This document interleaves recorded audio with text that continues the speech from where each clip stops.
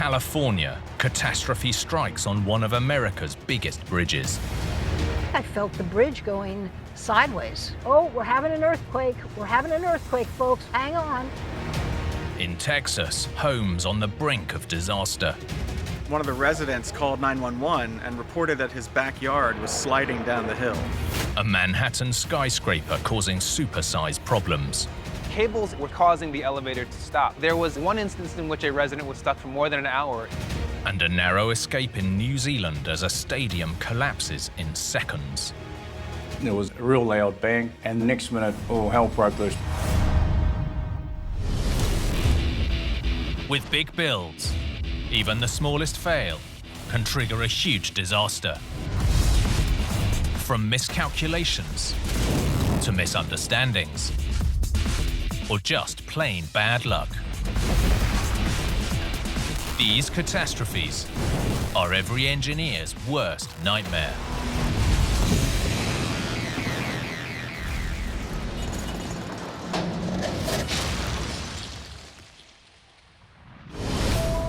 Engineers are constantly battling the might of Mother Nature. Her massive forces can strike at any time with devastating power. Like this catastrophe in California that was witnessed by viewers across the nation. It was only a matter of seconds, but it felt like a lifetime. The world saw the city collapse. As a devastating earthquake wreaked havoc on an iconic bridge. To see a chunk of it falling off, it seemed like a movie, and it was just shaking itself apart. A tragedy that left drivers fearing for their lives. To me, every second on that bridge was, how could I save myself?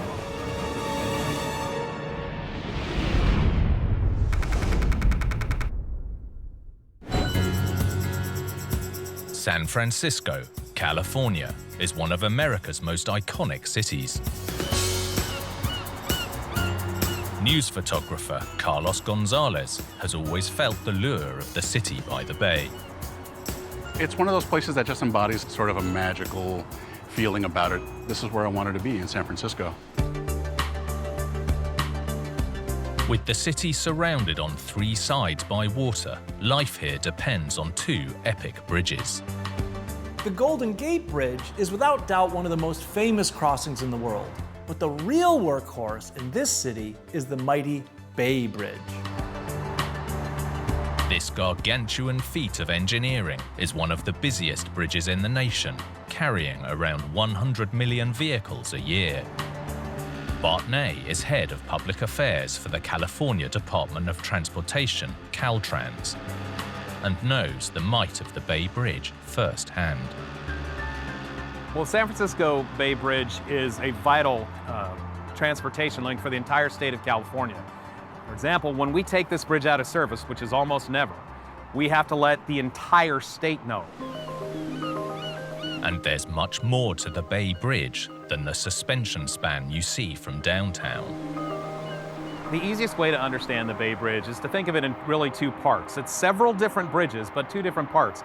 A western part where we are right now, which is made up of two suspension bridges and an approach that goes down into San Francisco, and an eastern part that touches down in Oakland.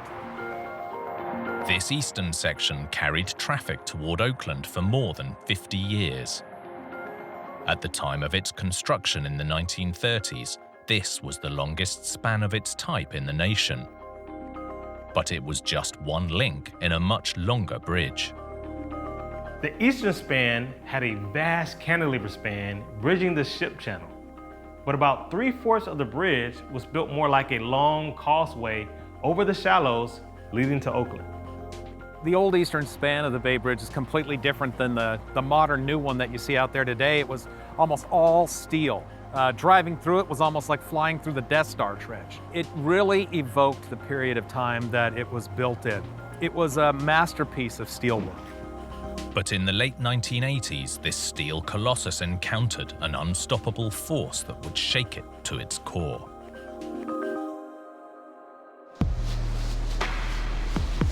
October the 17th, 1989. It was Game 3 of the World Series, and for residents like Bart Ney, This was a must-watch event. I was working on my boat and I needed to take a break because the A's and the Giants were playing. It was an amazing thing to see both of our Bay Area teams in the World Series. You have the teams from each end of the bridge going up against each other. It's a huge rivalry. In fact, this was known as the Bay Bridge Series. Shortly before 5 p.m., Suzanne Lee was on the approach to the Bay Bridge, heading home to catch the game. I got on the ramp and got onto the bridge and looked around and thought, whoa, this is great. The traffic is so light. This is really, like, perfect. But Suzanne's perfect commute was about to hit a major roadblock. It felt like the car was having 4 flat tires. And when I looked around, the other cars were starting to, like, drive, like, wobbly. And I thought, oh my God, they must have 4 flat tires too. This was no multiple blowout. The bay was under attack from below. At 5:04 p.m., a magnitude 6.9 earthquake rocked the city. Like millions of baseball fans, journalist Carlos Gonzalez watched the scenes unfold live on screen. Everybody was glued to their television set and watching. It was just terrifying because you had the TV on and you could see what was going on. On the Bay Bridge, Suzanne was caught in the heart of the disaster. I had the radio on. I heard, oh, we're having an earthquake. We're having an earthquake, folks, hang on. And I then just realized I didn't feel 4 flat tires. I think I felt the bridge going sideways. A section of the upper deck had collapsed, dislodging the deck below too.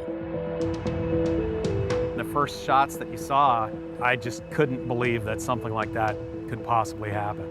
Everything came to a total stop. And then there was that swinging feeling. You heard a couple of people scream, and then quiet, then quiet. Suzanne was trapped on the lower deck. Nobody knew what was going on because we were just stuck. Just the amount of devastation and the immediacy of that moment, seeing it happen live was shocking. High above the bay, Suzanne was desperate to escape the bridge. How could I save myself? If the bridge is going to go down, if I just stay in this car, I'm just going to sink. It seemed like a movie, right? A science fiction movie, not something that would actually happen. With the route ahead blocked, drivers were forced to slowly back up off the bridge. A terrifying ordeal that lasted around 5 hours. Quite frankly, I don't know how we got off the bridge, even within 5 hours. I guess I just started to count my blessings that I was okay, but it was scary. It was definitely scary. The World Series caused traffic to be light, likely reducing the disaster's fallout. But one car plunged through the gap. Although severely injured, the passenger survived. But tragically, the driver didn't make it. The earthquake was one of the worst disasters in the bay's history. 3,700 people were injured and 63 lost their lives, all because of an earthquake that lasted just 15 seconds. We have a major injury accident, Cypress and West Grand. They're advising major injuries. 15 seconds sounds like a short amount of time, but it's a long time for the Earth to move. The most terrifying thing is you just don't know when it's going to stop. It was only a matter of seconds, but it felt like a lifetime. The quake caused an estimated $10 billion worth of damage, including cutting off the area's most important crossing. The Bay Bridge carries around 280,000 vehicles a day. It's a vital link, not just for the city, but the entire state. As the city reeled, the public began asking questions. This bridge had been built to withstand earthquakes, so why had it failed?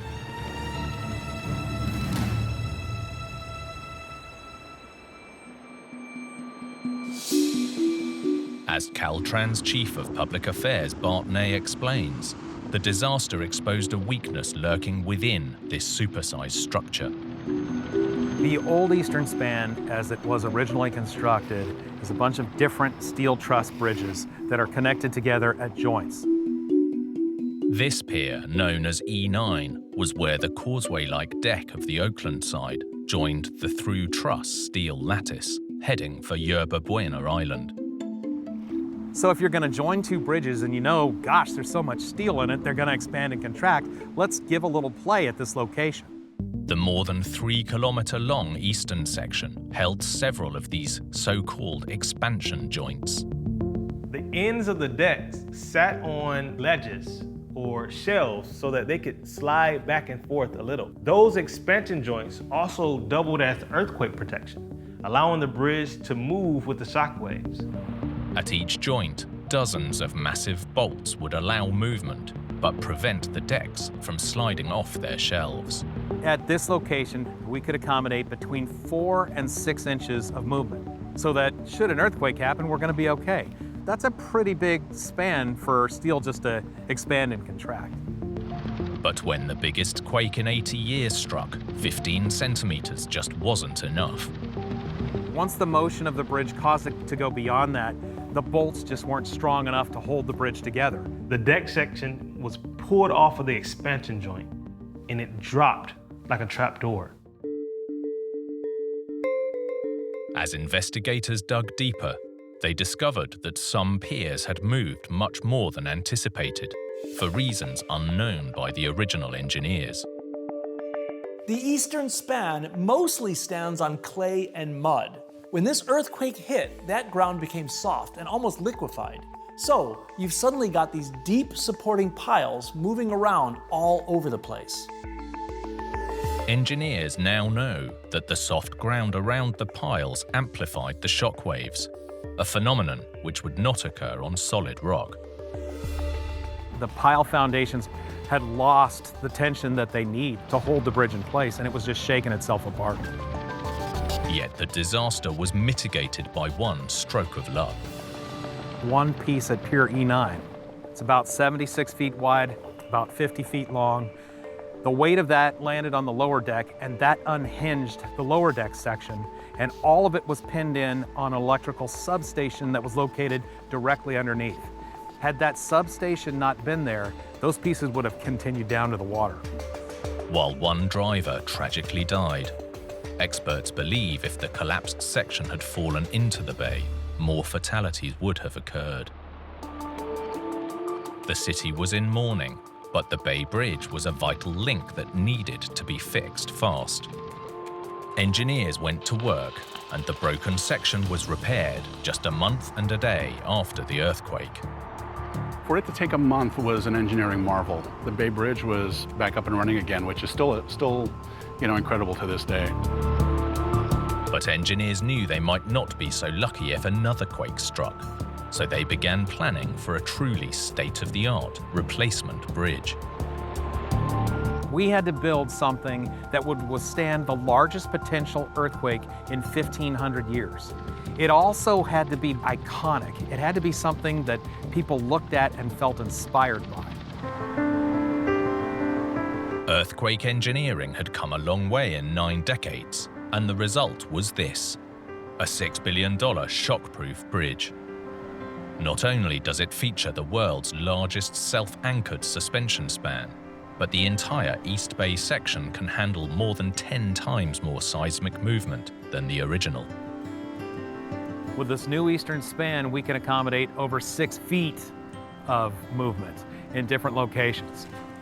Everything we could imagine, everything we could put in, everything that we could stretch for technologically, seismically, is in this span, and it's beautiful.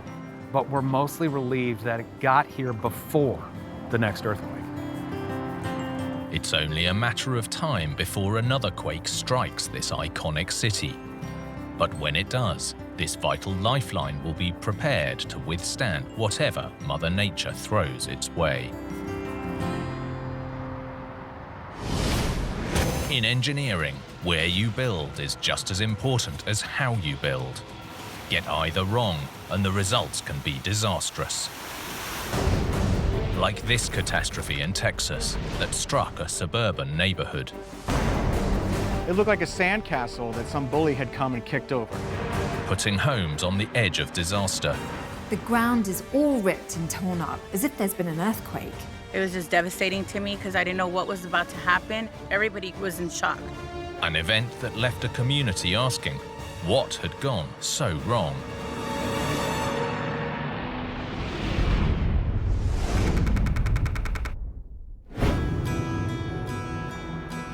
There's a famous saying in the Lone Star State, everything's bigger in Texas. And that's true for those living in San Antonio, who can see their city growing every year. Sean O'Neill is a journalist and Texas native. So people like to say San Antonio is a big city with a small town feel. Will Rogers famously called it quaint, you know. It's unlike Dallas or Houston, it's still sort of got this intimate small town vibe, even though it's, you know, the 7th biggest city in America. With the population boom of 2020 and 2021, it's fast overtaking Philadelphia to become the 6th. And one thing this new wave of San Antonians all need is somewhere to live.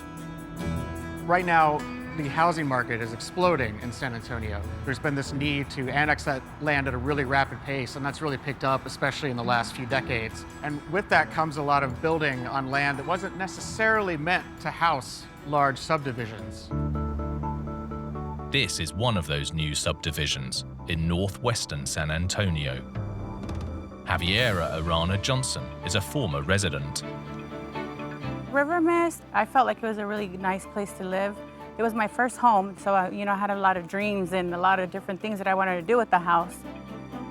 Nice, sweet community. All the people were really close. I really enjoyed living here. Javiera's home was one of 300 new houses built on the undulating ground. When you're building, ideally you want to do it on a flat, stable surface. If the terrain is uneven, like the hills of River Mist, one option is to use massive amounts of soil to create a flat surface. Then you need to make sure it all stays in exactly the right place. In River Mist, that called for a giant retaining wall. Dr. Jack Leifer is an associate professor of engineering.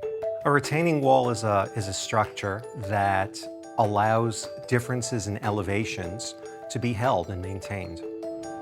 They literally hold back the soil.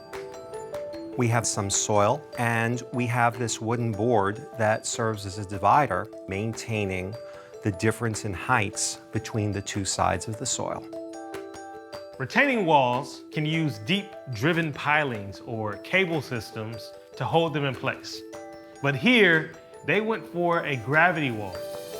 Essentially, you build a wall using heavy blocks which use their own weight to hold back the soil. Crucially, the wall needs a wide base to prevent the soil it retains from knocking it over. So the wall has to be both heavy and it has to be wide enough on the bottom to resist the rotation of this wall. By 2008, the hills of River Mist were home to more than 400 people living out their American dream. Until one quiet Sunday morning, when that dream became a nightmare. January the 24th, 2010, Javiera Johnson was driving home from town.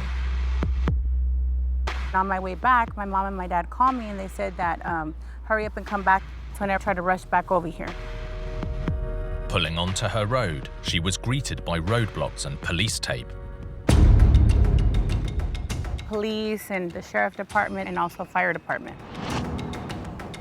Her road was closed off, as was her home. They told me that I have to evacuate my home because there was a wall collapse and they were afraid that those top houses were going to fall to the bottom. River Mist's 12-meter retaining wall was crumbling, right on top of Javiera and her neighbors' homes. One of the residents called 911 and reported that his backyard was sliding down the hill. What I saw when I came back, there was actually like crumbling, and then you could see like the inside dirt and rocks is what you can see. Imagine watching the land around your home just falling apart. It must have been horrific. It looked like a sandcastle that some bully had come and kicked over. With the situation out of control, authorities determined that the whole street was at risk. At the rate that the slope was deteriorating, I can only imagine that the residents, once they left these homes, they probably weren't certain that it was still going to be here when they got back. Everybody was in shock. I couldn't even think of what to grab, what not to grab. I don't even have time to be able to gather things. With their homes uninhabitable, residents were forced to ask what had caused the disaster. Analysis of the damaged site found the culprit could be the very soil the wall was designed to hold back. In the weeks leading up to the failure, the area had seen heavy rainfall, and it seems the waterlogged ground behind the wall had started to expand. A process that over time was causing serious problems, engineering professor Dr. Jack Leifer explains. The soil at the River Mist location was what we know as clayey soil, and that's the way you say it. It's clay-like. Clayey soil accumulates water, and that puts enormous additional lateral pressure onto any sort of retaining wall system. As the soil absorbed heavy rainfall, it expanded like a sponge, causing cracks in the masonry that was holding the retaining wall in place. And the damage was about to get worse. When it dries, it recedes and it retracts. So now you may get separation between the soil structure and the wall. As the dried soil pulled away, the weakened wall was left unsupported. And it was only a matter of time before it failed. But the soil wasn't the only factor. The type of retaining wall might have played a part as well. First of all, given the height of the wall, you may have wanted to consider something other than a gravity wall. From an engineering perspective, a successful gravity wall has to have both weight and it has to have girth at the bottom. Engineering is all about compromise, striking the right balance between strong enough to do the job, but not so strong that you're wasting time and materials. And sometimes the balance is off. The investigation also revealed that the wall was lighter and narrower than originally designed. Any small changes, even if they're seemingly harmless, can drastically change the loads on a structure and can cause that structure to fail. Although the reasons for the design change remain unknown, the failure of the wall had far-reaching consequences. It was like 80 total homes at first that they said were possibly affected. It was a complete disaster. Javiera's home escaped unscathed, but the risk of the wall further collapsing left the authorities with no choice but to prevent Javiera and her neighbors from returning. I had fully furnished my house. To me, I'm thinking the furniture, all my belongings, everything, like what's gonna happen, but we weren't allowed. Nearly a year after the collapse, work began on a new retaining wall right downhill of the original. This time, more than just gravity would hold it in place. The original wall is still there, and that provides some additional support, but an additional wall was built, and that wall consists of pilings that are drilled down very deep with sections between the pilings. The new wall has concrete piers driven up to 6 meters into the ground, with steel pins supporting the whole structure. So whatever happens, this wall won't be going anywhere. The piling wall is buried more deeply, and it's more stable because the lower you bury a structure, the more stable it's going to be. 7 months later, the new retaining wall was in place, but Javiera and her family had made the choice to leave. I really hope that the new wall that they have, I hope and pray that it lasts and that it works well for this community, because I would never, ever in my life want anybody to go through something like that. I mean, it's like a metaphor, right? You're really living on a precipice. So there's the implication when you live on a precipice that things could all literally go downhill at any moment. You could fall off the edge.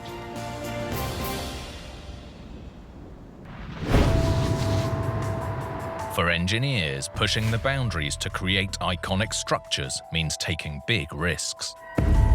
But sometimes the risks can outweigh the rewards.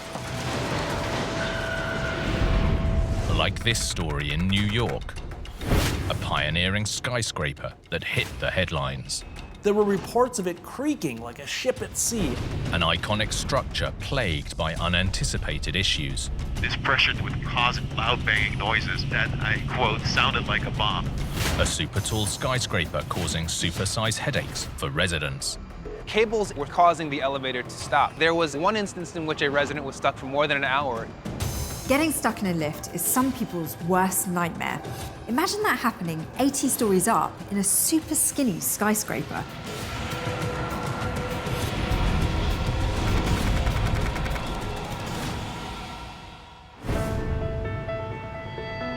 New York City, a financial, commercial, and cultural powerhouse, is also home to some of the finest skyscraping structures on Earth. Former resident Stefan Al is an architect and skyscraper designer.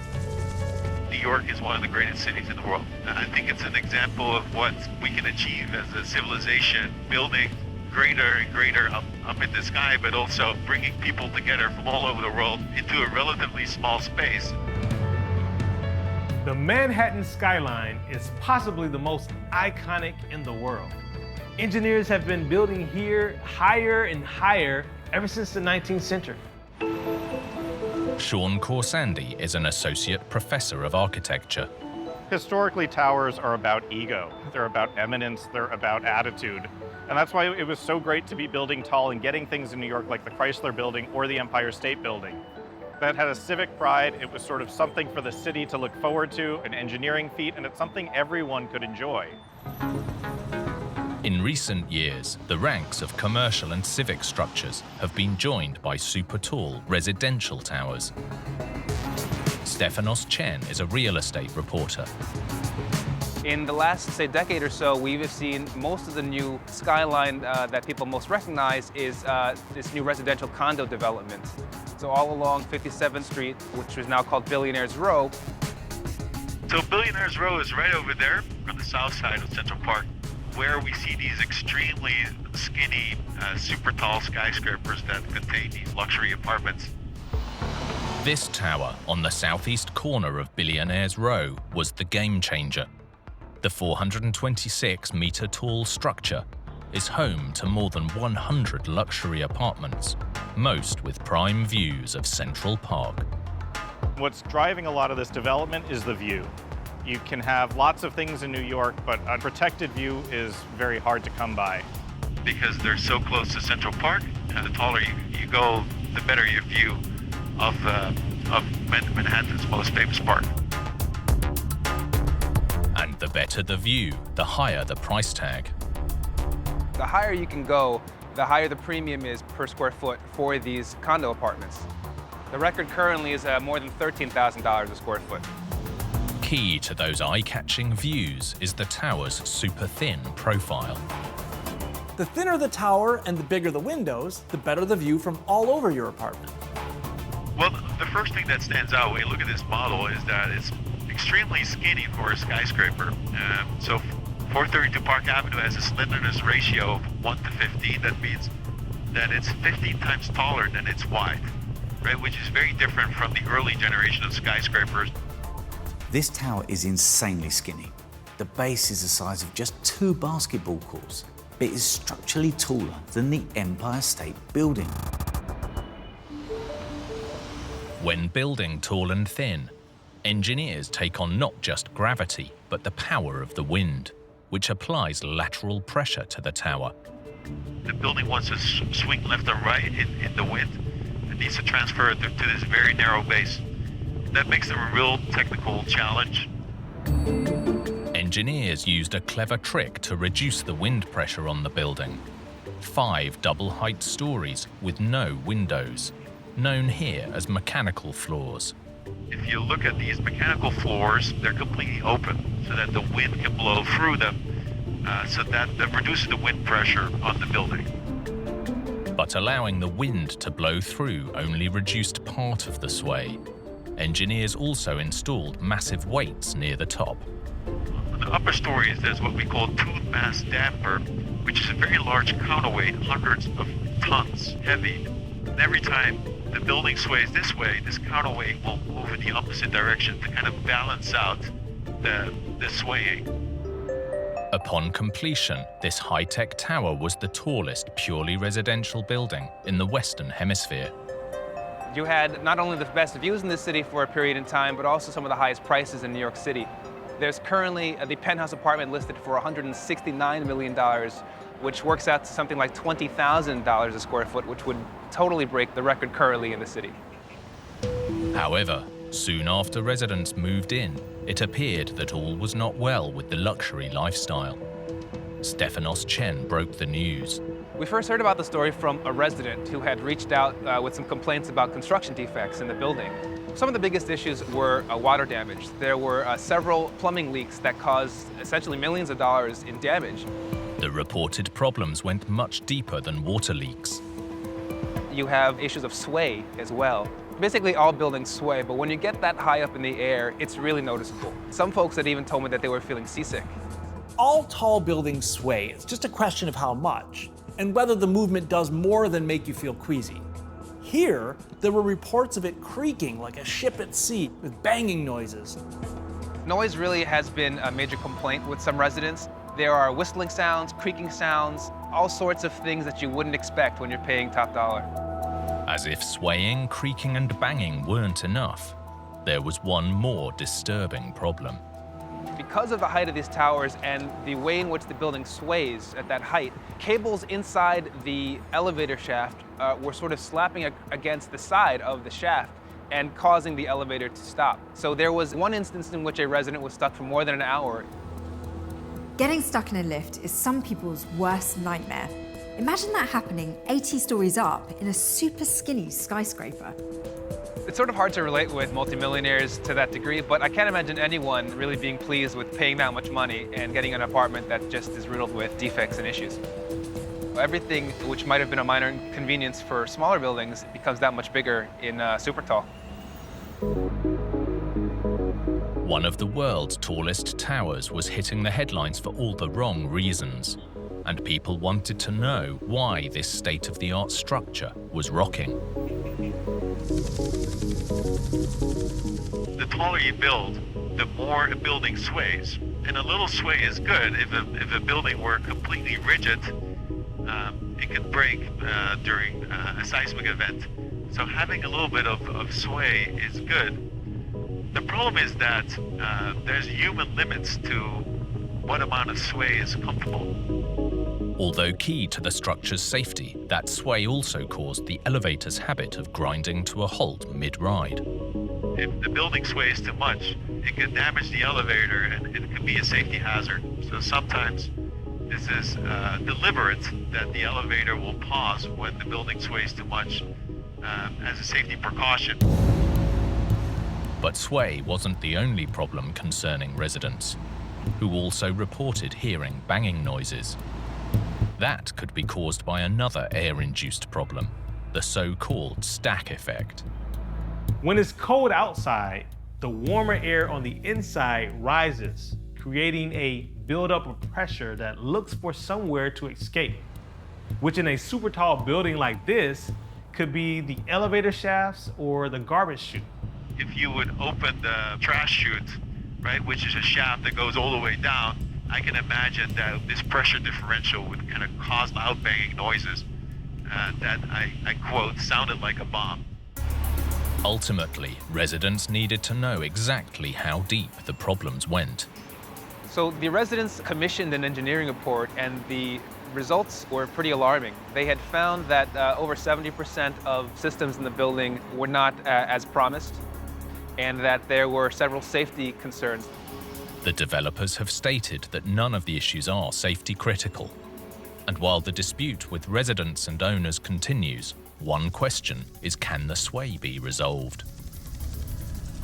So I'm sure there's ways to remediate some of the issues. The trash chute issue as well as the flooding issue should be able to get resolved. The sway issue, on the other hand, will be a much harder problem to solve, especially for the upper stories. And to solve something like that, you really need to change the structure or the tune mass damper, which is a lot harder. Problems escalate as we keep amplifying and building these buildings even larger. This building has already been surpassed by other buildings on this very block. And if the issues are not solved here, they escalate and amplify. In the end, many believe problems like these are inevitable in the drive to build ever taller. This is the first time they built a residential building this tall, and if you look at the history of skyscrapers, there's always problems that emerge because technology has to catch up with innovation. The truth is, pushing the boundaries in engineering always comes with risks. If architects didn't try, our cities and skylines wouldn't be as iconic as they are today.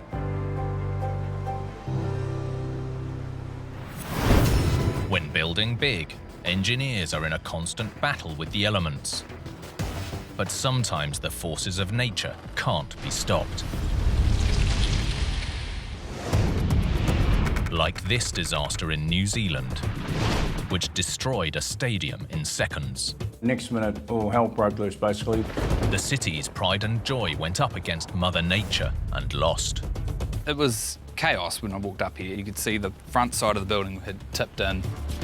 Revealing a decade-old weakness and sending shockwaves across the community. How in God's name are we ever going to get this back?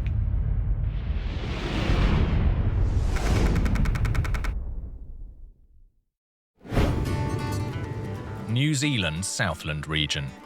This remote, windswept landscape seems more suited to sheep than people. New Zealand sits right in the path of powerful winds that whip around the southern hemisphere, known as the Roaring Forties. And right at the far southern tip, the Southland region is exposed to some of the toughest weather in the country. That includes Invercargill, one of the most southerly cities on Earth, home to a tough community bonded by a love of sports. Nigel Skelt manages the city's only stadium. We are sports mad. We have a fraternity that are crazy, that follow our international franchise sport, and just a very, very close-knit community. Invercargill experiences unpredictable weather. So in 2000, Stadium Southland opened to make sure the city never missed a game. There was a massive campaign from the public who really bought into it, and some of the sports bodies and the schools. It was very much a community-driven project. More than 9,000 square meters of the stadium is dedicated to 9 courts, accommodating multiple sports under one giant roof, supported by steel trusses. Trusses are used everywhere from bridges and cranes to stadiums. They're effectively a self-supporting steel lattice that's perfect for spanning long distances without needing extra support in the middle. It's amazing engineering. When it all comes together, you end up in a covered space the size of a football field.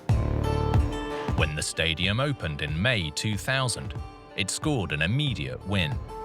Sport grew in each and every angle almost instantaneously from that day, so it was fantastic. For a decade, the stadium hosted sports as well as concerts and events, regardless of the weather, until early spring of 2010. September the 18th. A huge snowstorm was rolling into Invercargill. Safe inside the town's stadium, coach Kieran Fahy was putting tennis students through their paces. Some of the junior players needing a bit of help with doubles tennis and stuff like that. At 10:45, as the snow fell faster, the decision was made to cancel the class. So they thought, right, we get out of here before we get snowed in and can't get back home. Families gathered in the foyer and prepared to brave the weather outside, but Kieran stayed inside. There was a real loud bang, and then it's something that felt like a hurricane, going past. But this was no hurricane. Just after 11 a.m., disaster struck. Next minute, all hell broke loose, basically. The stadium's roof had collapsed. Operations manager Ryan Sycamore was first on the scene. It was blatantly obvious. When you walked up, you could see the front side of the building had tipped in. It was just terrible. Ryan called his boss, stadium manager Nigel Skelt. I called him and I just had to say, the building's collapsed. You know, it's all falling down. When Nigel arrived, the damage looked unsurvivable. It was horrific from the corner. There was a concertina effect from there. The roof coming down at different spaces throughout. No one had yet realised that Kieran was still inside. When the roof come down, it just blew the emergency door wide open and anything that was in the passage just was thrown out like toys. Kieran's survival was a miracle, and the city's luck didn't end there. Normally, on any weekend, we are incredibly busy. We only had a small group of tennis players that morning, and the good fortune very simply being no loss of life. But Invercargill's pride and joy lay in ruins. Why had a stadium designed to withstand the region's extreme weather collapsed after just 10 years?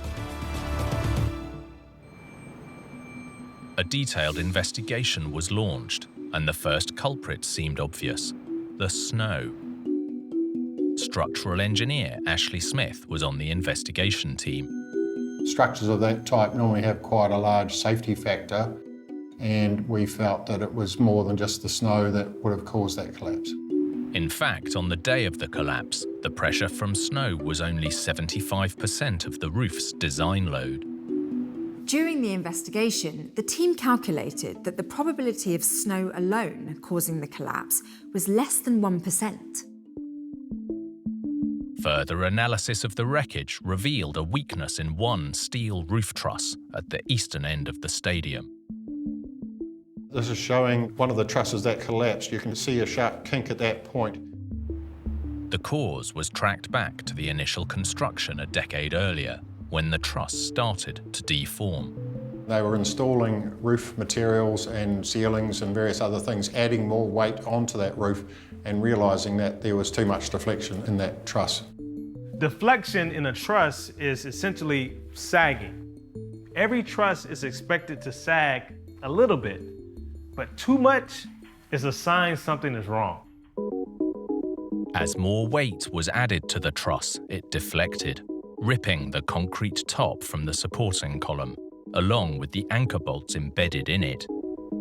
That was the reason for the excessive deflection, because that connection couldn't hold that truss in that rigid arrangement, so not strong enough to do the job.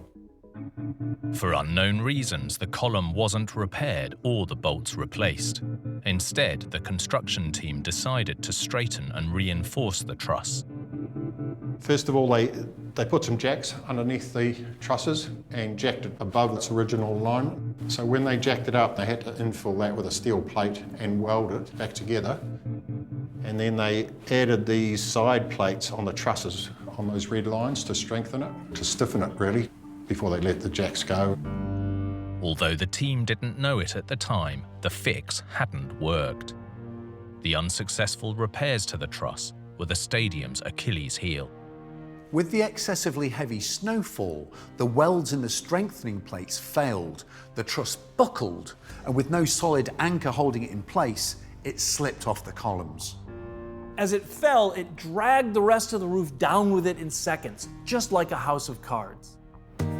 The 2010 collapse was a near miss for the people of Invercargill, but it also brought the community closer together as they rallied for a new and improved stadium. The new roof has redesigned columns, a more robust concrete mix, and deeper, stronger trusses. The stadium today can support 76% more snow loading than the original design.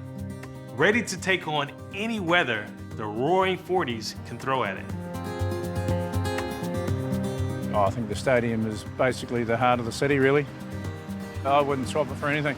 I wouldn't swap it for anywhere else.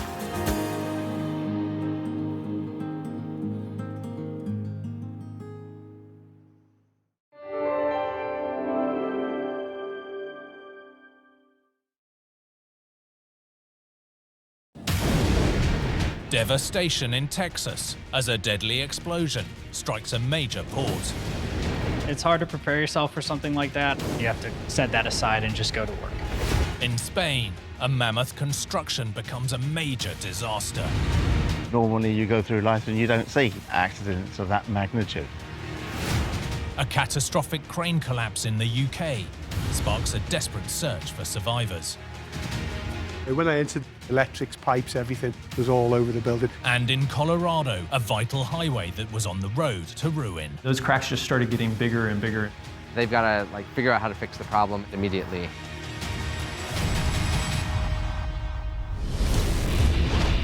With big builds, even the smallest fail can trigger a huge disaster. From miscalculations to misunderstandings, or just plain bad luck. These catastrophes are every engineer's worst nightmare.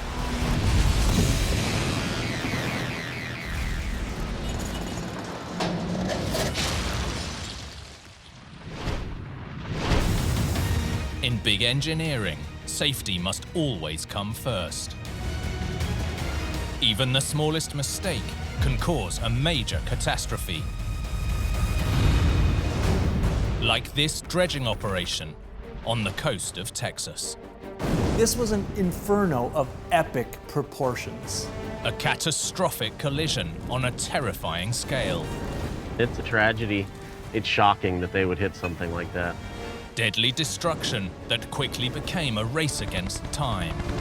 We knew something had happened, something big. Our goal is to save human lives.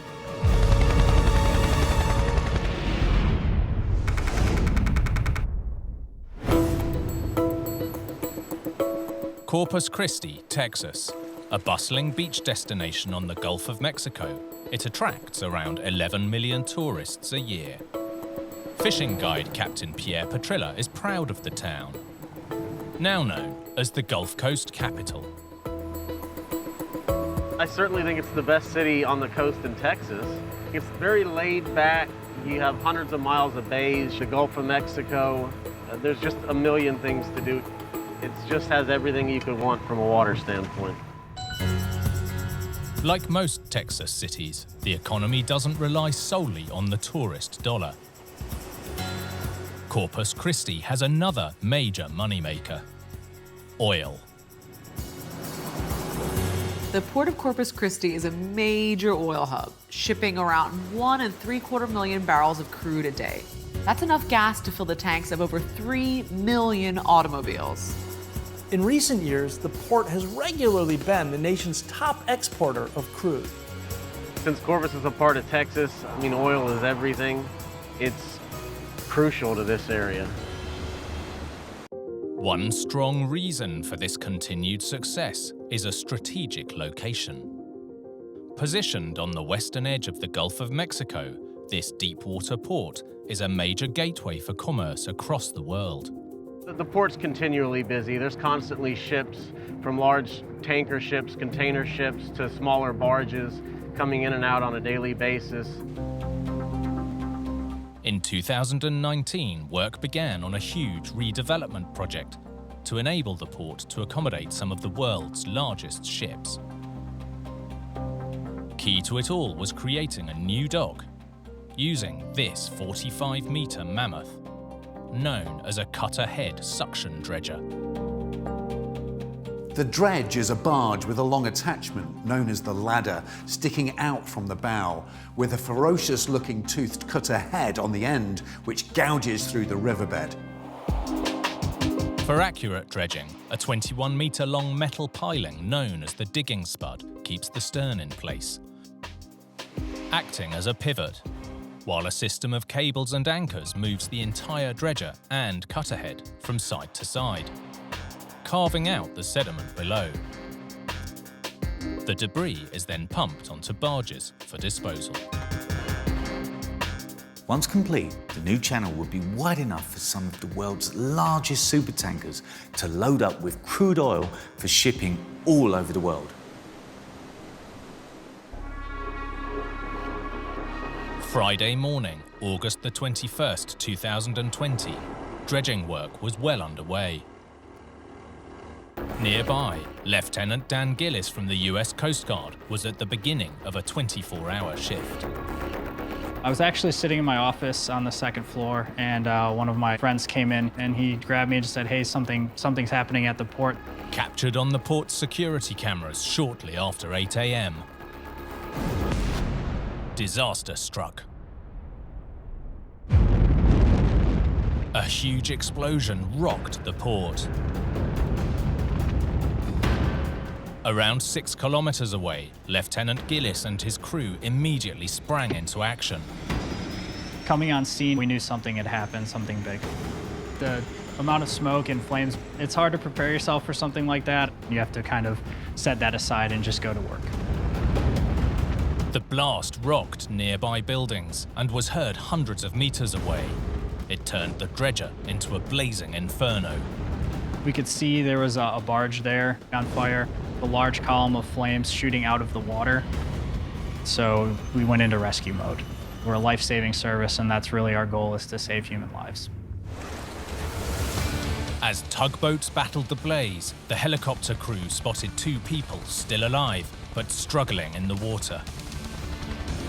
We recognized that they were in a dire situation and needed that immediate evacuation. We saw a port police boat, but they were on the far side, and the boat couldn't access them with the flames and the heat. So we realized that it was going to be our show. Dan and the team's quick thinking and fast action had saved lives. We picked them up. We didn't see anyone else in the water in that area. We gave it a good search, but the state of those gentlemen, we needed to get them to the hospital.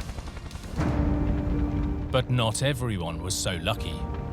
Of the 18 people working on or around the dredger at the time, 5 were injured. And sadly, 5 more lost their lives. I think it's always a shock when something like that happens, a tragedy. It is pretty rare considering how much dangerous materials they're moving in and out of this place.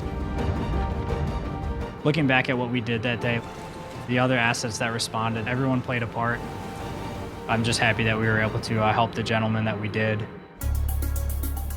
With the city reeling, an immediate investigation was launched, and the source of the blast quickly became clear. Michael Wong is a professor of chemical engineering. What happened for this explosion was that the dredgers basically hit a pipeline that they didn't know was there. They knew it was somewhere, but they didn't realize that where they were dredging actually hit the pipeline. In an oil terminal, underground pipelines are buried everywhere. The problem here was that the cutter head struck one of the worst possible pipes, one that was carrying propane. Propane is a highly volatile gas. Many of us will know it from camping stoves or barbecues, but it has hundreds of other uses for heating or as a fuel for machines. When it's stored or being transported under pressure, propane is a relatively safe liquid. But here, when the cutter head pierced the pipe, the liquid instantly vaporized, which is bad news. The amount that was released was about 6,000 barrels of liquid propane. As soon as the pipeline broke, it released the pressure, and then the liquid evaporated to form this gas. And the gas that was generated was about a couple of, you might say, symphony halls worth of gas. All you need is one spark to ignite that highly combustible mixture. In an attempt to swing away, the dredger increased its power. In the process, it began sucking the vapor cloud aboard. With the engines running, the highly volatile propane found an ignition source. That explained the horrific explosion and fire. But during a routine dredging operation, why was the cutter anywhere near a propane pipeline in the first place?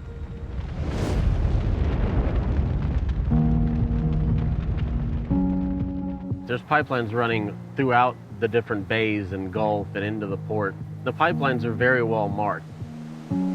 Most of the 8-kilometer-long pipeline was visible on the shoreline, but here there was an 80-meter section underwater.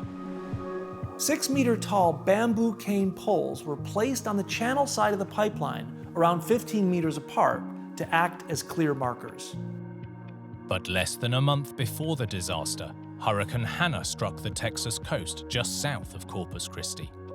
And while the impact on the markers is unknown, according to testimony from the investigation, crew on the dredger didn't recall seeing any poles in the area where they were working. It also turned out that the exact location of the pipe had been miscalculated in the original dredging plans. When you have a 3-ton toothed cutter head churning through the ground, any amount of drift or deviation could be catastrophic, as it was here.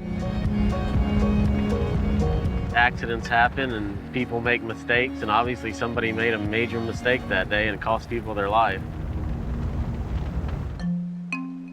Following the tragedy, the investigation recommended stringent checklists and rigorous safety protocols for both dredging companies and pipeline operators. The report called for clear dredging boundaries to be introduced, and crucially, all pipelines would need to be marked accurately and checked, both on the plans and in the water.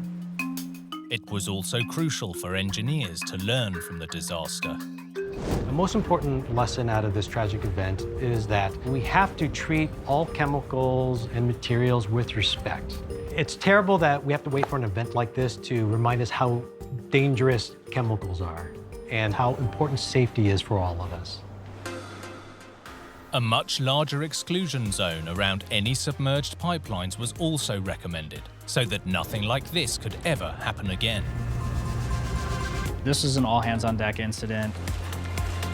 Looking back on it, I'm just really proud of what my crew did that day. You know, they performed admirably. They were heroes, and everyone on the water and on land. It was definitely a big event and something that I'll remember for a long time. In big construction, every last detail must be checked and double-checked, because sometimes one small mistake can lead to tragedy. Like this catastrophe in Spain, where a major construction project came crashing down. This was sudden and deadly. A massive piece of structure dropped onto the valley floor below. A devastating bridge collapse that left a town reeling. Normally you go through life and you don't see accidents of that magnitude. And a disaster that quickly turned to tragedy. Empezaron la gente a dar gritos ahí, y yo y mi mujer con la mano en la cabeza diciendo, madre mía, señor mío, la pila gente arriba.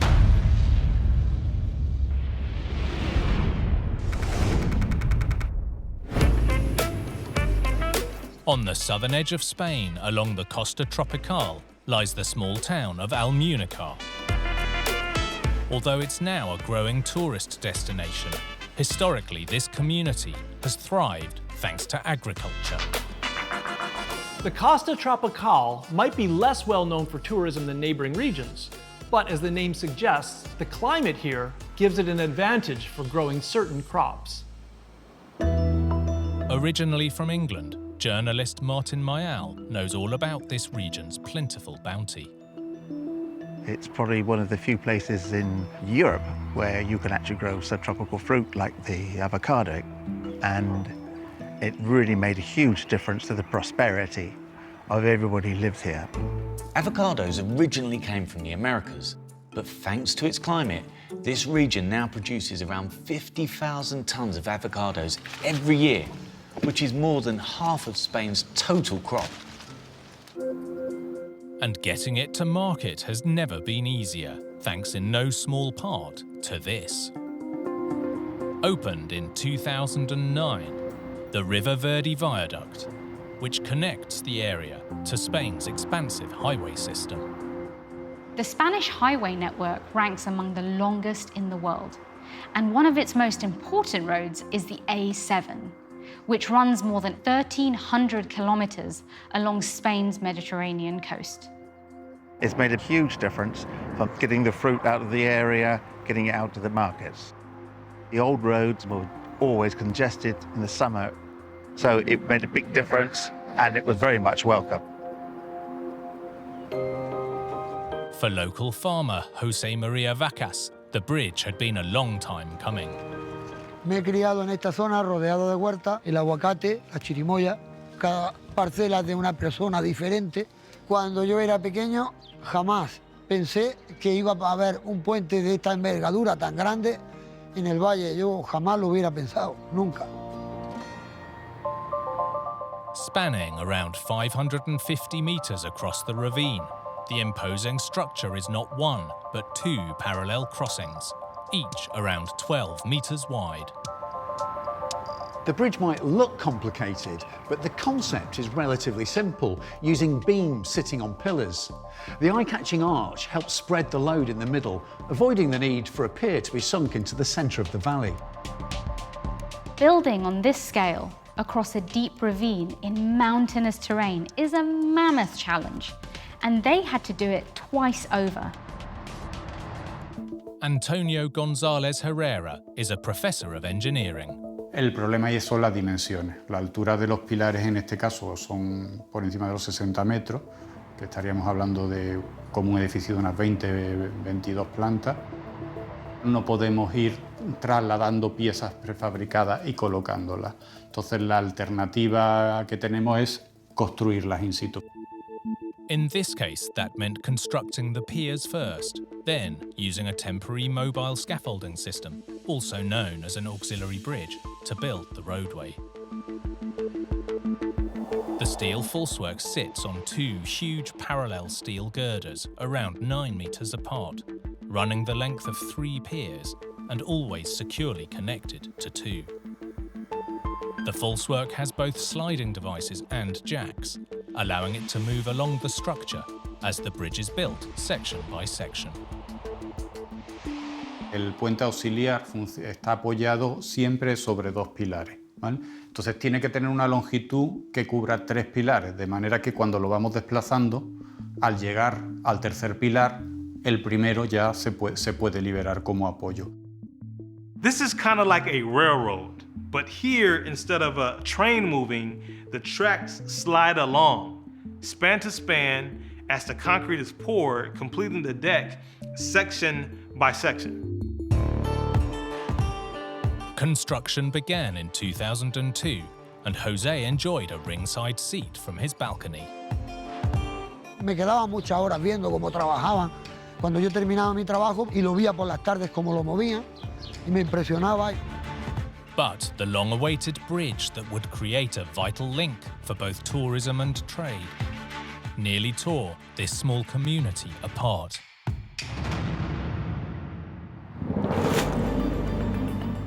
Monday, November the 7th, 2005, near Almunica, construction on the vital crossing had reached the central span over the deepest part of the ravine. Jose Maria Vacas was at home, having lunch with his wife. Se encontraban unos ruidos muy raros, como forzando hierro contra hierro, y no era normal ese ruido. Jose's instinct was right. He and his wife went to investigate.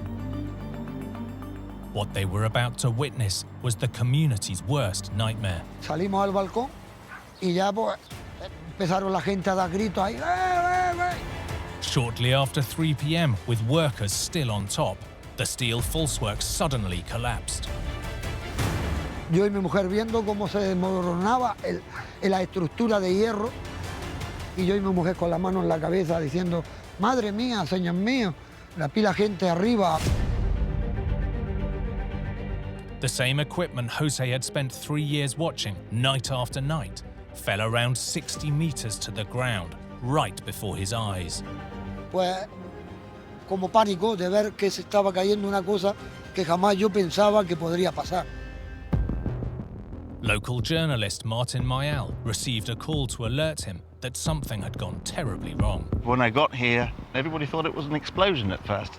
Just the noise, the tremendous noise of the bridge coming down. The community raced to help, Jose among them. Y la primera impresión, pues, escombro por todos lados, polvo, donde hace justamente el arco. Normally you go through life and you don't see accidents of that magnitude. So it took a long time to take it in, and you just forget why you're there. It quickly became clear that it wasn't just tons of metal that had fallen nearly 60 meters. Martin came across a distraught worker at the site of the disaster. He had sat down with his hands in his head and he was crying. One of his friends was down below. He had been with him moments before the accident, but he had left the area to do something else and he had survived. This narrow escape was a stroke of luck. But there had been no time to evacuate the active site before disaster struck. At the time of the collapse, there were workers both on and under the bridge. 3 were seriously injured, but sadly 6 more lost their lives.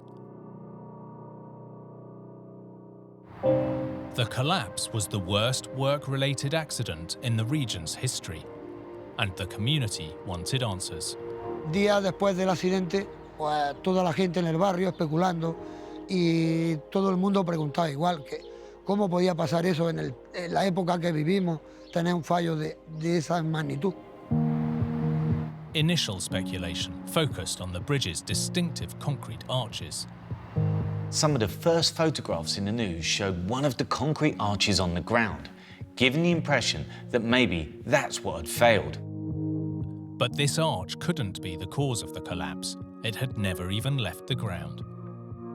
Professor of Engineering Antonio González Herrera explains. Realmente el hormigón no cayó, lo que cayó fue toda la estructura de acero. Y eso fue suficiente para arrastrar pues, a los operarios que le afectaron. A judicial inquiry was launched and immediately focused on the temporary steel support known as a movable scaffolding system. While the central section carries the weight of the machinery and wet concrete, the 2 lighter side sections are connected using flexible bolts instead of welded joints, allowing the structure to be more maneuverable. En el caso del accidente del puente de Almuñécar, lo que ha identificado el informe con bastante claridad es que el origen del fallo se produjo precisamente en una de las uniones entre la parte central del puente auxiliar y uno de los laterales. Unos tornillos fallaron, se produjo el fallo inicial y eso desencadenó un fallo en cadena. But how had a tried and true method used around the world failed so catastrophically here? The temporary structure is under constant pressure from the huge loads on top, and also from the movement along the bridge. So the bolts need to be able to withstand massive forces. Over time, cyclic loading or repeated stressors can cause the connections to work themselves loose, which can be disastrous. Lo que dice el informe es que uno de los tornillos, entre la parte más rígida y la parte lateral, estaban aflojados, ¿vale? La diferencia entre un tornillo que está apretado o un tornillo que está aflojado es su capacidad resistente, ¿vale? La capacidad de mantener la unión pegada. While we don't know for sure, this tragedy could be down to something as simple as a loose screw. Ese tornillo debía de estar apretado, debería de estar con una determinada fuerza de apriete y lo que el informe determinó es que no era así y por ello se considera que ese fue el origen de la causa del fallo. The weight of the bridge materials combined with the temporary structure meant this one joint failure was enough to bring the whole structure crashing to the ground. One of the advantages of this construction system is its flexibility, particularly over tricky terrain. But here, it seems that it might have also been its greatest flaw.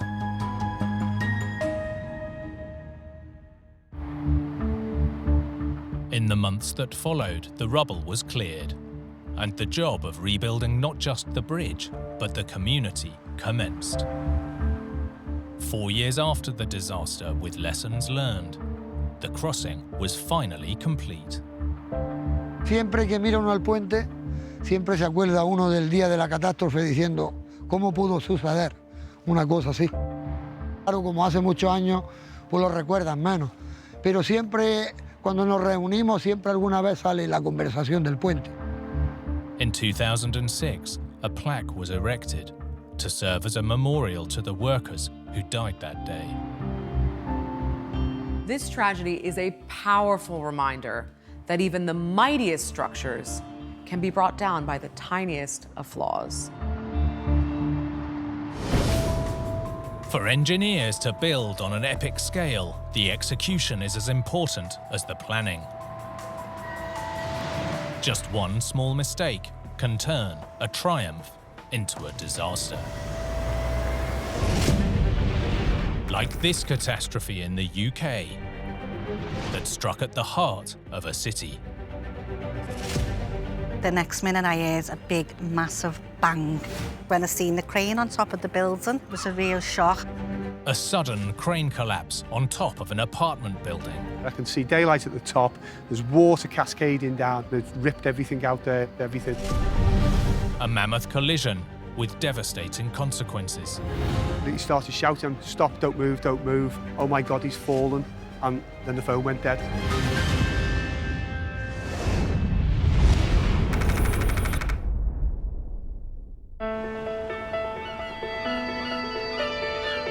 Liverpool, Northern England.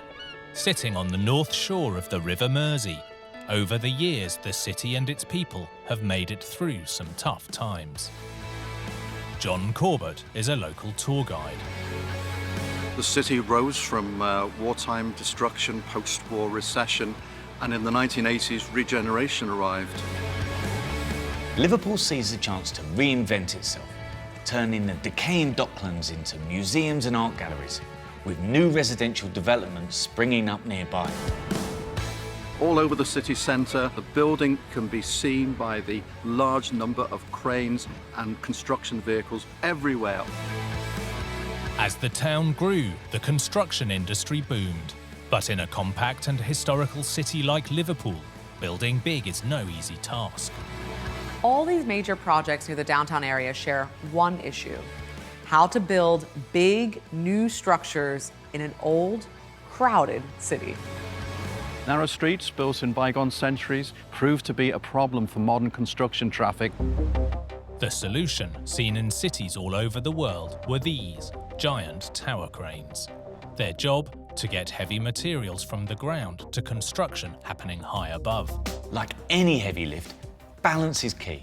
And with tower cranes, that means being firmly fixed to the ground, and sometimes to the building they're working on too. By 2009, tower cranes dominated the Liverpool skyline, temporary monuments to the construction boom. At the city centre, a new development was underway. The project included an 8-storey hotel complex and 7-storey apartment block, all packed inside existing developments. Space was so tight, they had to close a road during construction. A 70-metre tower crane was constructed and secured to the ground with piles, and the new buildings quickly began to rise. Time was money, the pressure was on to get the job done quickly. But big engineering can't be rushed without risking disaster. July the 6th, 2009. The sound of construction had become part of residents' daily life, for locals like Angela O'Brien. There was loads of noises all the time. But shortly after 12 p.m, Angela heard a noise that would haunt her forever. I was just doing some dishes and that. The next minute I heard a big, massive bang. The 70-metre tower crane had collapsed suddenly and without warning. And that's when I seen the crane on top of the building. It was a real shock. Tons of metal had crashed down on top of the apartment building next door. Ian Maxwell from Merseyside Fire Rescue Service rushed to the scene. I was one of the first senior officers to be mobilised to the incident to take charge. A significant disaster that has happened in the city. When Ian arrived, the scale of the disaster became disturbingly clear. It was able to fall over here, lean against this building, and the rest of the crane went right over the top of the building. The giant crane had laid itself across the apartment complex, with residents now trapped inside. When the people came out of the balconies, they wasn't able to get out and they were worried. There's that big, heavy crane on top of the building. Is it going to fall in at any point? With an escalating situation, emergency crews raced to help.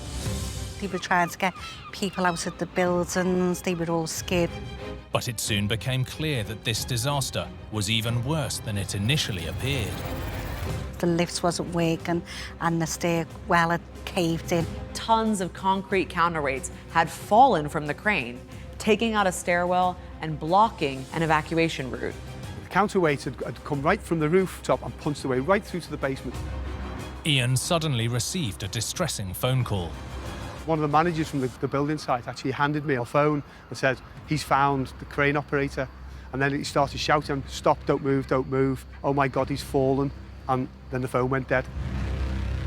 The operator had fallen from the collapsed crane through a hole created by the counterweight down through the building. It was now a race against time to find him.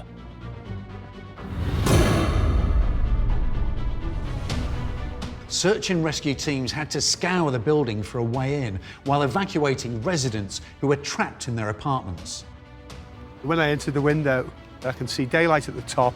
There's water cascading down. Then it ripped everything out there, electrics, pipes, everything was all over the building. Searching through the devastation, Ian and the team located the crane operator. He was still alive, just barely.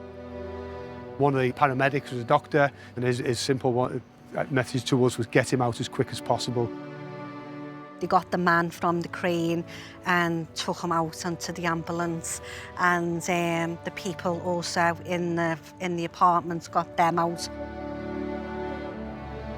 100 residents were evacuated from their homes. Incredibly, none were hurt. Sadly, while the operator survived the event, he suffered life-changing injuries. In the following days, Liverpool was left stunned, and the government quickly launched an investigation. The first area of concern was the crane itself. Luigi Disano is a civil engineer. Cranes can be very dangerous because they are very high structure and they can be exposed to a number of threats. The tower crane's slender profile and tremendous height make it extremely susceptible to the elements, high winds in particular. Although environmental factors like high winds are known causes of crane collapse, almost twice as many are due to structural flaws or human error. But here the crane was firmly secured to the ground. It was initially a very safe design because it was stabilized by the pile that were used to connect the foundation of the crane with the soil. Driven deep into the ground, steel-reinforced concrete piles are connected to the base of the crane, in theory giving it a solid foundation. And this steel reinforcement goes through up to the base of the foundation of the crane and connects the pile itself with the foundation of crane. But investigators found that for unknown reasons, the steel inside the foundation piles had been cut and replaced with shorter steel rods, as Luigi demonstrates. If you start to cut or replace these rebars and you insert new element from top, then the strength became insufficient to connect the foundation with the base of the crane. With its foundations compromised, as the crane lifted around 5 tons of building material, the shorter steel rods sheared, and the crane toppled onto the apartments next door. So there was no continuity between the pile itself and the foundation of the crane, so which of course created instability of the crane when you start to move large weight. Whatever the reason for the change, the result was a tower crane that wasn't held firmly enough to the ground to do its job. Ultimately, the investigation cited failure of the tower crane's foundation as a cause. In the aftermath of the catastrophe, some engineers believe that a simple solution could have prevented this disaster. The lesson that we have learned from this collapse is that you need 2 different practices of connecting the crane to the soil. In this case, we are using extra weight to make it more stable. And you see that during operation, there is no problem. heavy weights, and strong pile connections is one key way to ensure that a tower crane is solid and stable enough to lift its maximum design load. In the years since, Liverpool has bounced back, and the scars of the crane collapse are almost unnoticeable. The buildings have been repaired, they're now high-end accommodation, and although the lessons have not been forgotten, life goes on.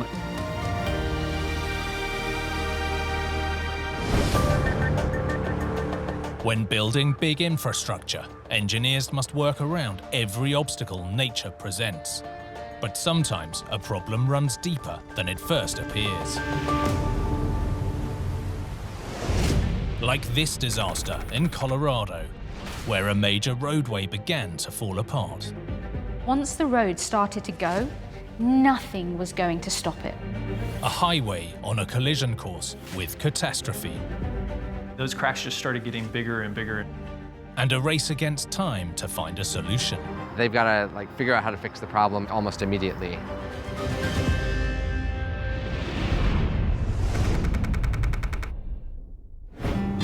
Denver, Colorado, close to the foothills of the mighty Rocky Mountains. These towering peaks are part of the reason the city exists.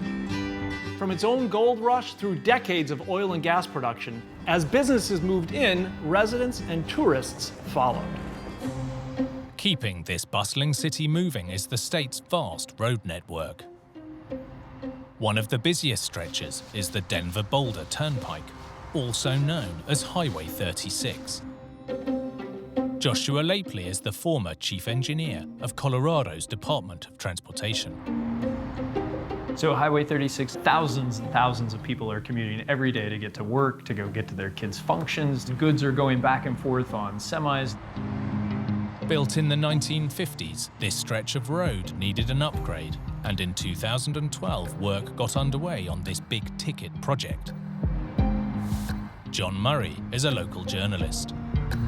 They spend, upwards of about $500 million to widen the highway, put in, an express lane, and to make sure that, when there was traffic buildup, which is quite often, that, there's an express lane option for people to get through. Part of the huge project would involve laying a section of highway higher than the original, flattening out the existing terrain to make for a much smoother ride, using a retaining or gravity wall to hold the raised roadway in place. A gravity wall was chosen for this particular location because the cheapest way to do it is with a mechanically stabilized earth wall. The wall would be made of layers of compacted soil and fabric, building up around 7 meters in a box, like a giant dirt layer cake. Concrete panels then covered the structure to form the retaining wall, protecting the soil from the fluctuating Colorado weather. The road wasn't filled with just any old soil. It had to be strong enough to hold the roadway above. So engineers used a special mix of earth, sand, and rock that would all lock together. This mammoth project would take time to complete. This was a multi-year project. It took probably about 4 or 5 years. By 2016, the upgrade was finished and the route was busier than ever. But beneath the tire treads, this brand new highway was already on the road to ruin. July the 11th, 2019, Highway 36, one of Denver's busiest roads, was crowded with the usual daily commuter traffic. But this was no ordinary day. Drivers began noticing cracks opening on the roadway of the eastbound lanes. Road crews raced to the site to investigate, but the news they delivered wasn't good. At the time, Joshua Lapley was chief engineer for the Colorado Department of Transportation. Those cracks just started getting bigger and bigger until they opened up to eventually be feet in dimension. For safety, the road was quickly shut down. Closing a road is not something to be taken lightly, but when you're worried about life safety, it kind of makes the decision a lot easier. Over the next 2 days, the roadway continued to degrade And now it seemed to be sinking too. We just started seeing the road get lower and lower, and those cracks opened up. 5 days later, the retaining wall supporting the road gave way, dumping tons of concrete and earth. For local journalist John Murray, this was major news. Several of the panels were gone, like they had popped out or fallen down, and there was dirt pouring down at the bottom of that wall. Witnesses reported that seeing the collapse was like watching a slow-motion disaster movie. Thanks to the quick action of authorities and their decision to shut down the eastbound highway, no cars were damaged or lives lost.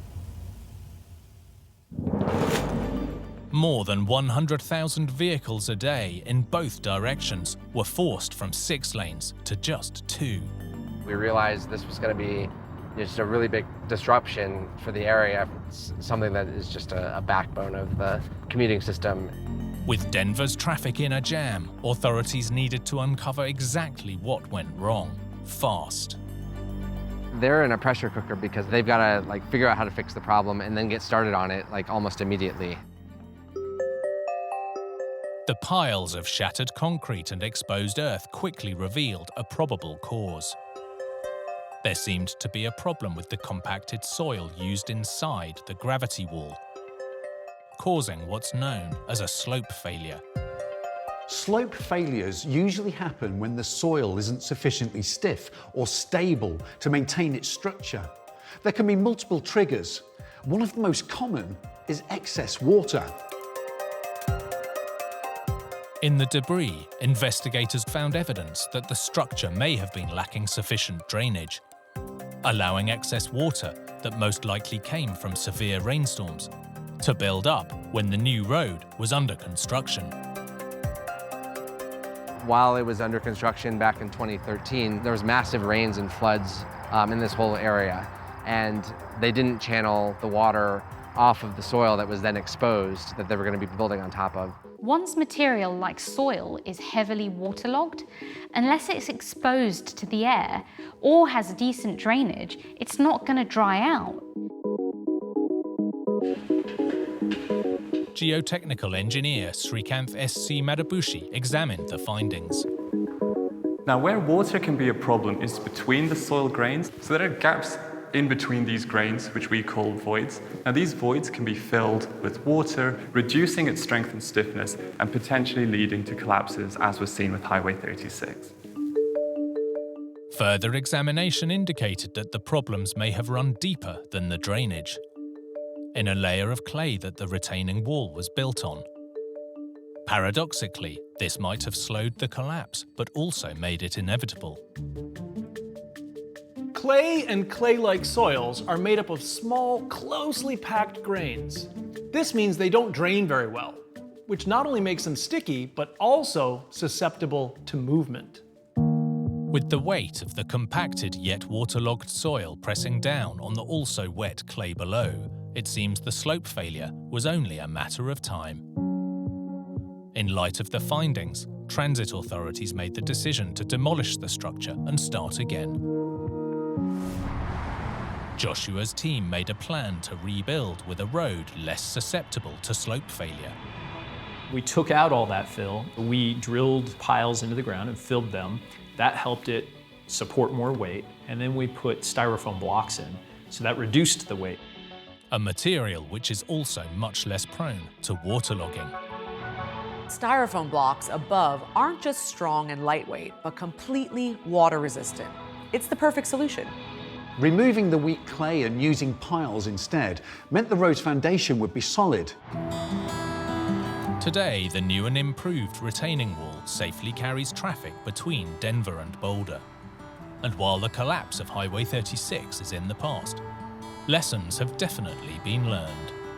It's always easy to play hindsight. No matter how hard we try, there will always be unexpected things that come up, and how we work together to solve them quickly and efficiently, that's the real lessons learned to me.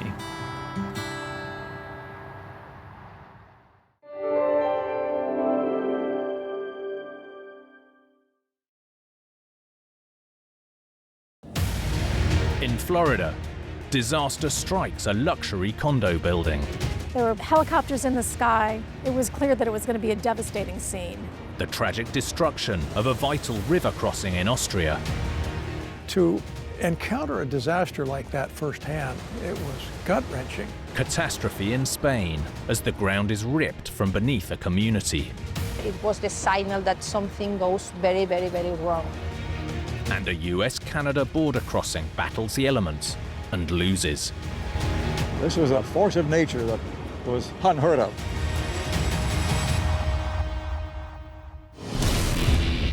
With big builds, even the smallest fail can trigger a huge disaster.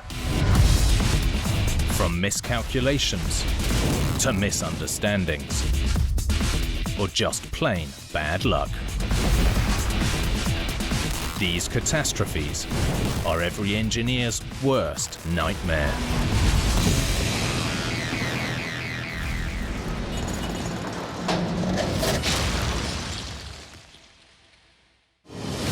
When it comes to big engineering, careful planning is the key to success. Even the smallest change can trigger a major catastrophe. Like this disaster in Florida, which took out a downtown construction project. The whole structure pancaked down into a pile of twisted concrete and steel. With destruction on an epic scale. There was just devastation. There were people everywhere. Seemingly small mistakes that had a tragic impact. It was like nothing I had seen before. This structure was doomed to collapse.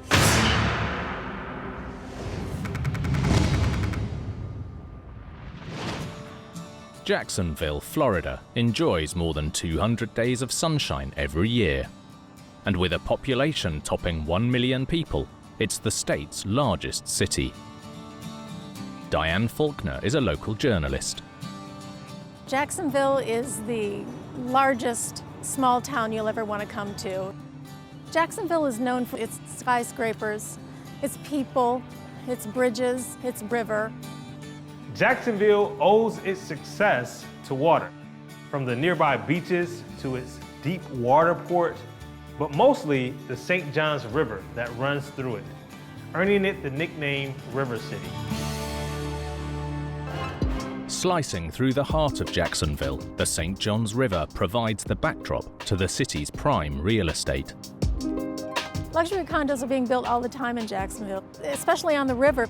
There's a great need for them, or a great want for them. In 2002, construction began on a waterside development, which would include 2 nearly identical towers. Downtown has been revitalizing for some time, and people were very excited to be able to have another opportunity to live downtown. Residents would have access to a fitness center, tennis courts, and the most valuable luxury of all for downtown living, a place to park.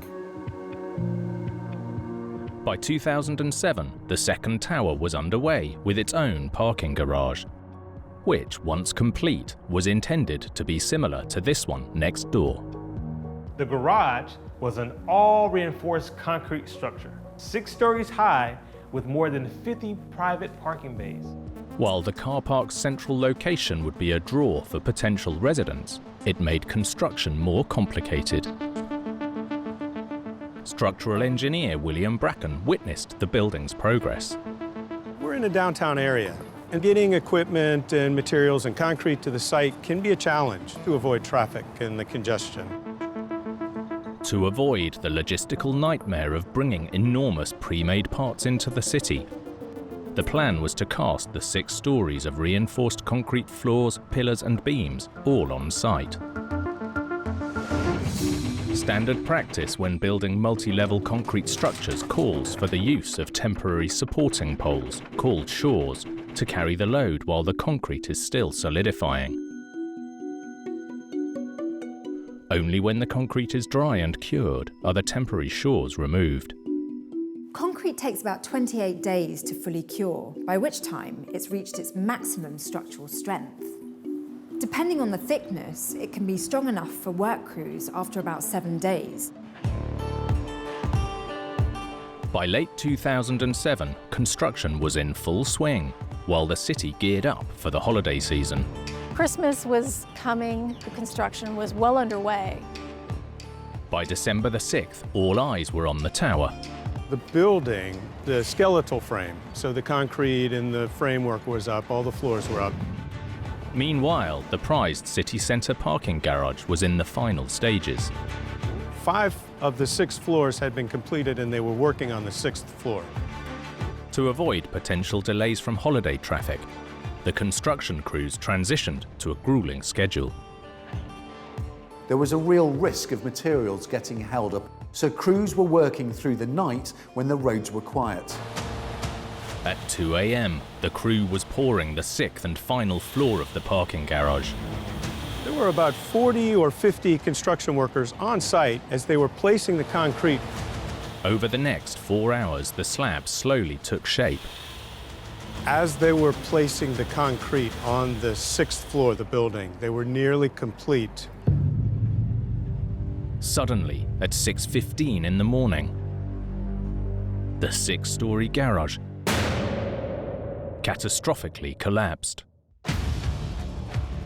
Suddenly it was all over the news. There were helicopters in the sky. It was clear that it was going to be a devastating scene. Fire and rescue teams responded in minutes. There were firefighters everywhere, at least 100 firefighters. William Bracken was part of the emergency response. I was brought in as a structural engineer to assist with determining what's safe and what's not safe, having participated in search and rescue for 20 years. It was like nothing I had seen before. 6 floors had collapsed, one on top of the other. Only a small section was left standing. It looked like pancakes had just come down with rods coming out of it.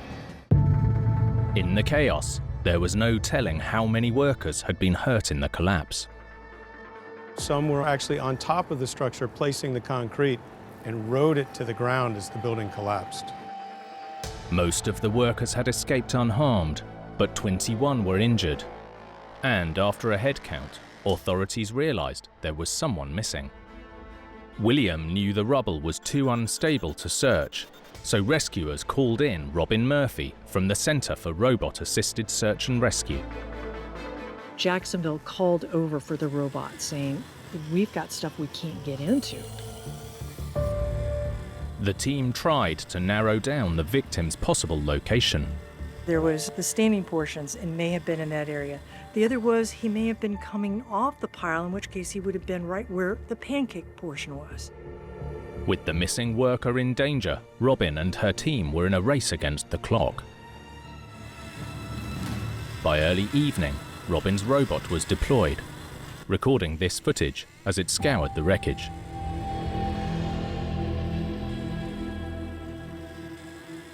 He might have been able to crawl, but insanely dangerous. It was totally unstable. Given the instability and with time ticking away, Robin needed to report back quickly. And sure enough, ran the robot all the way, the length up and down and back, and it was really clear there was nothing in there. The section that had pancaked would prove a test for even the most advanced machines. There were portions that they wanted to try to go in, and we're talking 3 inches. So that makes it particularly challenging. Nearly 48 hours after the collapse, rescue parties made a tragic discovery: the body of the missing worker. After an extensive rescue operation, it became apparent that the worker sadly died. Well, I was presented with people who were grief-stricken. In the wake of the disaster, officials launched an investigation. Again, forensic engineer William Bracken was on the team. I was asked to participate in the investigation, and then several days later, actually wound up leading the investigation for OSHA. Studying the wreckage, William's team quickly uncovered a problem: a lack of shoring poles to support the partly built structure. Shoring was designed by the engineer to hold the entire structure, all 6 floors up. For some reason, The shoring on the first 2 floors was removed early. Under building code regulations, the shoring poles should be left in place until the structure achieves at least 90% of its structural stability. But here, shoring poles were removed before the lower levels were sufficiently cured, leaving the still hardening levels unable to support the weight of concrete being poured above. As the concrete was being placed, the weight of the structure exceeded the capacity of the shoring, the columns, and the beams. Within the rubble, investigators found other problems. The design flaws included columns that were half the size that they needed to be, that were so densely packed with reinforcing steel that the concrete couldn't even get down into them, and beams that were so densely packed with post-tensioning cables that the concrete couldn't even get in around the cables. The steel and the concrete play different roles, so it's crucial to have the right amount of both. Get it wrong, and the structure might not be able to support itself. And that's what happened here. As concrete was poured above, the unsupported lower levels failed first. The collapse initiated on the ground floor. The columns gave way, and the building gained momentum, crushing into the floor below, each one with more momentum and more power, in a pancake fashion, one story on top of the other. This structure was doomed to collapse. It took 8 months to clear the ruins of the garage. But for William and his team, the investigation was far from over. It actually took 5 years to complete the investigation and everything around the collapse. The tower immediately next to it, construction stopped at the same time. For more than a decade, the half-finished tower stood as a tragic reminder of what had happened. The structure sat there for several years and became structurally unsound, and it finally had to be condemned. In 2022, to the relief of the local community, Jacksonville authorities finally greenlit its demolition.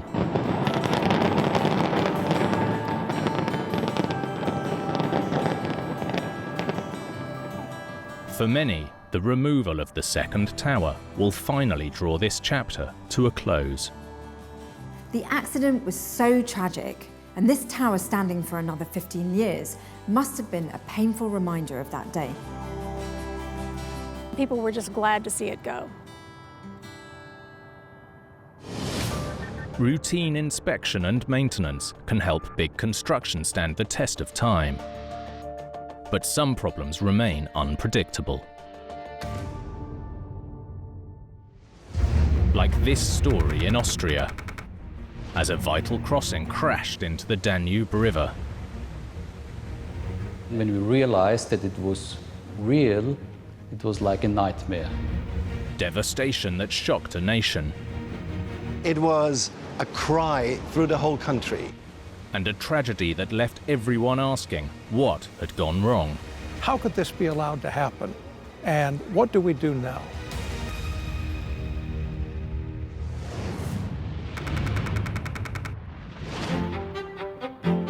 Vienna. This ancient imperial city is known for its arts, architecture, and the mighty Danube River.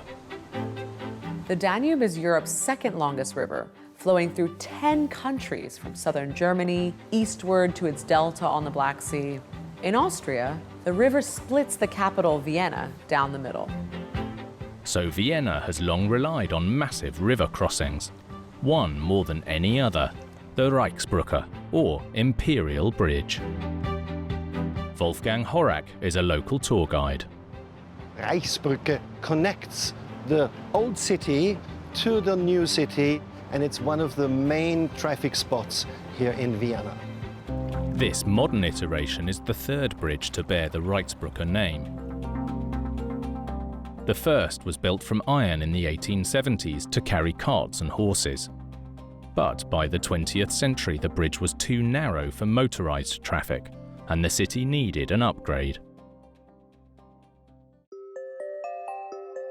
This was the solution: built in the 1930s a much wider, 362-metre-long twin pylon suspension bridge. The new suspension bridge wouldn't just carry vehicles and pedestrians across the river, but 2 tram lines and utilities like gas and electricity.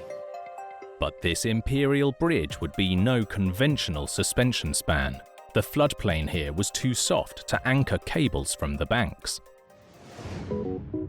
The solution: the main cables were attached not to the land, but to the ends of the decks themselves, meaning the whole structure could stand alone. It's what's known as a self-anchored suspension bridge. This type of bridge relies entirely on the pylons, or towers, to hold the bridge deck up. Those pylons, in turn, transmit the loads down into the foundation. So it's key that the foundations are strong. This innovative solution kept the major transport link open for 40 years.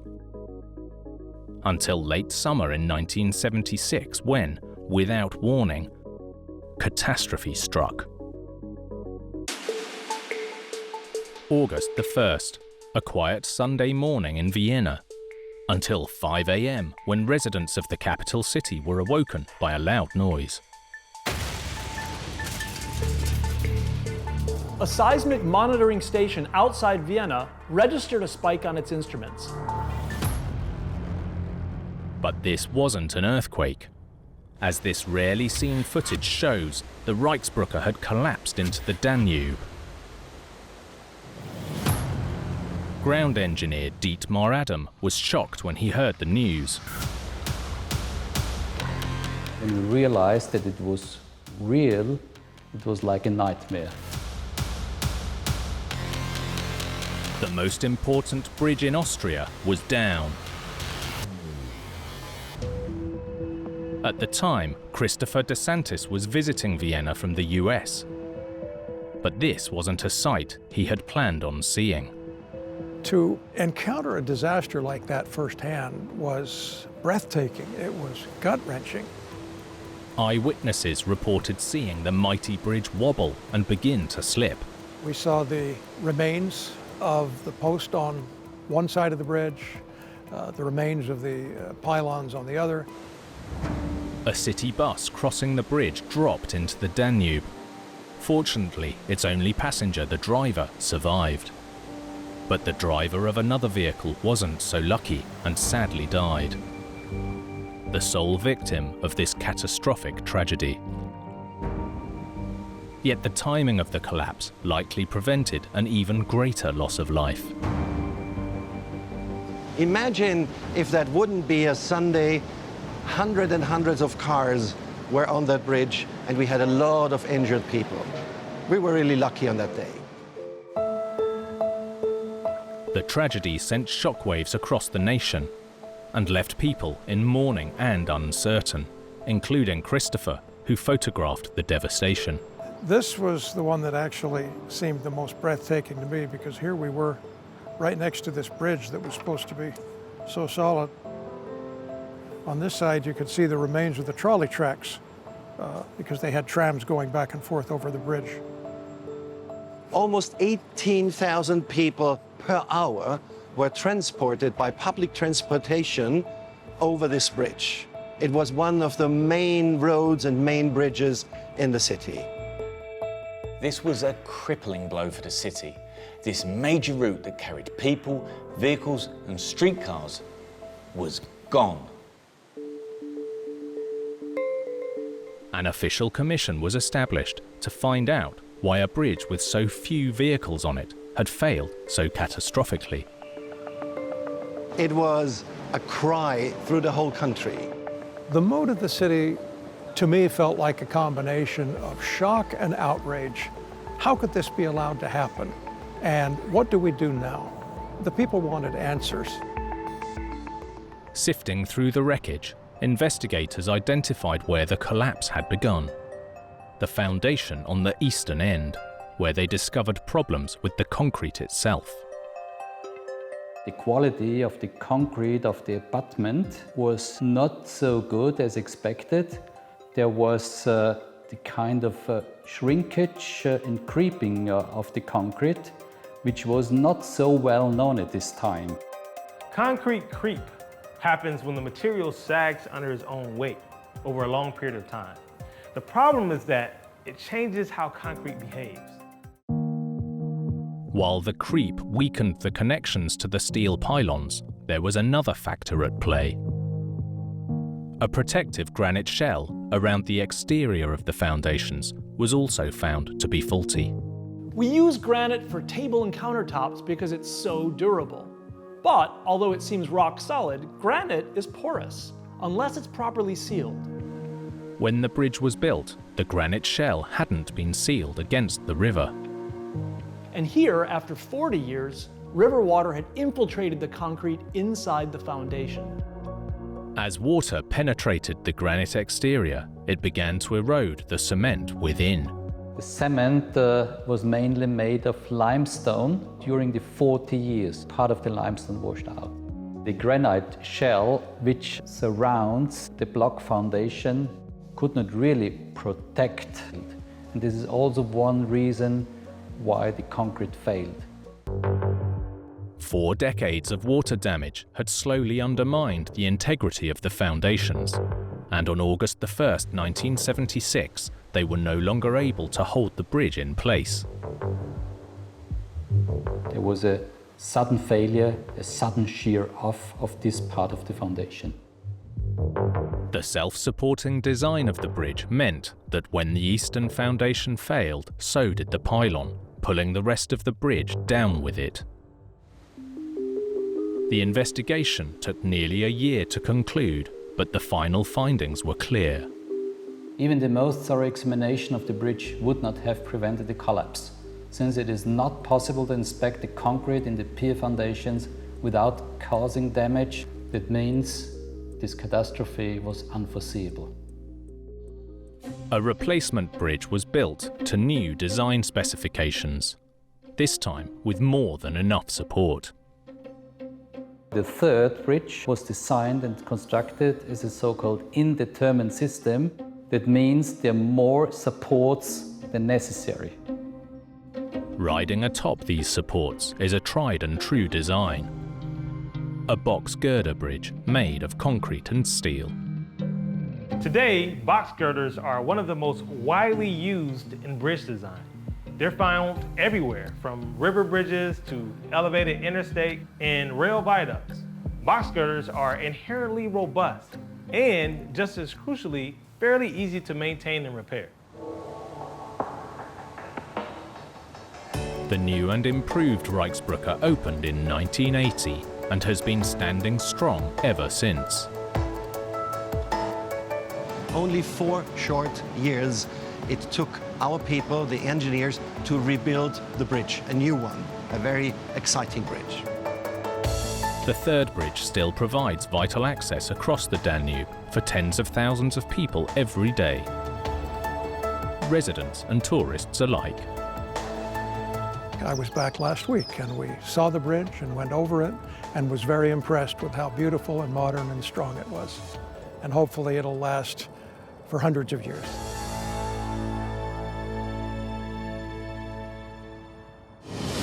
With big infrastructure, projects can spend years in the planning and execution phase. But just one mistake can have catastrophic results.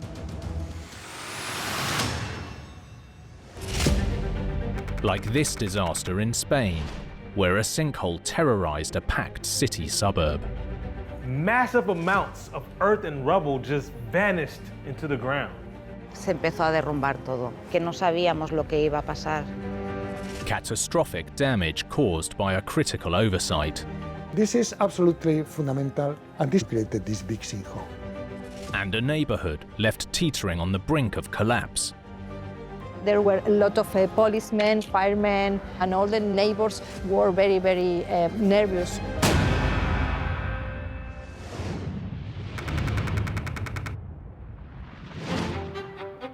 Barcelona, Spain's second largest city, is sandwiched between mountains and the Mediterranean Sea. People flock to call this historic and cultural hotspot home. Montse Español is a local journalist. Barcelona is very curious because it has 1.5 million people in 100 square kilometers. It's a very dense city. This tightly packed and growing city relies on a broad public transport network, including Barcelona's highly prized underground metro.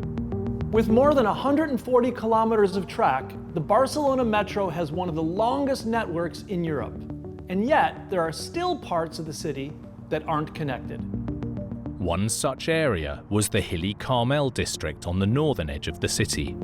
And in 2000, plans were in place to connect Carmel with Barcelona's extensive metro system. For locals like Yolanda Candelario, it was welcome news. Emocionados, sí, por tener una línea de metro que nos trajera hasta aquí, hasta el Carmelo. Porque tenías que subir arriba del todo de la montaña para coger autobuses para ir al centro. The extension would run for nearly 3 kilometers. Much of it in new tunnels that would link the city center with the hills of the Carmel district and beyond. By November 2002, work was underway. But for engineers, the city's geology was proving to be a major challenge. If you're tunneling through solid rock, you can just blast a hole, and you pretty much have your tunnel. But here, the ground wasn't strong enough. So they used a mixture of blasting and digging to create short sections of tunnel, which would be fully reinforced with concrete later. Crews hoped that the technique would deliver rock-solid results. Eduardo Alonso Perez de Agreda is a geophysical engineer. Typically what you do is first you excavate the upper part, then you apply shotcrete. As the top half is dug out, the exposed rock is covered with a thin layer of high-performance concrete, shot from a hose at high velocity, aptly named shotcrete. The thin layer of shotcrete quickly compacts and holds the earth in place as it settles. With this technique, engineers expect the ground to settle or deform a little. And when it stops, the tunnel is stable and can be permanently lined with concrete. When you have this part stabilized, then you excavate the lower part, and this is generally the procedure. Deformation has to be carefully monitored, so that extra shotcrete and steel bolts can be added to provide permanent support where needed. This is absolutely fundamental, and this should be done on a regular basis. And somebody has to look at this and this information almost daily. By early 2005, construction was progressing smoothly and had reached the Carmel district. But deep underground, a disaster threatened to stop the tunneling in its tracks. January the 27th. A store owner suddenly noticed cracks appearing on the buildings. Local resident Yolanda Candelario heard the news. Y el señor de la tienda entonces avisó a todos los vecinos de que salieran de la casa. The warning came just in time. Al momento de salir toda la gente, se empezó a derrumbar todo. The tunnel below had failed and the ground above was starting to crumble. As emergency responders raced to the scene, journalist Montse Español witnessed the drama unfolding. There were a lot of policemen, firemen, and all the neighbors were very nervous. Homes and businesses were at risk of total collapse. More than 1,000 people were urgently evacuated, but worse was still to come. 48 hours later, a 2-story parking garage was swallowed by a gaping hole. No sabíamos lo que iba a pasar. Se pasó miedo, yo. A massive sinkhole, nearly 30 meters wide and over 30 meters deep, had opened up in the heart of this Spanish neighborhood. Hundreds, even thousands of tons of rubble fell into the tunnel. Luckily, the workers escaped unharmed. And thankfully, no bystanders were injured either. It was a miracle that nobody injuries because it is a highly populated area. As the dust settled, everyone wanted to know, why had this happened? Was the metro or Mother Nature to blame?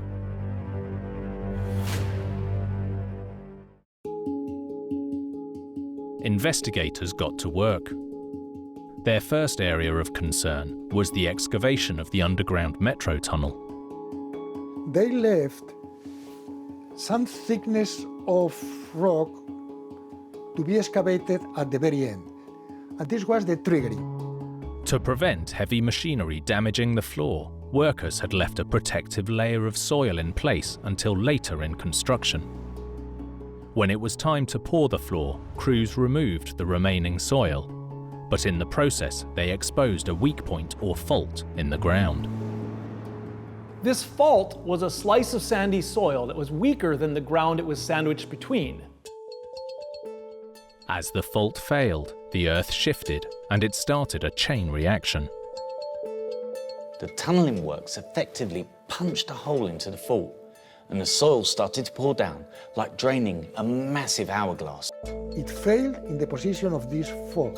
The left part simply collapsed. All this soil and rock went into the tunnel. For 2 days, the ground became more and more unstable, until eventually time ran out and the earth above collapsed.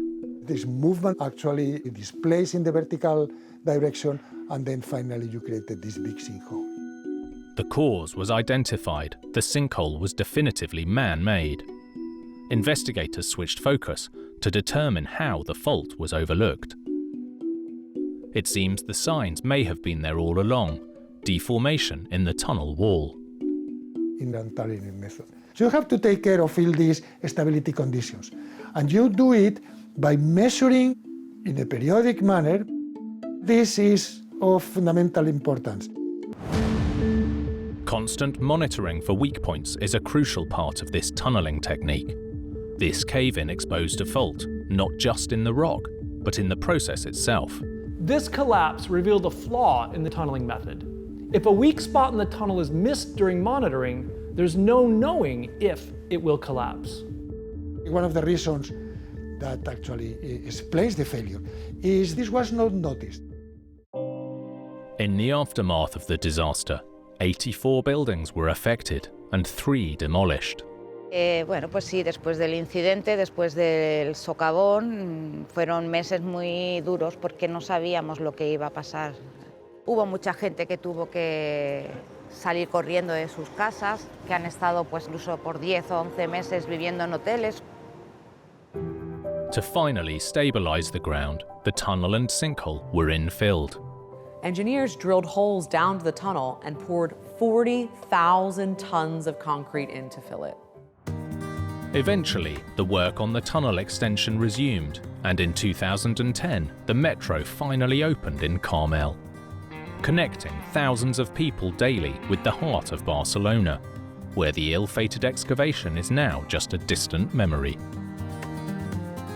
If there's a lesson to be learned from this sinkhole disaster, it's that the devil is always in the detail.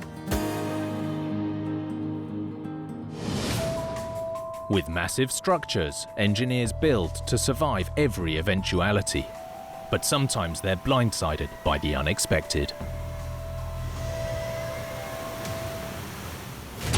Like this catastrophe on the Niagara River that divided 2 nations. Ice was pushed over the falls that filled up the entire channel of the river. A failure on an epic scale. It was a powerful, unstoppable force people had never seen or heard of before. A storied bridge doomed by the elements. The moral of that story is you're not going to beat Mother Nature in the end.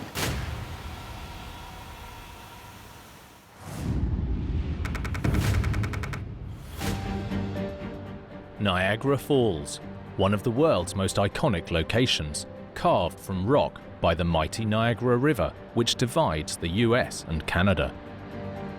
The falls are always spectacular, and at full flow, enough water tumbles over the crest to fill around 1 million bathtubs every minute. One of nature's grandest creations, the falls have enraptured locals and visitors for generations. Sherman Zavitz is a local historian. I've lived here, 62 years, I guess, most of my life. And I never get tired of seeing the falls. And I'm always thrilled to see all the people that have come to see them as well. In recent decades, journalist Patrick Sirianni has seen a boom in popularity. Gone through a lot of changes in Niagara Falls over the years. When I drove tour bus in the 1980s out of the bus terminal, I'd get 40 people on the bus. And then today, we get so many visitors, I've even heard as high as 16 million people. Many come to see the falls close up, but there are others who have taken things a little bit further. This place has been the setting for some seriously dangerous stunts, from crossing the raging waters on a tightrope to riding a barrel over the falls. While a tightrope is one way of seeing the falls, one of the most spectacular views is found just downstream, the Rainbow Bridge. For the last 80 years, the bridge has served as a checkpoint on the US-Canada border. It's an entrance point, an important one for Niagara Falls, Ontario, and Canada for that matter, for American visitors. And likewise, of course, in the opposite direction. One of the busiest routes across the river, its predecessor was just as popular, but for more romantic reasons. Yeah, it was called the Honeymoon Bridge because many honeymooners came here. For many years, this was the honeymoon capital. So that kind of tradition eventually gave the bridge its nickname. Completed in 1897, the Honeymoon Bridge was created to replace an older crossing that was too weak for modern traffic. In the late 1800s, the horse and cart was starting to be replaced here by light railways and automobiles, heavy loads that the new bridge would have to be able to carry. A multi-purpose roadway spanned 250 metres across the river, supported from beneath by an arched truss. The design of the bridge was elegant but robust and relied on two incredibly strong shapes to support it: the arch itself and the triangles of steel within the truss. The material of choice was cutting edge for its time, riveted steel tubes, both lighter and stronger than solid steel. Structural engineer Frank Griggs Jr. explains. It was unique. Nobody had done this before. Large riveted tubes, bottom plates, top plates, diaphragm plates, so the whole thing is very, very rigid. Key to supporting that rigid arch would be strong foundations secured to solid rock on which the abutments would sit.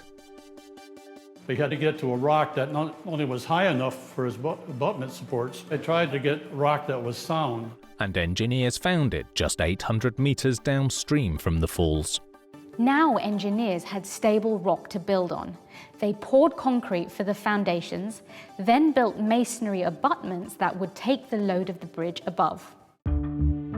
When the Honeymoon Bridge opened, it was the largest steel arch crossing in the world, and quickly proved popular with visitors. Local journalist Patrick Sirianni explains. You could walk out in the middle of that bridge and get a spectacular view of both the American and Horseshoe Falls.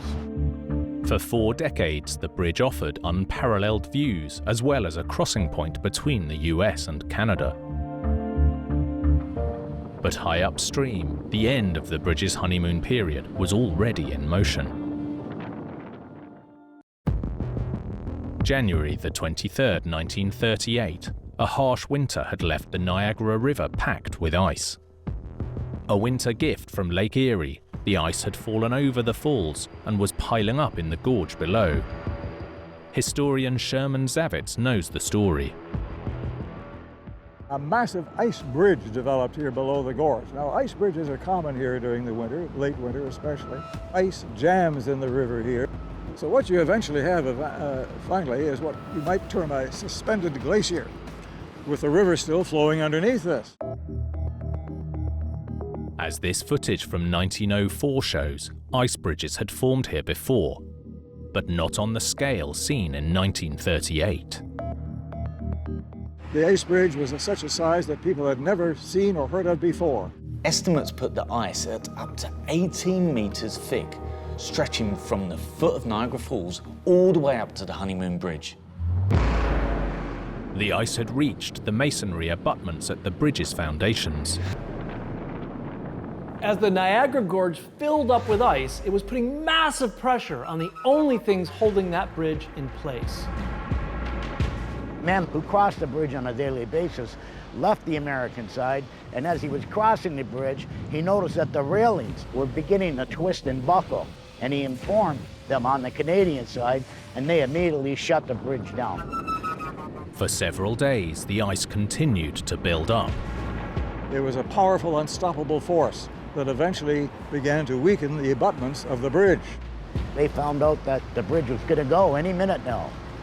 So when the news of that hit the streets, everybody came to Niagara Falls and wait for this bridge to fall into the river. On January the 27th at 4:20 p.m., the Honeymoon Bridge failed catastrophically. It folded just like a carpenter's ruler. And then it slammed down in the ice, creating a spume of ice up in the air. Onlookers were staggered by the destruction. The honeymoon was decidedly over. People were really shocked at the time because it had been constructed and reinforced with steel.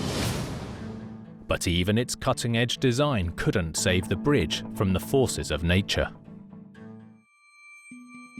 The sudden, dramatic destruction of an internationally famous destination left the public searching for answers. The initial cause was obvious: the ice. The Northeast has a long winter. Rivers freeze, lakes freeze, ice comes out. Now, if ice would let loose gradually, it's not a problem because the river will just take it downstream. But this was no normal ice flow. It was a freak weather event in which high winds and normal winter ice combined upstream from the bridge to create the perfect storm. Ice was breaking up on Lake Erie. Wind was blowing out of the southwest. So ice, which would normally come down slowly, was pushed over the falls. So it keeps on coming and coming and coming, right? It had so much ice that it filled up the entire channel of the river. This ice was moving slowly, but with immense power, almost like a glacier, forcing everything in the gorge out of its way, which included the Honeymoon Bridge abutments. The mountain of ice was beyond the limits of anything the designers had foreseen. It's very hard to design for that, even though you know it could exist. They had checked before. They knew where the water come up typically, and they learned where previous ice was. But in fact, there may have been prior warning that this could happen. A similar event occurred in 1899, soon after the bridge's completion, when an ice flow threatened to destroy the structure. At the time, authorities decided to simply reinforce the vulnerable abutments. The solution was to build high walls around the abutments, hoping to protect them from the onslaught of the winter ice. But it wasn't enough. 4 decades later, nature had other ideas, and the ice combined with freak winds brought the Honeymoon Bridge to its knees. Just months after the collapse, a commission was formed and plans for a new bridge drawn up, one that would be completely ice flow proof. When the new bridge was built, engineers stuck with a steel arch design. But the big difference is that the abutments are now around twice as high above the river, well out of reach of any moving ice. So even if there would be another ice jam of that significance, it shouldn't bother the abutments at all. 3 years after the catastrophe, the replacement Rainbow Bridge opened. And while visitors can confidently enjoy the revamped crossing, locals still remember the power of the elements. The moral of that story is, you're not going to beat Mother Nature in the end.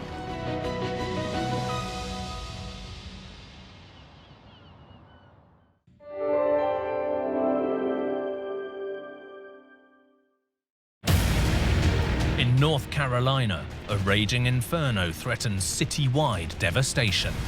The fire department started riding around saying, please get out of your homes. Command to all units. We're going to evacuate the scene. Leave any equipment on the ground, just leave it. Catastrophe slices the Trans-Canada Highway in two. Traffic was backing up for miles. Every good that is being transported across Canada is going across this bridge. In New Zealand, an apartment building with a potentially dangerous weakness. If the support fails, there's a risk of total collapse. And on the Swiss-German border, a bridge build that was way off course. Da hat man festgestellt, ups, hier stimmt was nicht. Ja, unglaublich. With big builds, even the smallest fail can trigger a huge disaster. From miscalculations to misunderstandings, or just plain bad luck. These catastrophes are every engineer's worst nightmare.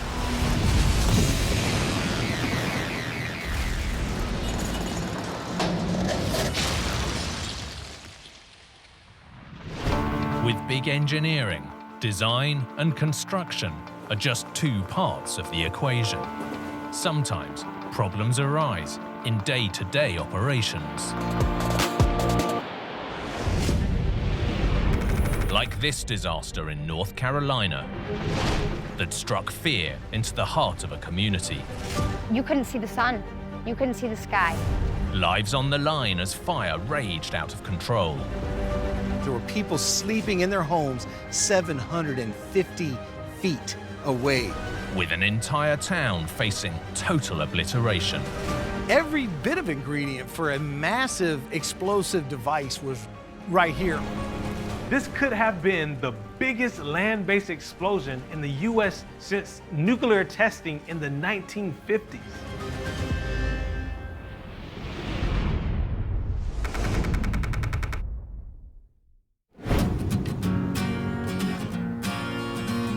Winston-Salem, North Carolina, got its unique name back in 1913, when two neighboring towns merged into one, bringing together both people and industry. At the time, Winston-Salem was North Carolina's largest city and thrived thanks in part to an industry that's fallen out of favor in recent years: tobacco. And there was one product that really kick-started things: chewing tobacco. Journalist Chad Nance explains. They decided to start adding additives to the tobacco, and they found that people really liked the tobacco if it had sugar, honey, and some other additives in it. So therefore, their business took off. Within decades, the tobacco industry was booming. Farmers needed to ensure they could keep up with the demand for raw ingredients, and fertilizer was key to making that happen. Much of it came from this plant, built in the 1930s. It was about the tobacco industry. It serviced the tobacco farms in the surrounding counties of Stokes, Surrey, and Davison. For the next 80 years, the plant produced and stored a key ingredient for healthy crop growth: ammonium nitrate. John Merle is an associate professor of chemistry. So ammonium nitrate is a great nitrogen source. Probably the most important use is in fertilizing plants. The problem is nitrogen is highly soluble, so it's easily washed out of the soil by winter rains. The easiest way to replace it is with fertilizer. Although vital for healthy crops, fertilizer-grade ammonium nitrate has a risky characteristic, making proper storage an absolute necessity. It should be stored on its own in a well-ventilated area.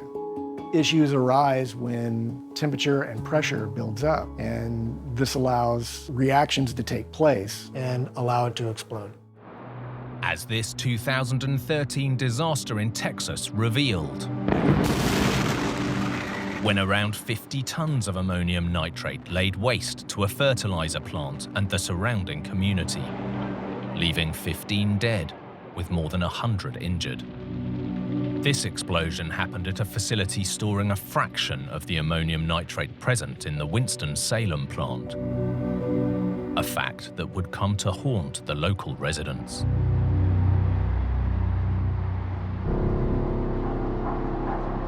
January the 31st, 2022. At approximately 8 p.m., a passerby noticed smoke billowing from the plant. Chad Nance was at home asleep. My partner wakes me up to tell me that there is a situation 6 miles from the house. She said it's a fertilizer plant and it's on fire. First responders rushed to the scene and arrived to an inferno. Within an hour, the disaster was escalating fast. Paralegal Danielle Jessera was working late when she heard the news. We were working on some cases and I didn't know all the implications. I didn't even hear much about it. I just said, suit up, we're going down. At the plant, firefighters discovered that ammonium nitrate wasn't the only dangerous chemical on site. There's fertilizer in that building, also propane bottles are stored. It is adjacent to an ammonium nitrate area. With gas also in storage, authorities feared a catastrophic reaction. There were reports of explosions coming from the plant. We've got flammable liquid running into all the ammonium nitrate. We've got active explosions going on too. Danielle witnessed the scale of the fire firsthand and discovered the magnitude of the danger. There was a big whiteboard, and in red, they had the worst case scenarios written down. Basically, the worst case scenario is that all of Winston and more blows up. To protect the local population, around 6,000 people had to be evacuated, and fast. The fire department started taking fire trucks and riding around making announcements saying, please get out of your home. But the danger wasn't limited to residents. Firefighters soon realized this was a battle they couldn't win. Command to all units. We're going to evacuate the scene. Leave any equipment on the ground, just leave it. We weren't prepared for this. We weren't prepared. With the scene too dangerous for firefighters, the blaze burned through the night. When morning came, the damage was clear for all to see. Yet the fire was still burning. The entire area of Winston-Salem was completely engulfed in a thick, acrid smoke. You couldn't see the sun. You couldn't see the sky. As fears of a blast subsided, fire crews returned. But the wreckage continued to burn for days. And the smoke sat on my neighborhood for 4 days. This was literally as if you were adjacent to a forest fire. It was brutal. I mean, just walking outside in our area was brutal. Finally, after 4 days, the fire was extinguished. But as residents waited for the smoke to clear, word began to spread that the whole city had come close to total annihilation.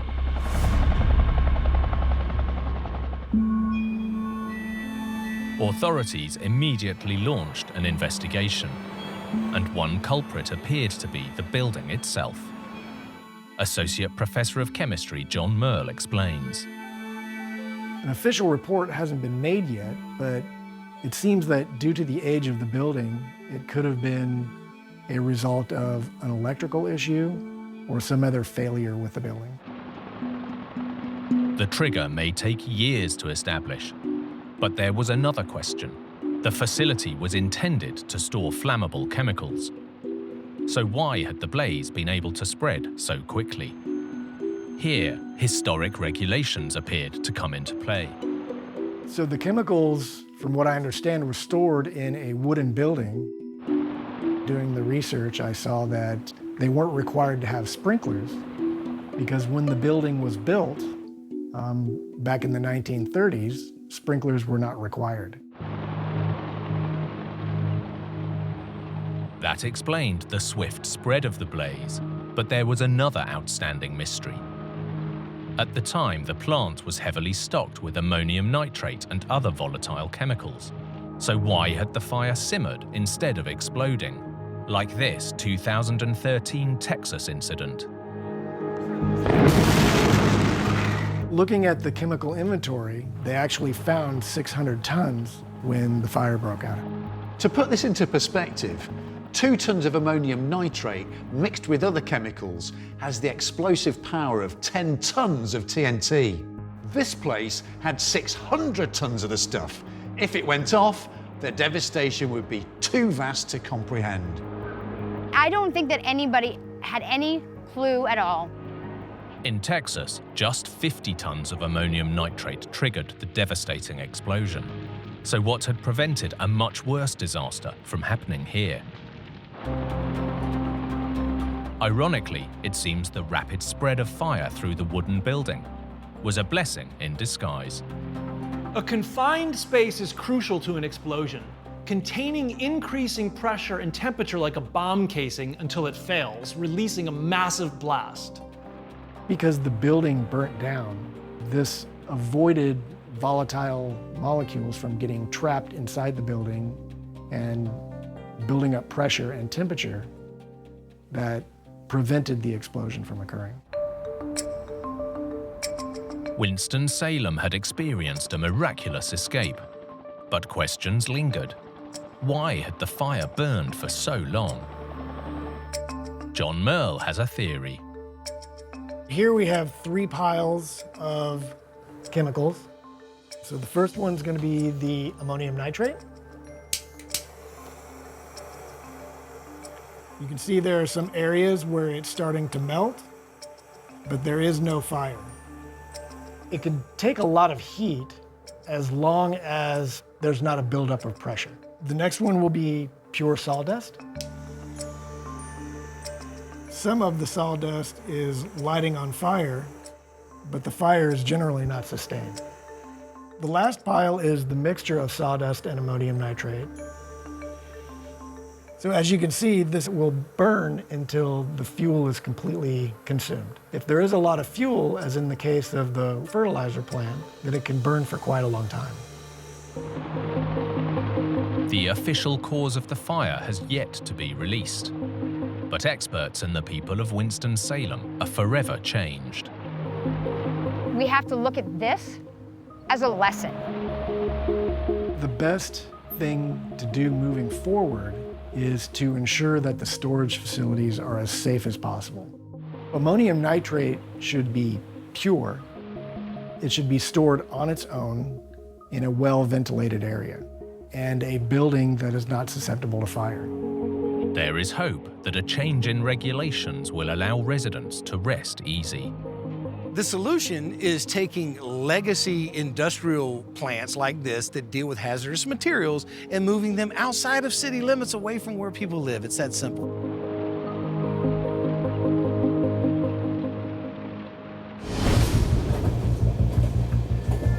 Big infrastructure can be key to bringing the world together. But when trouble strikes, those crucial connections can cause major headaches. Like this disaster in Canada, a crossing catastrophe on the nation's most vital highway. There was no warning. A section of the bridge lifted almost 60 centimeters into the air. A crucial link gone in the blink of an eye. We were cut off from all of the necessary amenities that one would need to survive. And a race against time to find a solution for the entire nation. The reality is if that bridge were catastrophically lost, Canada would be cut in half for a long time.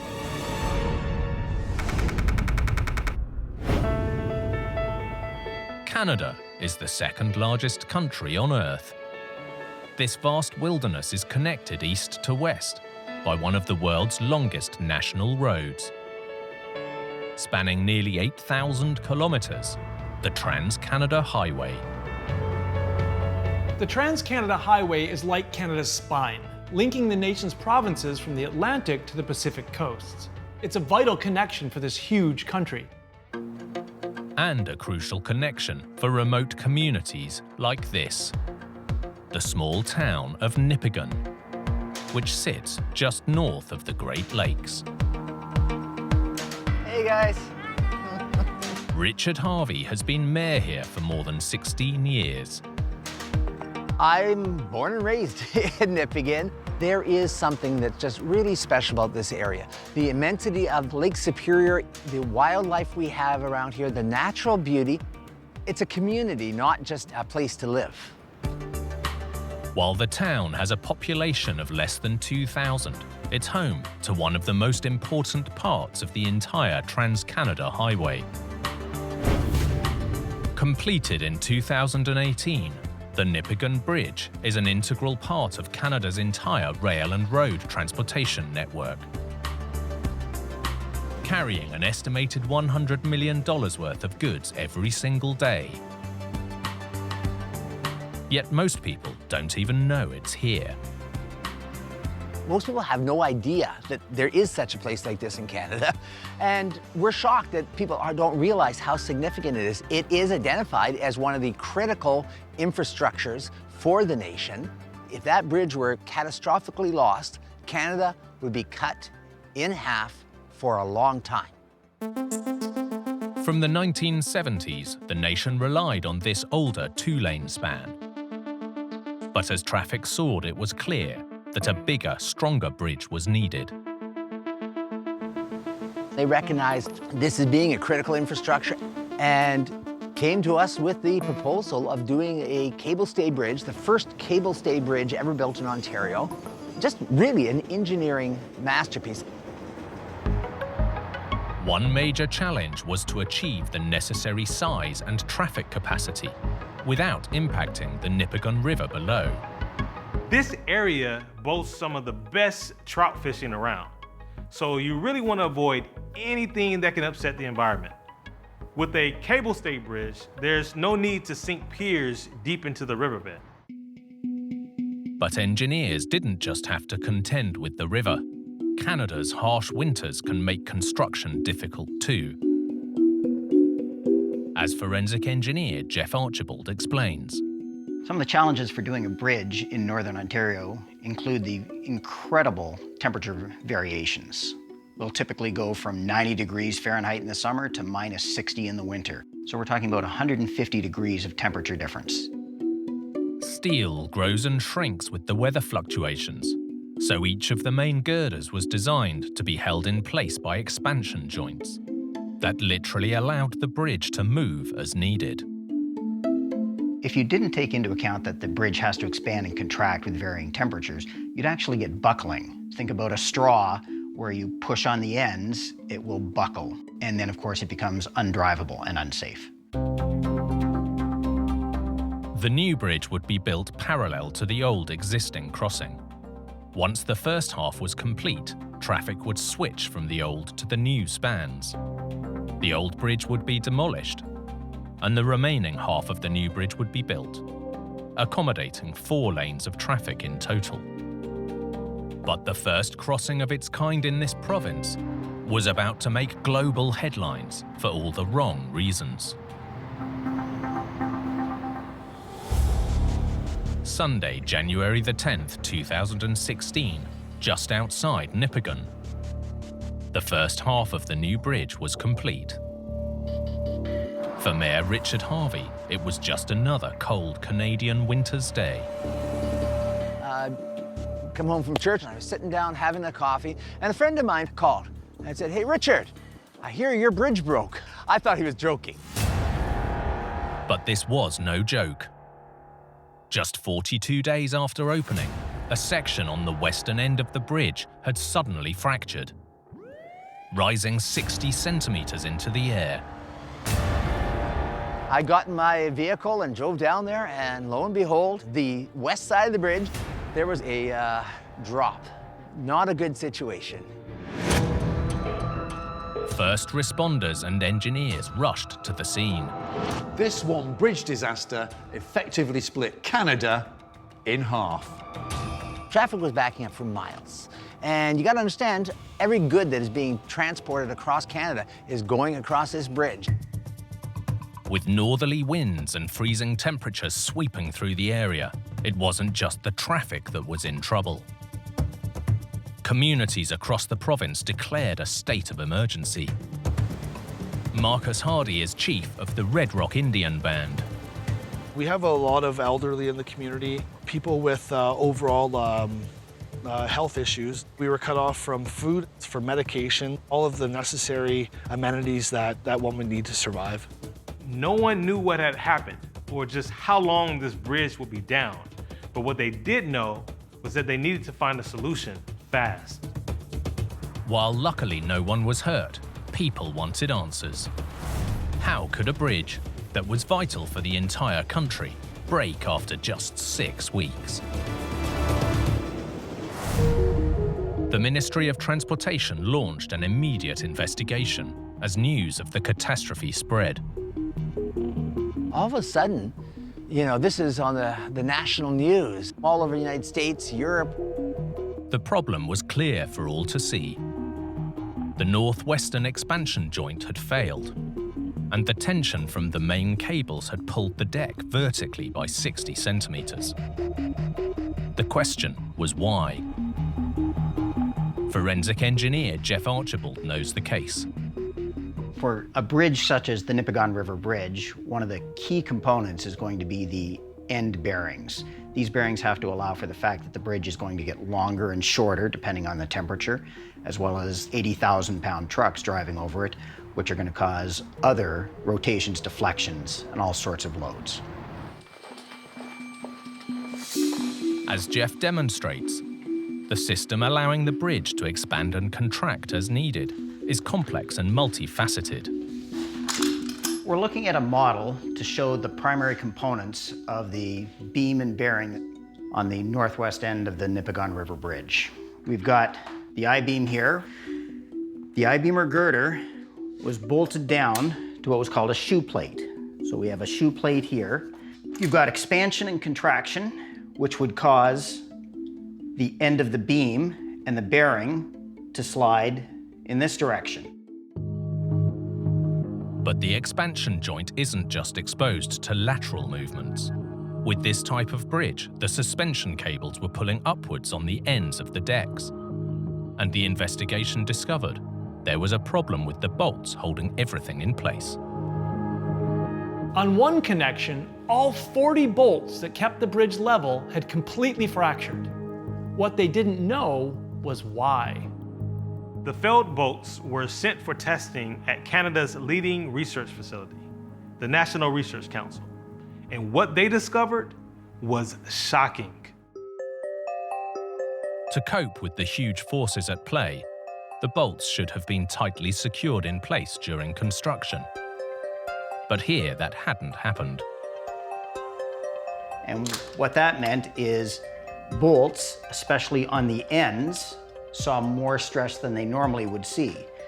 And because they weren't pre-stressed, what happened is bolts at the end failed. The combination of temperature fluctuations, heavy loads from traffic, and the upward pull from the cables strained the bolts. And one by one, they failed. When one bolt fails, it stresses the other 39 until another one fails. And you get a domino effect until there's nothing left to hold that bridge down. Eventually, bit by bit, bolt after bolt starts to fail until finally the west end of the bridge moves up 2 feet. The solution was as simple as it was ingenious. They would push the raised section back down using hundreds of tons of concrete. Crews used brute force and more than 100 concrete barriers to level part of the bridge. Less than 24 hours after the disaster, the bridge was partially reopened, while work continued on a permanent solution, this time with securely fastened bolts. Chief Marcus Hardy was part of the team. I was actually an iron worker on that bridge after the catastrophe, so I got to see exactly, what was involved in making the bridge, in putting it all together. On February the 25th, 2016, just 42 days after the failure, the Nipigon Bridge was repaired, and Canada was back on the road again. The big lesson learned for all of Canada is that this is an important infrastructure, that Nipigon is an important community. Simply because of some loose bolts, Canada's transcontinental highway was sliced in two. It's a clear reminder that in engineering, even the smallest components play a major role.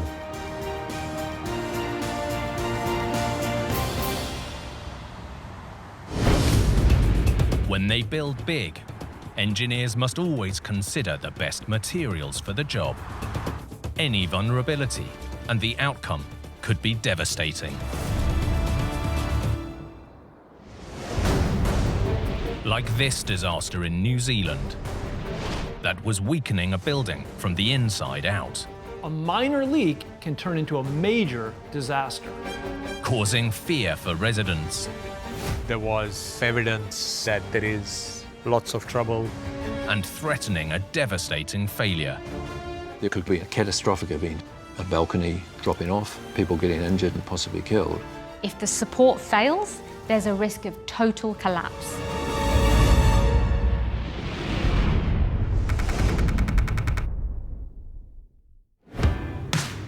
New Zealand, in the South Pacific, is a land of extremes, from its volcanoes and glaciers to notoriously wild weather. It's also home to the most southerly capital city in the world. Wellington is often ranked as one of the most livable cities on the planet, and the vast majority of residents live on or around its scenic coastline. This coastal capital might be popular, but it's the windiest city on Earth. Phil Pennington is a local journalist. We frequently have winds of a 120, 140k that in London would be a hurricane. Here that is a regular occurrence. Wild weather isn't the only thing rocking Wellington. The city sits on an earthquake hotspot. Because of the fault lines that come through Wellington, living in a real shaky place. New Zealanders discovered long ago that in a quake, brick and stone buildings didn't fare as well as their timber neighbours. And today, like in many countries, nearly every home in New Zealand is built from wood. Timber is one of the oldest construction materials, but it's also one of the world's top performers.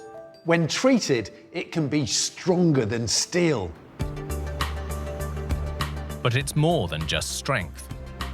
In a shaky, windy country, timber's ability to flex with movement makes it the perfect choice. Richard Foreman is an architect.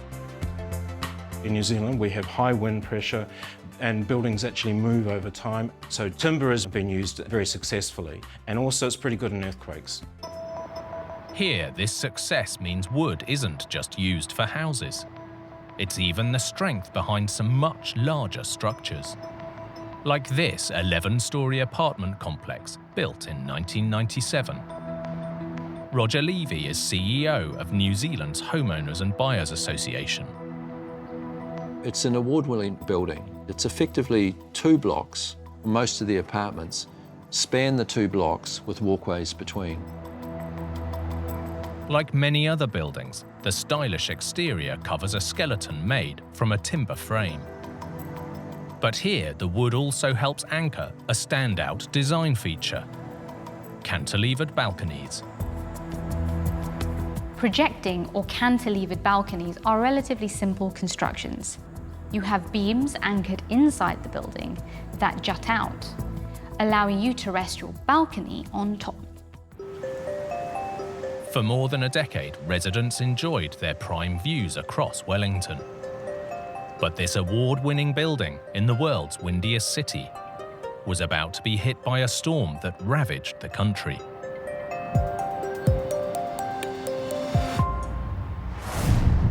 April 2014, and across New Zealand, wooden buildings constructed in the mid-90s were coming under scrutiny. The cause of concern wasn't earthquakes, but the nation's challenging weather. We started to see issues arising with properties where inside the units moisture was showing up. Any moisture inside a wooden-framed building is bad news. Timber is strong, durable, and can last for centuries. But if water gets inside, it can rot. And if left untreated, this can severely reduce its strength. In Wellington, inspections of the 11-storey apartment building revealed that it too was suffering from rotting wood. Sidhu Matwani owns an apartment here. So a structural engineer came and looked. There was enough evidence from their expert eye that there is lots of trouble. The rot was discovered near the surface of the structure, where the beams that support the cantilevered balconies emerged into the open air, leaving residents deeply concerned. Cantilever balconies have no built-in redundancy. If the support fails, there's a risk of total collapse. There's a lot of concern. At some point, there could be a catastrophic event of some description, a balcony dropping off, breaking, people getting injured and possibly killed. The only solution: to close off every balcony in the building. And owners were demanding to know why their dream views of the capital had turned into a nightmare. Further investigations revealed the issue went deeper, exposing a potential flaw in the exterior cladding. For owners like Sidhu Matwani, the news was bad. They did invasive inspections and then basically found that it was not just a localized issue. There is a problem with the cladding, that wherever they opened, there was signs of water inside. In the world's windiest city, rain will find and invade any flaw in the exterior. With the combination of wind and rain, you get wind-driven rain, which is far more, penetrates far more than if it just rains straight down. Water getting inside the building was only the start of the problem, as it soaked and rotted the wooden frame. Architect Richard Foreman explains. One of the things that happens is that rain gets drawn behind the cladding and sits under the timber, and of course it rots away, which was the case in this building. And investigations revealed another potential route for the water to get deep inside, along the beams supporting the cantilever balconies. If we have balconies that have the structure running from the inside to the outside, how you protect that from moisture getting in and damaging the framing at that point where it comes from the inside to the outside is tricky. If not properly sealed against water, the cantilever beams can act like a wick, drawing water to their anchor points deep inside the building.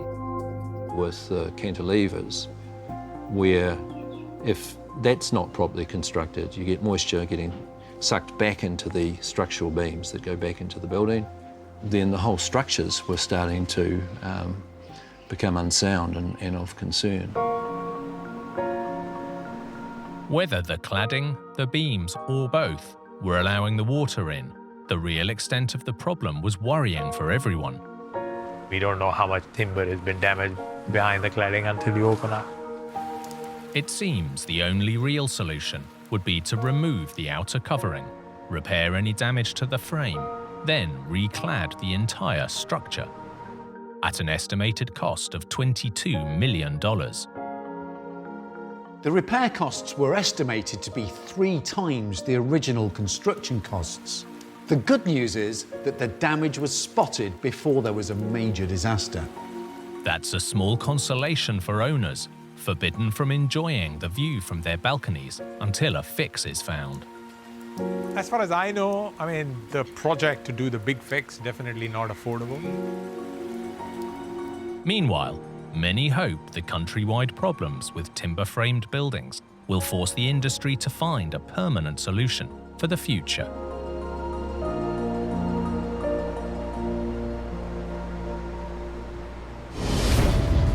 In big construction, every detail, no matter how small, has to be worked out with extreme precision. Even a minor miscalculation can lead to a major disaster.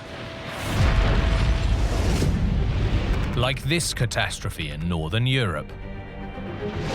A vital border crossing that was way off the mark. This should have brought 2 nations together. Instead, it literally kept them apart. An engineering tale of 2 cities that didn't go according to plan. Da hat man festgestellt, ups, hier stimmt was nicht. Unglaublich. And a seemingly straightforward calculation that went wrong not once, but twice over. This boiled down to simple mathematics, but it added up to a double engineering disaster.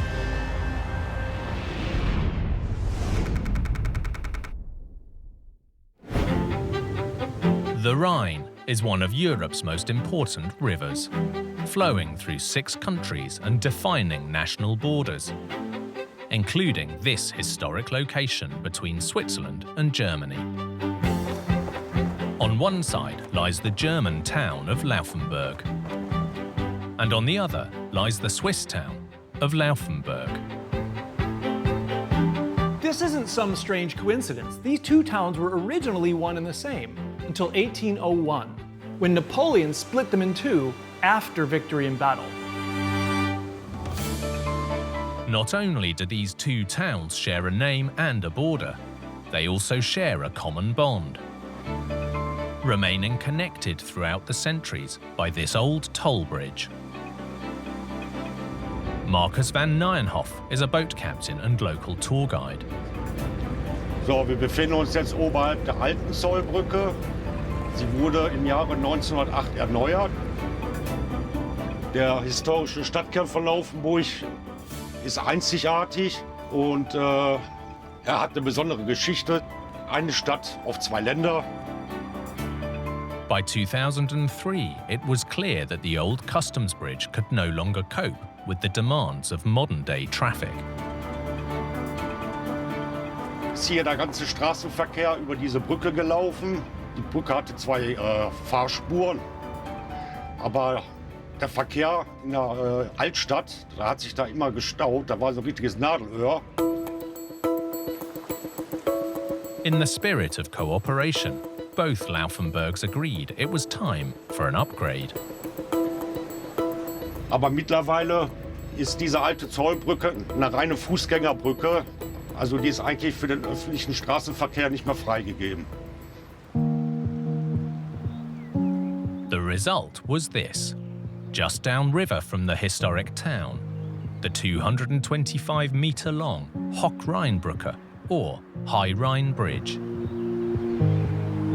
The pre-stressed concrete bridge was completed in 2004 at a cost of around 10 million euros. 2 countries came together to build a modern crossing, and construction costs will be shared equally. In a further demonstration of unity, the bridge would be built simultaneously from both ends. When you have 2 nations building from opposite sides of a bridge, one thing that's crucial is that you meet in the middle. But it's not always as simple as it sounds. In a city divided by a river, a border, and even Napoleon Bonaparte, this bridge was about to make history for all the wrong reasons. Winter 2003. Construction of the new High Rhine Bridge was well underway, and it was undergoing a routine inspection ahead of the planned holiday season shutdown. Fabrice Müller is a local journalist. Es war kurz vor Heiligabend, als die Ingenieure mit Schrecken feststellen mussten, dass man bei der Brücke einen Berechnungsfehler gemacht hat. The bridge wouldn't be unifying anything as it currently stood. The inspection discovered that the Swiss side was lower than the German side, by a considerable margin. This wasn't a tiny mistake. The 2 ends were out by over half a meter. Instead of happy holidays, this had become a nightmare before Christmas.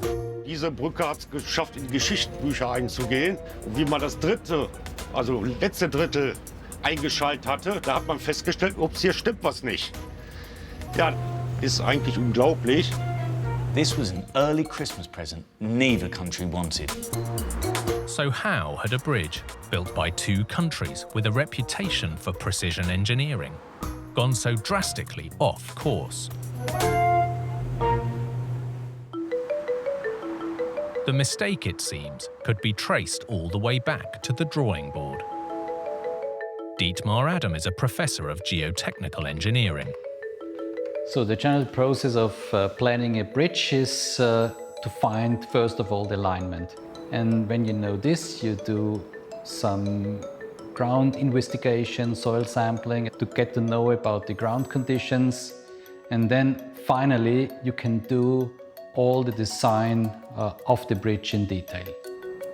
But it was in the last part of the plan that things began to unravel.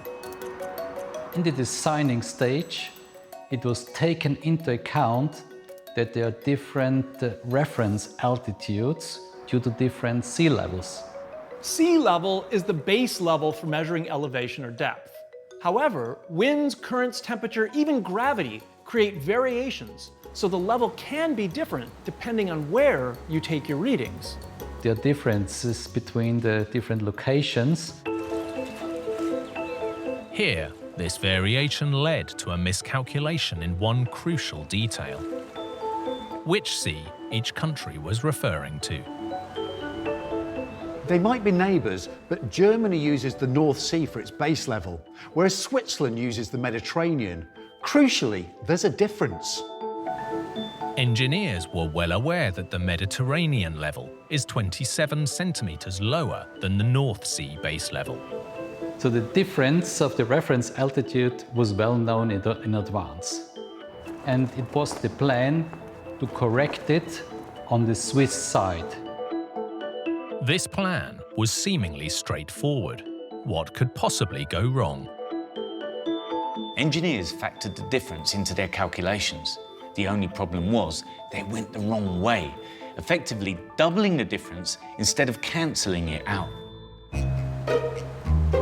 Instead of raising the level on the Swiss side by the required 27 centimetres, engineers went the other way, lowering it by a further 27, meaning the bridge was now out by 54 centimetres. I would say 99.9% of all cases, this will not happen because it is well known to the engineers that there are different reference altitudes between two countries. So one side had to say to the other, sorry, we got the numbers the wrong way round. This had all the makings of a long-running catastrophe. There was a double mistake. It happens, but it does not happen very often. It is really very seldom. With the two countries starkly out of alignment, a solution was needed. Like any situation where there's a difference between two nations, most of the time, the perfect answer is to meet in the middle. Here they achieved that by raising the abutment on the German side by the now required 54 centimetres. Fortunately, it was early enough that they realized the mistake. So the bridge foundation on the Swiss side was already finished, and on the German side they were a bit behind. So konnte man den Fehler noch korrigieren, indem man halt auf der deutschen Seite den Brückenpfeiler erhöhen musste. Hier ist die Schweizer Seite, das ist die deutsche Seite. Und auf der deutschen Seite der Brückenpfeiler, der ist sichtbar höher wie der auf der Schweizer Seite. Das war natürlich peinlich und man musste das korrigieren. Heute merkt man eigentlich davon als Autofahrer nichts mehr viel davon. With the mistake corrected, the bridge was completed and finally opened on December the 17th, 2004. Almost a year after the disastrous Christmas discovery. Mistakes can happen, but there is always a solution done by engineers. The lesson here is simple. Always double check your calculations. And always, always make sure you know the difference between up and down.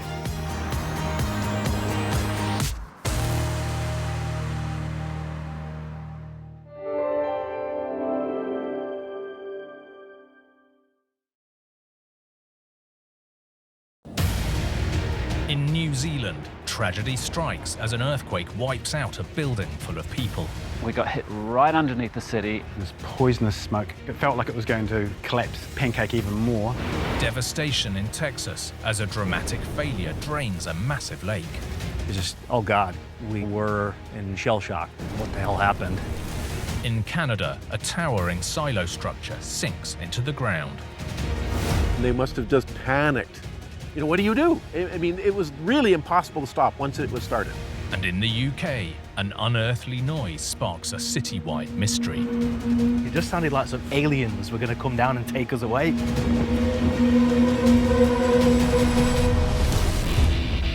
With big builds, even the smallest fail can trigger a huge disaster. From miscalculations to misunderstandings, or just plain bad luck. These catastrophes are every engineer's worst nightmare.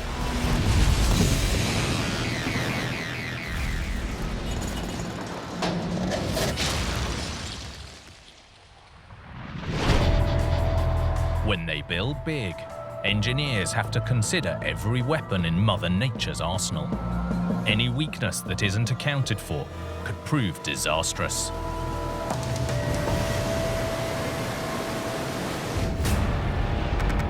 Like this tragedy in New Zealand.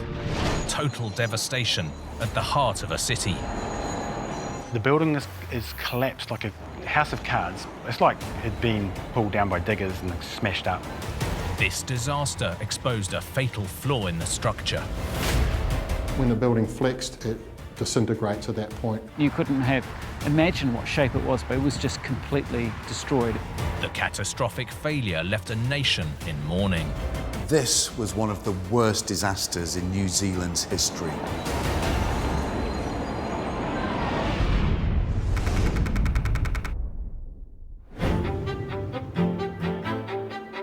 Christchurch, New Zealand, is one of the oldest and most distinctive cities in the country. Local writer and photographer David Killick knows the city well.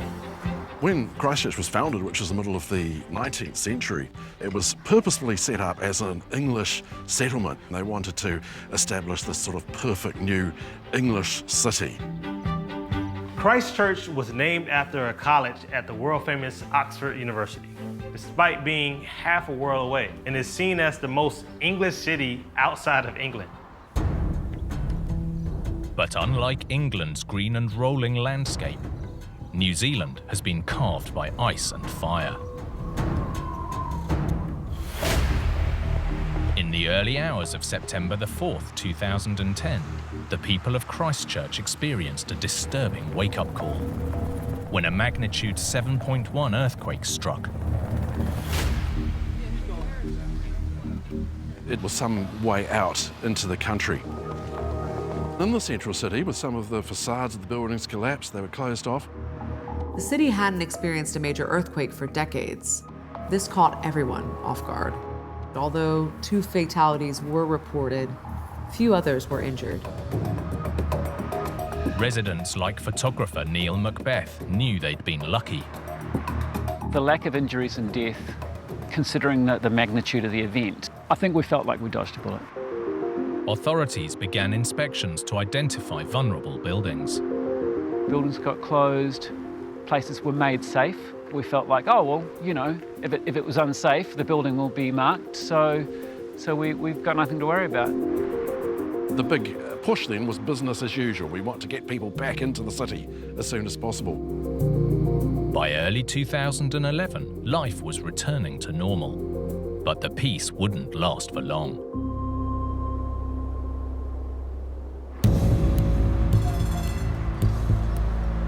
Tuesday, February the 22nd, journalist David Killick was in central Christchurch, taking a break from the office.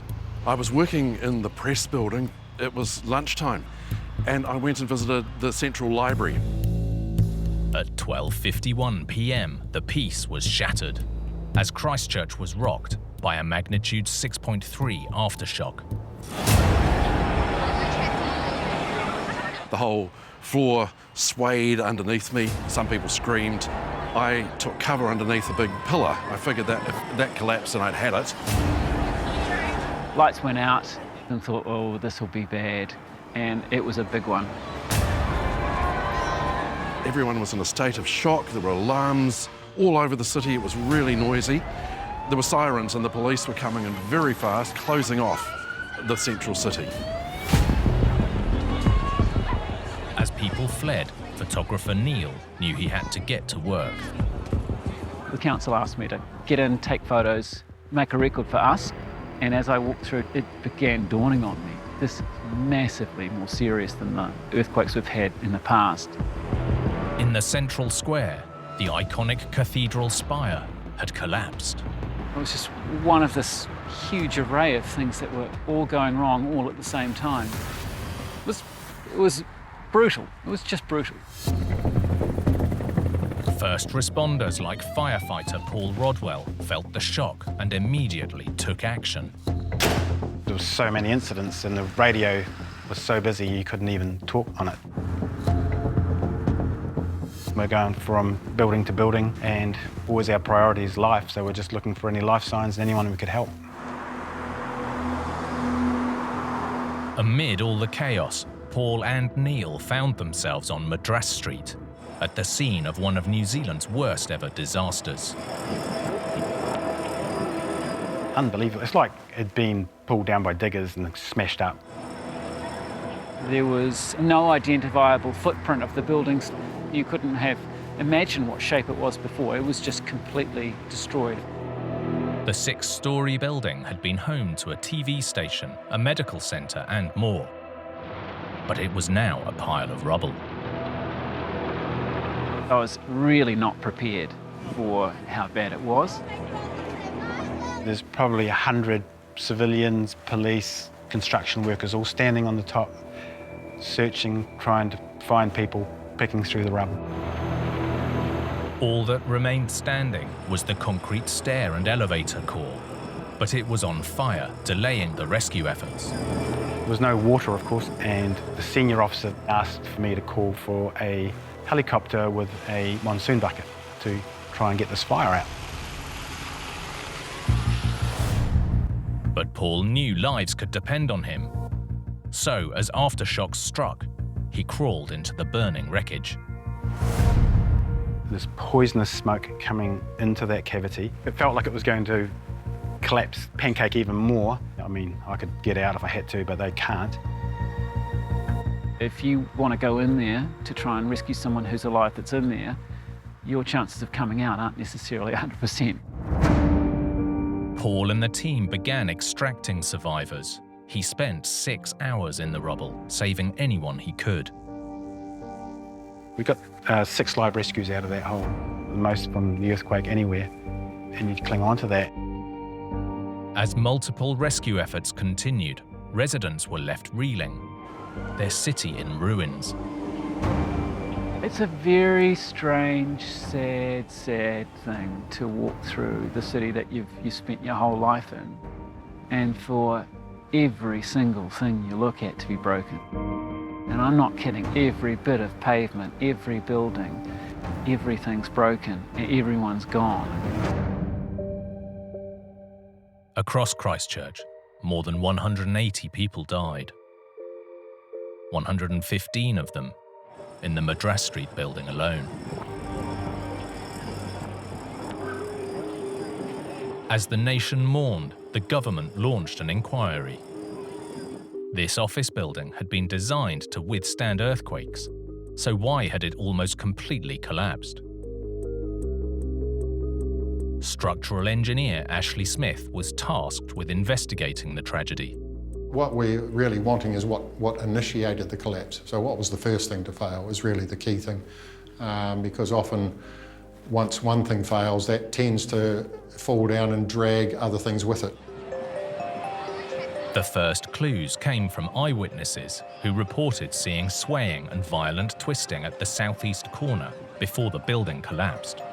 Most people said there was what they called a tilt to the east. So this is the east side down here. Something had given out in this quadrant of the building here.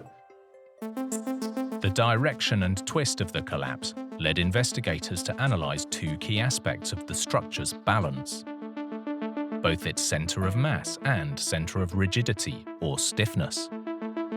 One of the key things about this design is what we call the centre of mass of the building. So we look at the mass, add it all up, and the location where that is centred is roughly in the middle of the building, which is common and preferred. But what's quite different about this one is because this core bracing structure is located outside of that. The actual centre of stiffness of the building is outside of this floor plate. The building's 6-story framework was made up of reinforced concrete columns and beams, all braced by the core on the north. It was placed to the side to keep the interior clear for office space, but here that had created a problem. The building reacts to an earthquake essentially in proportion to its mass. So the ground shakes, the weight of the building is what sways it around. Now there's quite a large distance between centre of rigidity and centre of mass, which causes this twisting action. So what that does is really increases the displacements around this corner. But the lopsided design wasn't the sole cause of this disaster. Ashley and the team discovered a weakness in the supporting columns. So looking down on top of a column, it's got a cage of reinforcement with 6 bars in the middle and some spiral, what we call spiral steel, wound around the outside of it. The main columns were 40 centimetres wide, with 6 steel reinforcing bars running their length. For earthquake proofing, a steel spiral wound beneath the surface, creating a protective steel mesh. Providing you put enough spiral around the outside can be made to absorb quite a lot of that shock. It will crack, but it won't collapse. The feature of this one here is they only had 6mm spiral, so it's a very thin wire and 250 apart all the way up the column. It's not sufficient to contain that concrete. Essentially, the columns weren't up to the job that they were designed for, potentially putting the building at risk. Once one column goes, it's just a sequence. It's going to drag all the other ones down with it. Not only was the spiral reinforcing too weak, where some columns met the beams, there was none at all. We found next to no spiral reinforcement in those joint zones with the beams. So they put the spiral up to the underside of the beam, put the beams in, then started again. And in that zone, you normally have even heavier reinforcement around the column. Ultimately, these factors from design to construction combined to create one of the worst disasters in New Zealand's history. I think it was a key concept design weakness to have that main bracing element located off to one side of the building. Caused quite a lot more movement at the corner that failed. If they'd had more spiral reinforcement, it would have stood a much greater chance of staying up. And all this damage wasn't the result of the main earthquake, but simply an aftershock as the ground settled. We got hit by something that was a lower magnitude, but right underneath the city at a shallow depth, and that changed everything. Nothing can bring back the lives lost in the quake, but engineers like Ashley are working hard to ensure lessons are learned from disasters like this one, changing regulations to reduce the risks of another tragedy. The design standard has been revised to increase the minimum reinforcement that you need to apply in concrete walls and concrete columns. As we go along, we learn, we incorporate these things into our design standards to minimise the chance of that occurring again. As Christchurch rebuilt after the disaster, residents created a memorial garden on the site of the Madras Street collapse to remember the tragedy that struck on that terrible day in 2011. Now, more than a decade later, the city continues to heal and look to the future. The earthquake, it was terrible in a lot of ways, but in some ways it gave us a step change. It gave us a chance to rethink what the city's about, what we value. It's got a great feeling about it. It's got some gaps, but we're getting there.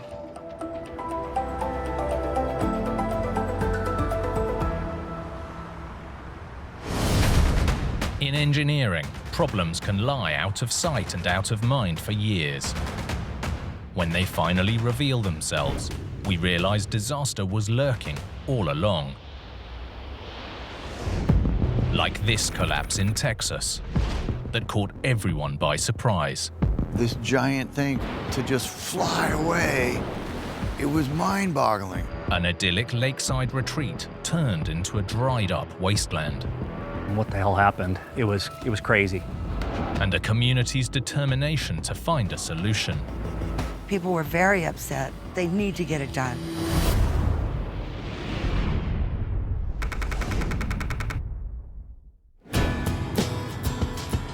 New Braunfels, Texas, lies on the banks of the Guadalupe River, almost 30 miles northeast of San Antonio. The small city was founded over 175 years ago by a German prince. Veteran journalist Eileen Pace knows this quaint town well. Oh, this is a very special place. New Braunfels is one of the fastest growing cities in America.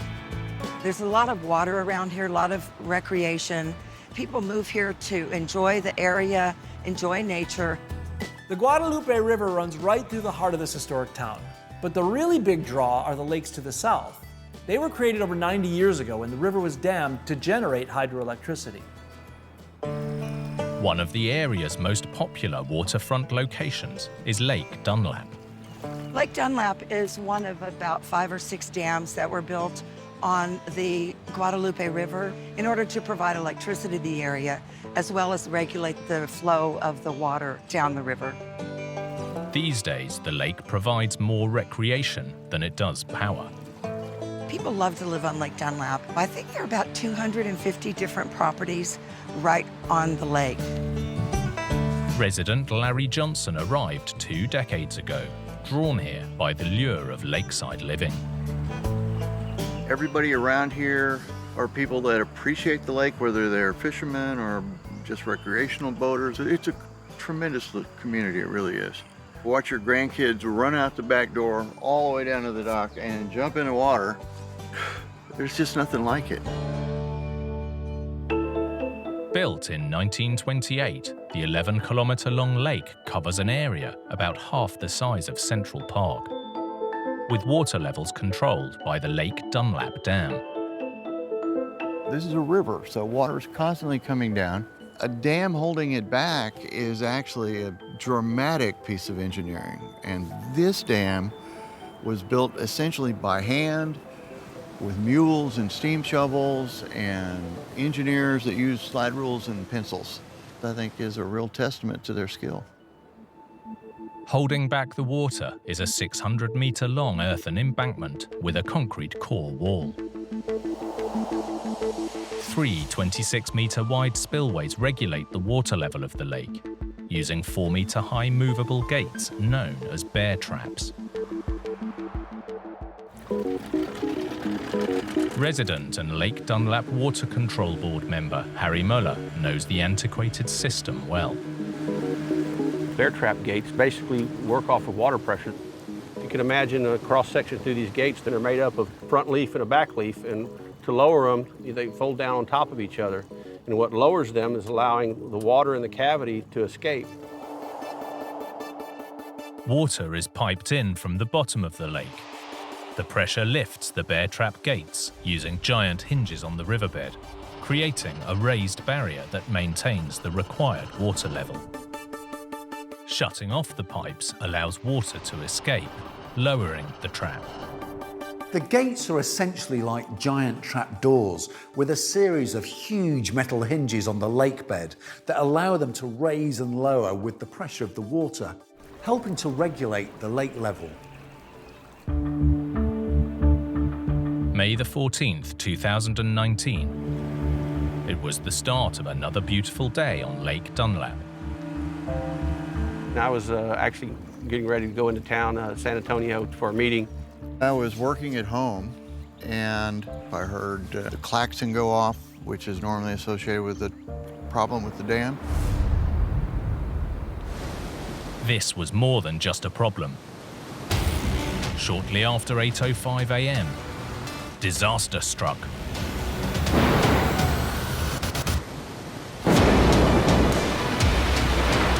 In just 4 seconds, the central bear trap gate had been completely destroyed. 85 feet long, this is not an insignificant thing. To just fly away, it was mind-boggling. We knew that there was a catastrophic issue. One of our gates had failed and had broken loose and went downstream. Lake Dunlap was emptying, fast. There really was nothing you could do. It was gone. At that point, there was nothing to do but just watch the water go down. This was a huge disaster. The lake was losing water at the rate of an Olympic-sized swimming pool every 10 seconds. What residents experienced wasn't flooding, but instead a lack of water where there used to be a lot. In just a few hours, the lake level had fallen more than 2 meters. Larry's dream home, where his children came to play, had become unrecognizable. Normally, the water was just below that second deck. So it was really a dramatic difference. You and I would be underwater right now. Property owner Thor Mitskog heard the devastating news. It was just, oh God, we kind of were in shell shock. What the hell happened? You look around and all you saw was just mud and things standing out of the water. It was a mess. Luxury lakeside living had become a swampland junkyard. You could see all kinds of debris from over the years and floods. We saw an old boat that got caught up in some of the trees. You name it, we pulled it out of this lake. It's amazing over the years what had collected just in this particular area. Thankfully, despite the sudden and dramatic collapse, no one was injured. But the fallout left owners reeling. I couldn't believe that after 90 years of being here, that it could just fail on a perfectly calm morning. So why had this historic dam failed so catastrophically? Local journalist Eileen Pace knew that residents would demand answers. You have to understand, a lot of residents here have lakefront property because it's lakefront property. So naturally, people were very upset. People want their lake back. The first factor officials would investigate was the bear trap gate, designed to carefully control the release of water. But that was difficult, because most of it was now underwater. The River Authority sent a dive team down to evaluate what was left of the destroyed gate and also examine one of the gates next to it that was still intact, while paying particular attention to the hinges. Each oversized metal hinge consists of a casting attached to the concrete spillway and a hinge plate on the gate itself, both connected by a 10-centimeter diameter metal pin. If just one component fails, the report stated the result could be catastrophic. Examining the destroyed gate, the team found that the hinge plates were missing, most likely ripped from the pins. But when they raised an intact hinge from the gate next to it, they discovered something even more shocking. Hidden deep beneath the lake, the huge pin that held the hinge together had been wearing and getting weaker for almost a century, putting the whole trap at risk. As it turned out, one of the critical pieces was always underwater, and it was embedded in the concrete. So you have to destroy the gate to fix it. That was probably the only weakness in the overall design, is that once this lake was full with 3 spill gates up, those dams have never been out of the water. They've been underwater since the late 20s. It wasn't just corrosion that led to this tragedy, but water flowing continuously over the gates when the spillway was in use. When water runs over these gates, it creates a fair amount of vibration. And my guess is over time, the vibration of those pins, without being replaced, caused them to deteriorate to the point where they weakened and broke loose. And the result was catastrophic. With both remaining gates at risk, the only solution was to build a whole new spillway. The problem was, the local authorities didn't have the funds to replace it. But for Larry Johnson, this was personal. Immediately, my thoughts turned to my family. And I'll never forget when my granddaughter walked down and she stood on the deck up there and just looked around and started welling up in her eyes with tears. And she asked me, "Grandpa, you're gonna fix it, right?" For residents like Larry and Harry, raising around $40 million wasn't about to stand in the way of bringing their community back. I quickly threw my name in the hat because I had some construction and contracting experience. We've got to do something to help ourselves and our neighbors get this lake back. Incredibly, Harry, Larry, and the others created their own local government authority, the Lake Dunlop Water Control and Improvement District. They then got themselves elected into office so they could raise the money through local taxes. It was a fun challenge. I'm so proud of the people I live on the lake with. With the necessary funds raised, work is now well underway. This time, the old-fashioned hinged bear trap gates will be gone. We're reconstructing the 3 spill gates using newer technology. We're installing what's called hydraulic crest gates, opened and lowered using large hydraulic rams from a hydraulic power unit located in the spill house. One of the most incredible things is how this community pulled together almost immediately. The fact that our dam is being replaced at all, I think, is kind of a miracle. While there's still a long way to go to restore the lake to its former glory, one thing's for sure. The residents of Lake Dunlap have the fighting spirit to get the job done. When the water comes back, I can guarantee you that there'll be a party at every single house down the lake, just like on the 4th of July. When engineers build big, every detail must be checked and double-checked. Miss one thing and the results can be catastrophic. Like this disaster in Canada that almost swallowed this massive structure. They thought it was just going to keep going, and that would have been the end of it. A hidden weakness that gave workers a sinking feeling. This was heavier than 4 Eiffel Towers. Sorting this mess out must have seemed impossible. Leaving engineers fighting against Mother Nature. They didn't give up on it. They said, no, we can fix this.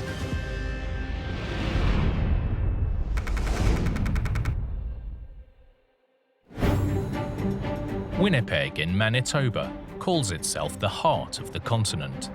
A century ago, the city was also the heart of a growing international market for grain. The demand for grain helped to fund a transcontinental rail system, connecting Winnipeg with the Atlantic and Pacific coasts. Dr. Gordon Goldsborough is from the Manitoba Historical Society. The grain would come into Winnipeg, and then from there would go in various directions. It could go to be distributed to Europe, it could go to the United States. The industry relied on huge storage structures known as grain elevators, like this one in Transcona, built in 1913. Roland Sawatsky is a Manitoba historian. These grain elevators, often referred to as prairie sentinels, you could see them for miles and miles. It was absolutely enormous. It could handle all the prairie grain that was coming, of course, not just from Manitoba, but from Saskatchewan and Alberta, too. Transcona's giant elevator would clean, sort, and store grain destined to ship out via railroad. The idea would be that they would collect grain all over the prairies, wherever farmers were growing it, and they would bring them here. And then once it was ready to go, that's when it would go on to the outside world. Fully loaded with grain, the structure would weigh a massive 50,000 tons. To keep it stable on the soft prairie land, engineers turned to an ingenious design. To support the silos, they poured a massive reinforced concrete platform known as a raft foundation. This spread the heavy load of the silo complex across the soft ground, literally floating like a raft on water. Once complete, grain would be raised up through the tower at one end before being piped into the bank of silos. The whole structure had 65 silos in 5 rows of 13, but grain could also be stored in the gaps between the cylinders, giving it a capacity of 1 million bushels, weighing about 30,000 tons. By 1913, this colossal construction was complete, and almost immediately the prized grain arrived from all over Canada. As workers eagerly began the inaugural filling of the new complex, they had no idea they were sowing the seeds of catastrophe. October the 18th, thousands of tons of grain from across the region were being loaded into Transcona's giant silos. They started filling, and they started filling on the west side. By noon, work was nearing completion when the day took a dramatic turn. When the silos were nearly 90% full, workers noticed that the entire structure was starting to lean to one side. Not only was the Titanic complex leaning, it was starting to sink along with its precious cargo. They must have just panicked. What do? There's nothing you could do. Within an hour, the whole structure had sunk by 30 centimeters. But this was only the beginning. I'm sure they thought it was just going to keep going right over, and that would have been the end of it. 12 nerve-wracking hours later, the complex finally stopped moving. But it was buried around 9 meters into the earth and tilting at a catastrophic angle. The angle was 28 degrees off-center, and that's where it stopped. Amazingly, despite sinking deep into the prairie, the structure had survived mostly intact. It's incredible that the main structure of the grain elevator didn't break. But it wasn't just the silos that were at risk. Thousands of tons of grain, vital to the nation's economy, was trapped inside. Engineers were swiftly called in to investigate the disaster and what has become a legend in the industry. Marolo Alfaro is a professor of geotechnical engineering. This case has been cited in many geotechnical engineering or civil engineering textbooks, famous for engineers. The big question was why a structure that was designed to handle heavy loads had failed on its first filling. The answer was simple. The soft prairie the grain elevator was built on wasn't as solid as builders believed. These days, engineers have an arsenal of advanced technology to examine the ground in forensic detail. But in the 1910s, even though tests and calculations were done, they were much more limited. At the time, the best technique known to engineers was the plate loading test, which used a scale model to gauge ground strength. Despite running the tests, engineers didn't discover a layer of soft clay-like soil hidden deep beneath the harder prairie surface. They did not understand that there's a weaker layer underneath the stiffer layer near the top. The problem was in the scale of the plate test, which didn't go deep or wide enough to detect the soft ground. If you have weak soil here, then in here you have not considered this weak soil because your stress is only within that stiff soil. This layer of softer ground, unknown to engineers at the time, meant the grain elevator was doomed from the start. Although the silos sat on a raft foundation intended to bolster the structure, the soft soil below was unable to withstand the load and gave way. The whole complex then tipped and sank down into the prairie. Modern studies show that the loading capacity of the soil was not even half of what was needed for the silos full of grain. I consider it not a mistake. They did not have that capability of determining the strength of the soil. They just don't have the technology at that time to properly design the structure. The elevator was fundamental to Manitoba's grain industry, so engineers immediately began looking for a solution. Raising the 20,000-ton structure back up to ground level would be almost impossible today, let alone more than a century ago. They didn't give up on it. They didn't just say, well, we'll build another one and it'll be better. They said, no, we can fix this. The first step was to remove nearly 30,000 tons of valuable grain. They wanted to salvage this valuable commodity, so they jackhammered a hole into the center of each bin and they drained the grain out. With the silos considerably lighter, the audacious Phase 2 could begin. Engineers dug beneath the silos and installed hand-cranked screw jacks to lift the structure. As the silos slowly approached level, soil was added beneath the foundation to raise it up. There's all this concrete overhead, and if it decides to shift all at once, I'm a pancake. In a major engineering achievement, just a year later the silos were back where they belonged. Or almost. See, there's a change in color on the bin house. The top of the bins were level with the top of that color change. Well, of course, the whole thing went down as it was, and they jacked it back into place. It's something like 18 feet lower now than what it was in its original configuration.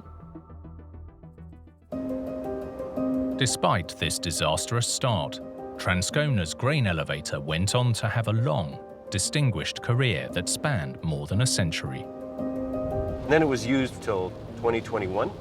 Basically, they felt it didn't have enough capacity anymore. They needed actually something bigger.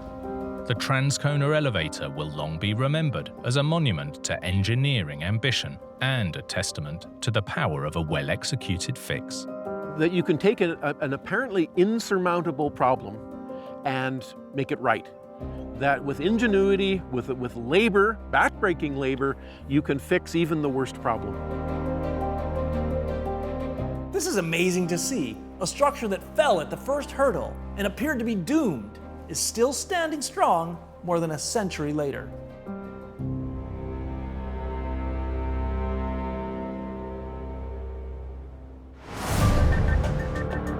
In ever-evolving city skylines, engineers build bold to stand out from the crowd. But sometimes structures draw attention for all the wrong reasons.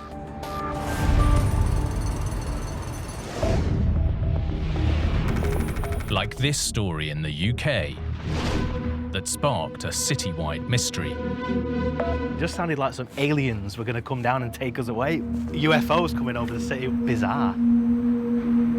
An eerie noise causing a major disturbance.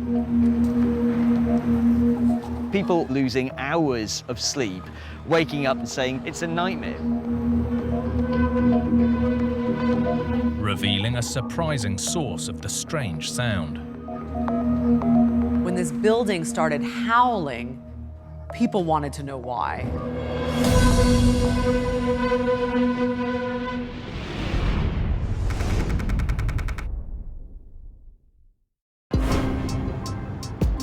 Manchester in northern England is a major city that likes to make a big noise. Manchester is a vibrant, bustling city and a cultural powerhouse boasting a massively influential music scene. This is a place where people want to be. In recent years, this buzz has coincided with a huge building boom, combining the city's traditional Victorian heritage with modern, striking architecture. Bradley Harris is a local journalist. It's changed so much over the years. Huge skyscrapers are popping up here, there, and everywhere. Some people are describing this place as Manhattan, the New York of Manchester. And the high-rise revolution began with this 47-story luxury tower, completed in 2006. At the time, it was the tallest structure in the entire city. Some people see Beetham Tower as the start of Manchester building itself again. At one point, that was the biggest skyscraper outside of London. This isn't just any old apartment tower. It's home to actors, musicians, and soccer stars. There's even a 2-story penthouse with trees imported from Italy. This much sought-after city block isn't just tall.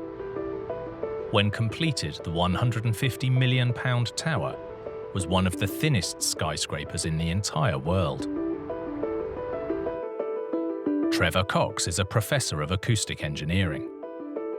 The funny thing about the Beetham Tower was when it first went up, people thought it was kind of going to topple over because it's got this height to width ratio of 10:1 and it bulges at one side. So it kind of looks like it's defying gravity because it's so narrow and so tall.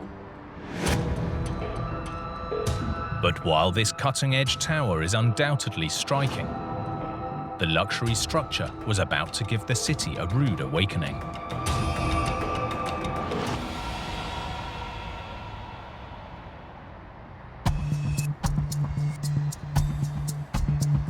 Manchester, 2006. Residents like Seb Parkinson began to hear something eerie.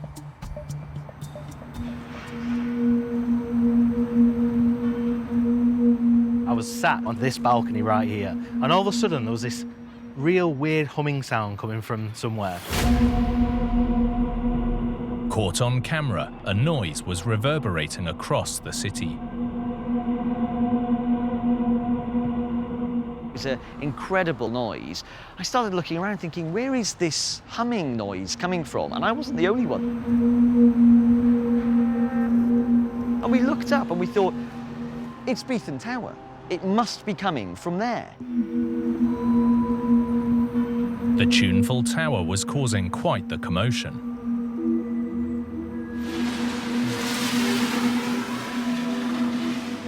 If you live in the city, imagine how you're feeling when you've got this howling sound piercing through for hours on end. It's proper loud, like just beyond, like deafeningly loud. People across the city can hear it, but it is that loud. In fact, the sound was reported to reach 80 decibels, equivalent to busy traffic, a car wash, or a food blender. One rock band sampled the howling on one of their tracks. There were also reports that it interrupted filming on the world's longest running soap opera. And residents soon grew tired of the drone. That humming, that howling sound, people honestly were losing hours of sleep, waking up disgruntled, looking up at the tower and saying, somebody just knock it down. With the complaints rolling in, people wanted answers. What was behind this skyscraper's spooky sound?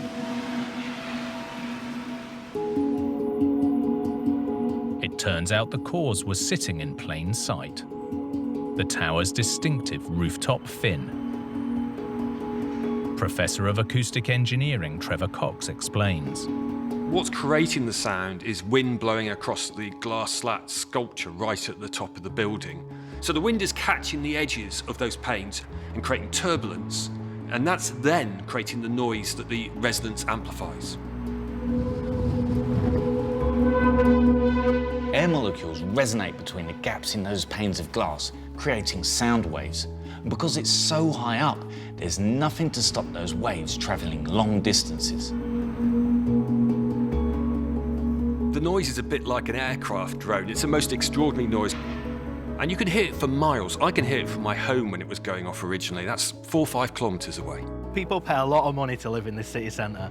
And, you know, something that the estate agent doesn't tell you is that, oh, by the way, when it's windy, you're going to get this B-flat humming noise throughout the night, and it's going to ruin your sleep. Over the years, different solutions have been attempted to eradicate the noise.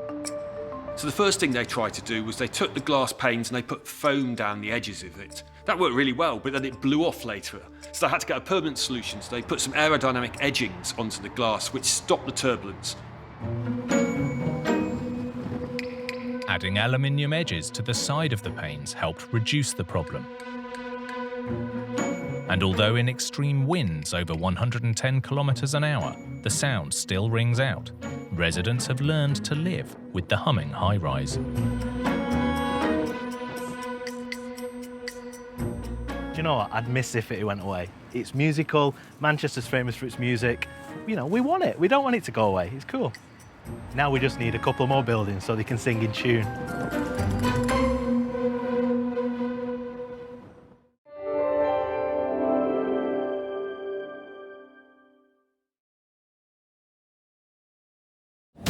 A deadly explosion strikes at the heart of a Texas community. The entire apartment complex was in pieces, and that is where my babies were. Disaster in Florida as a huge chasm devastates a neighborhood. I see this massive hole in front of me, and I fell backwards. That night, my wife and I realized we would not be coming back. In Spain, a world-class opera venue in danger of bringing down the house. What's wrong? What's happening? Nobody in their wildest dreams expected problems like this. And in New Zealand, A cracking catastrophe on a vital crossing. This bridge is absolutely critical. The chaos that's caused, beyond measure. With big builds, even the smallest fail can trigger a huge disaster. From miscalculations to misunderstandings, or just plain bad luck. These catastrophes are every engineer's worst nightmare.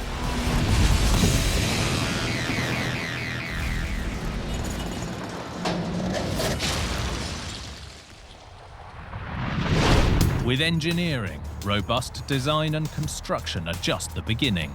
Sometimes the Achilles heel is in day-to-day operations.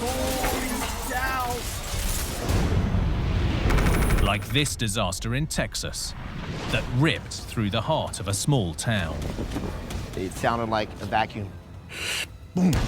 And the next thing I know, it's dark and I can't move. A massive explosion that caused chaos and panic. You could see everything.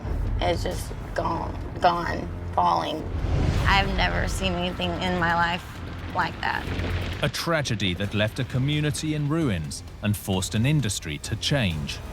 This disaster destroyed homes, businesses, and schools, and nearly wiped an entire town off the map.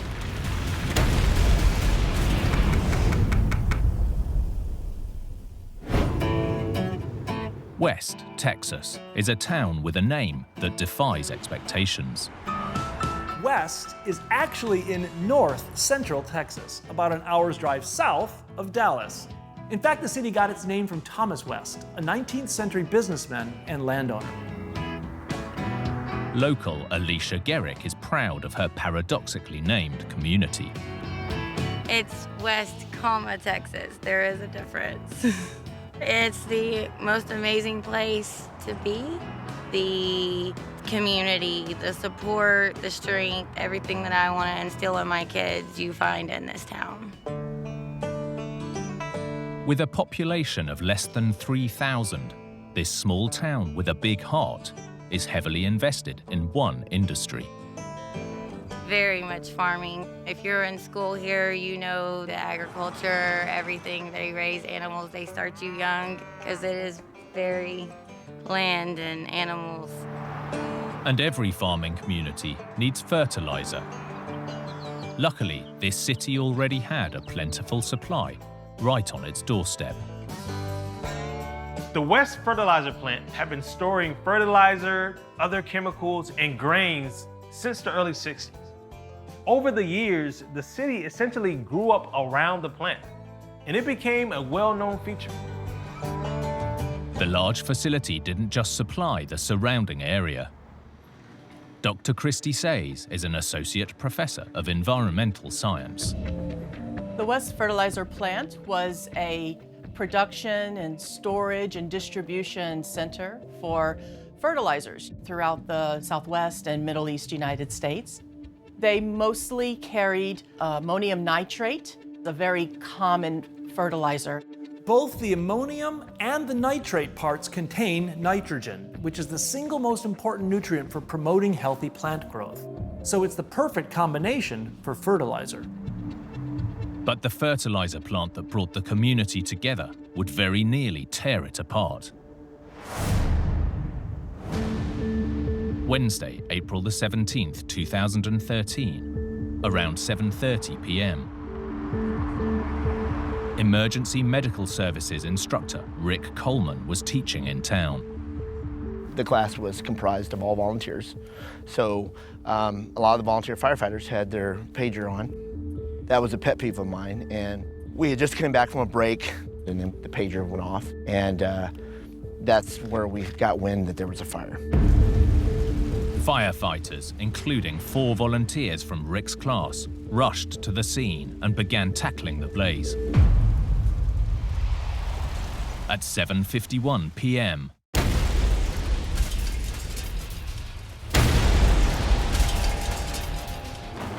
a gigantic blast shook the city. Rick was still inside the classroom building.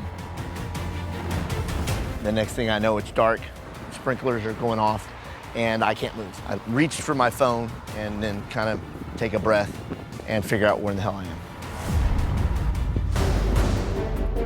am. Alicia Garrick was at work when she was rocked by the shockwaves. I was in the door frame and I went into the wall, and the other coworkers that were right here with me were screaming, "Oh my God," and all you could see was black. The explosion was so huge that it showed up on seismographs more than 200 kilometers away. I've never seen anything in my life like that. Something was wrong. It was a lot of black smoke, a lot of black smoke. Businesses, schools, and a nursing home were damaged or destroyed by the devastating explosion. Paramedic and instructor Rick went to work. We found a nurse that was pinned under a wall that had collapsed. So that's when we start moving stuff, trying to get her out. We're just in instinct mode right now to help people. That instinctive reaction, that's what we do. Meanwhile, Alicia realized the blast came from near her home, where her 2 young children were with the babysitter. I lost all focus of everything other than them. I think my mom instinct just go. And that's what I did. I hopped in the car and took off. Alicia raced home and her heart sank. I took off running because I could see the entire apartment complex and it was in pieces. And that is where my babies were. What happened next was nothing short of a miracle. I looked up and I seen my 4-year-old dragging my 2-year-old by the arm down the stairs. And I screamed as loud as I could. It was just him, this little 4-year-old, and this 2-year-old at the bottom of these stairs. Everything's broke around him. He just wrapped his arms around his 2-year-old brother and froze. And I continued running across the parking lot through boards and trash and swooped them up. And then I was able to put my arms around them. And as bad as everything was, I knew I had them. Luckily, the 2 boys and their babysitter survived, although the babysitter had been trapped in the debris. One of more than 260 people injured in the blast. Tragically, 3 civilians and 12 emergency responders died in the explosion. Some of Rick's volunteers among them. So these 4 guys would carry a pager with them and run and help a complete stranger. That's just the way these people are. You know, it's just amazing what the volunteer does and how the community needs these people. With the city in mourning, state and federal officials launched an immediate investigation. What had caused such a destructive explosion?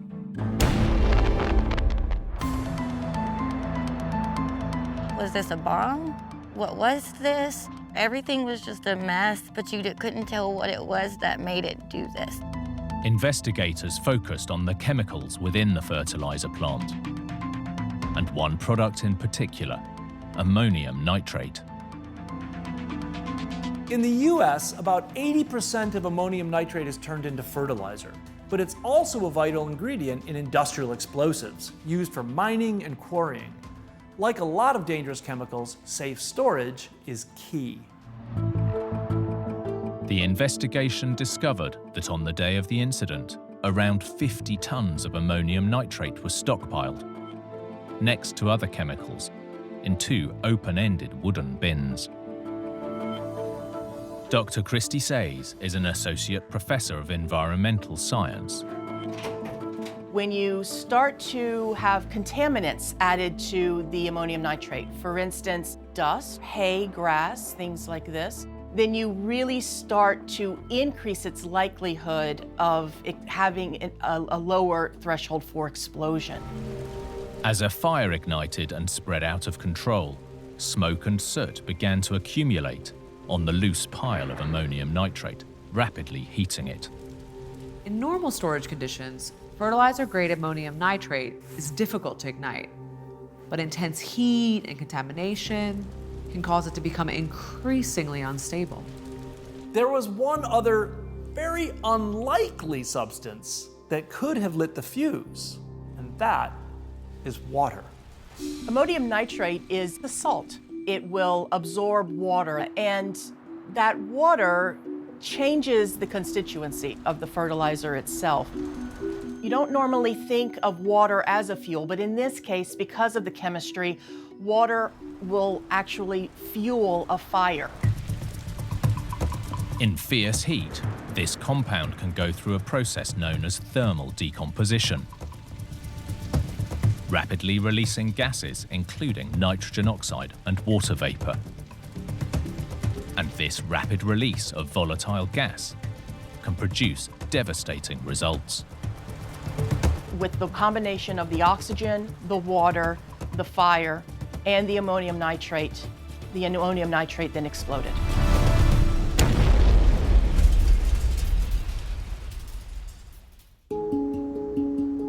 That explained the cause of the blast. But with tons of potentially volatile and explosive chemicals in storage, why was the populated town of West so close by?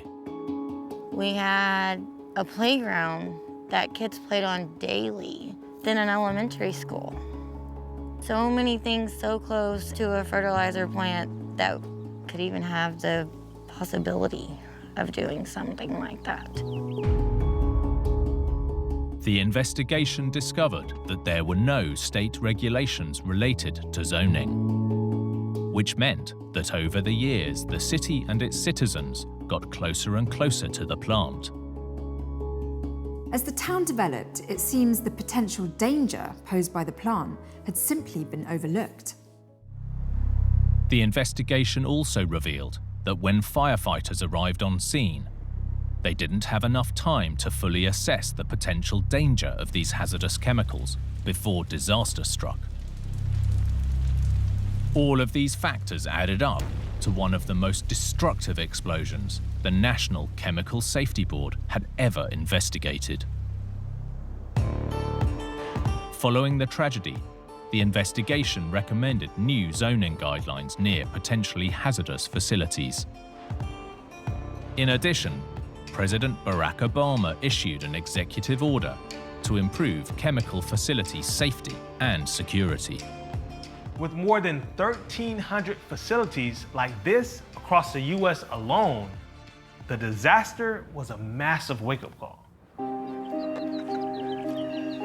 In 2019, a memorial was erected to honor those who tragically lost their lives fighting to protect their town, including the volunteers from Rick's class. So these 4 guys, and every one of them here, they still ran to go help in any capacity. That's just the way they were. We have, as a community, an obligation to help one another all the time. With the fertilizer plant gone, the town looked to a new future. This is what's helped us find our joy again. And so now this is our West Fire playground for our kids. Our home's not here anymore. Our memories from the night of the explosion will always be front and center. We've processed things, we've grown. Now we can come here and our kids can just continue to play. Building big requires a balance between the needs of the environment and engineering. Upsetting that balance can trigger a catastrophe. Like this disaster in Florida, where a neighborhood began to disappear. This looks just like a bottomless pit opening up. A gaping sinkhole that kept growing, forcing people out of their homes. I could hear a hissing sound. I see this massive hole in front of me.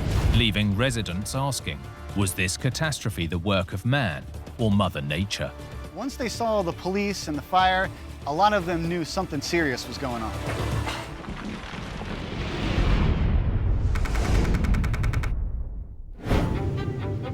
Gainesville is a sprawling college town in north-central Florida.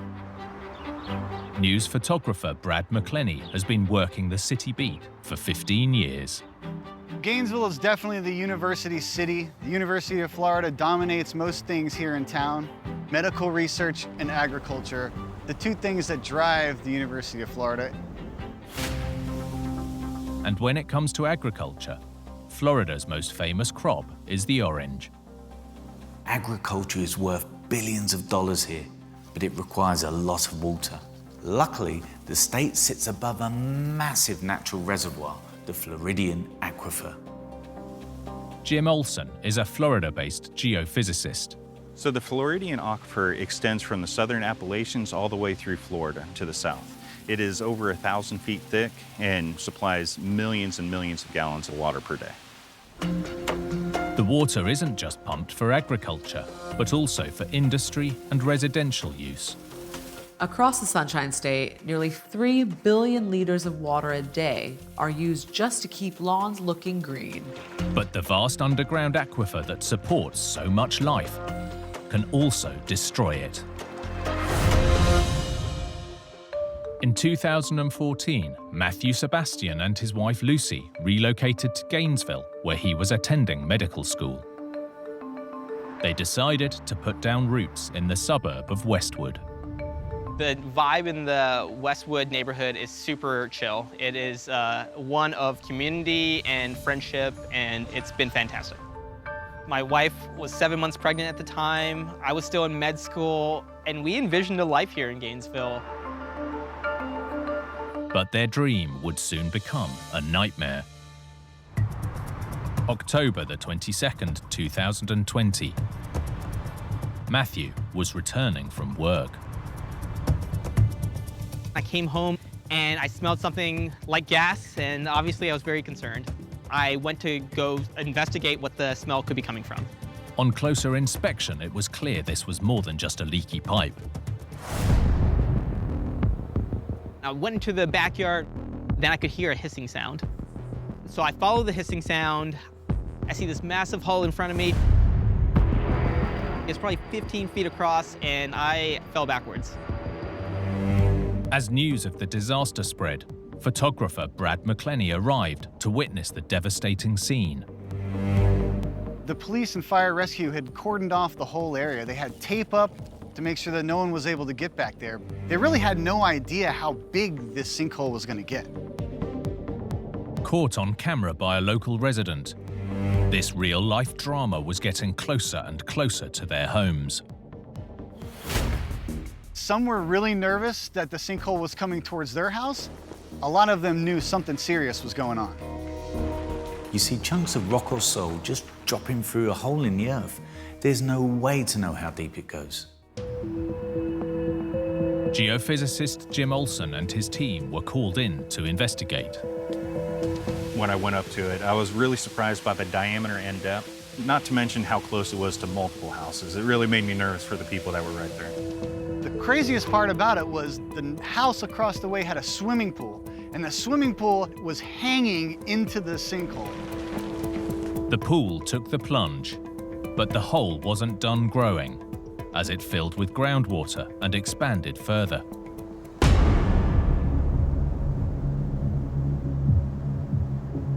The yawning chasm had appeared from nowhere, and in just a few days destroyed homes and lives. In the middle of that is where it started, and it massively expanded to what you see right now. This was our property right here. And if we move over a little bit, we can actually see my other neighbor's former property as well. Luckily, no one was injured, but in all, 5 homes had to be demolished, as this nearly 40-meter sinkhole ripped apart the community. Some of the residents had been here 20, 30 years, and they had raised their kids here. Now your home was basically a waste. The neighborhood jokingly calls it the hell portal, and I think that's a very appropriate name. But what had caused this huge sinkhole to open up in a residential neighborhood? At first, the explanation seemed simple. So Florida as a state is very prone to sinkholes because we have karst topography, and those are characterized by the dissolution of limestone. Karst landscape can be found all over the world in layers of soluble limestone bedrock. Wherever it is, there's one key feature: underground caves. Limestone interacts with the acidic rainwater and groundwater, dissolving that calcium carbonate in the limestone, creating these large caverns and voids. In Florida, as those underground caves, cracks and fissures filled with water, they helped form the Floridian Aquifer. Caves hidden underground are generally no problem. The trouble starts when the roof gets too thin and collapses. When that happens, the soil above drops through into the cave below, and you have yourself a sinkhole. On the surface, the westward sinkhole may appear to be a freak act of Mother Nature. But it seems there was more at play, thanks to the insatiable thirst for water from the Floridian Aquifer. So as of 2015, Floridians were drawing over 15 billion gallons of water per day for a variety of uses. When we're pulling water from the aquifer near municipalities or these large agricultural lands, it's the spot location where we're drawing the water is really taxing on the system. The imbalance in water levels in specific locations caused a phenomenon known as the drawdown effect. The drawdown effect is when demand lowers the water table in certain locations. Cracks and fissures that are normally supported by water pressure are left empty, and the ground above becomes vulnerable to collapse. As more water is extracted, the aquifer can't keep the water table topped up everywhere, so sinkholes will become ever more common. Natural forces, industry and agriculture all combined to yield this nightmare sinkhole.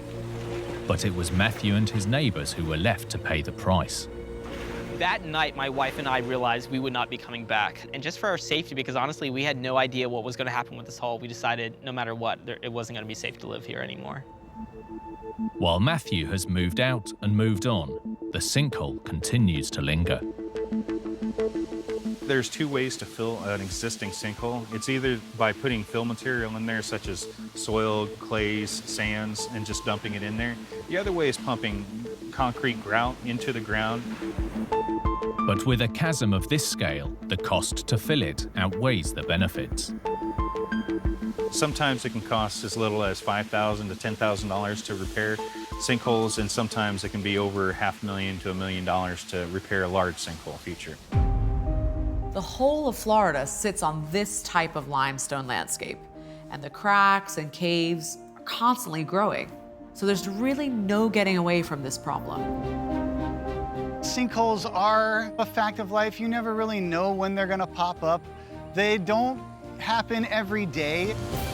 Matthew and his former neighbors still own the land. And with the chasm presenting a constant danger, they have taken on the responsibility of putting up a fence around the sinkhole to keep people safe. Luckily, they've got a little protection themselves. As a Florida homeowner, you have something called catastrophic ground collapse coverage. And so that's what kicked in for us.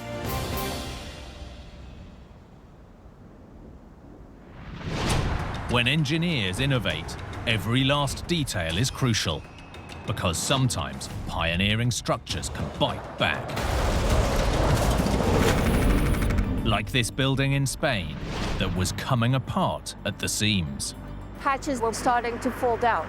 Nobody in their wildest dreams expected problems like this. An unanticipated issue causing an iconic structure to lose face. Expansion and contraction, and then the pieces fall down, drops to the floor. Tiles were crashing down from the roof. This stunning structure was shedding its skin onto the sidewalk below.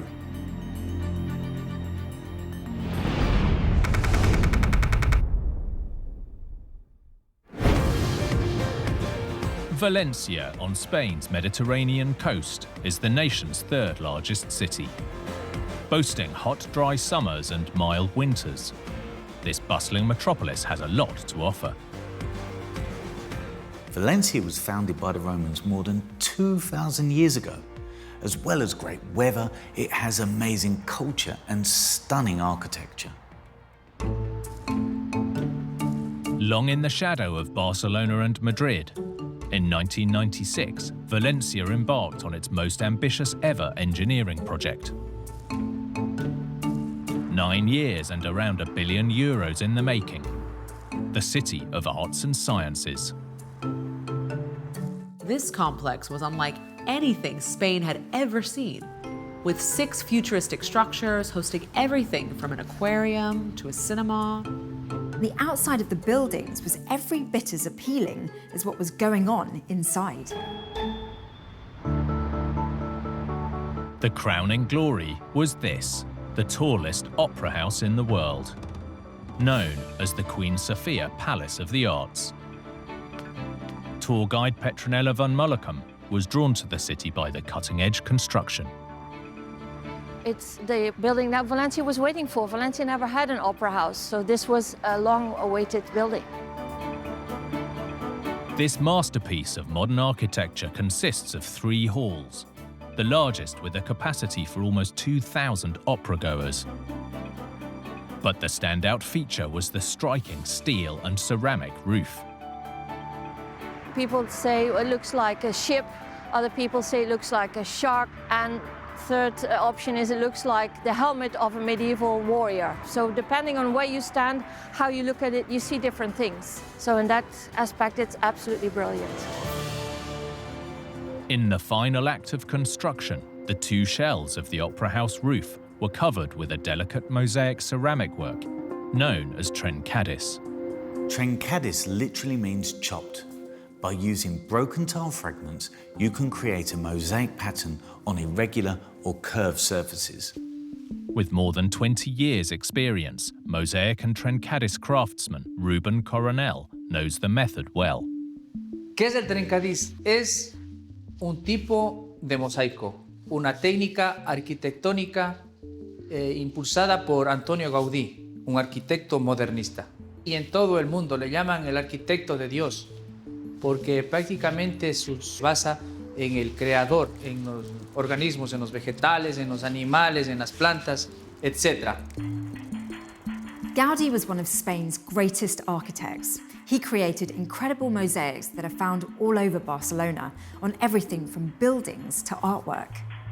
But it's not just in Barcelona. This tried and true method has been part of this region for over a century, including inside Valencia's main train station. In Valencia, that same technique was perfect for covering the curved surface of the opera house.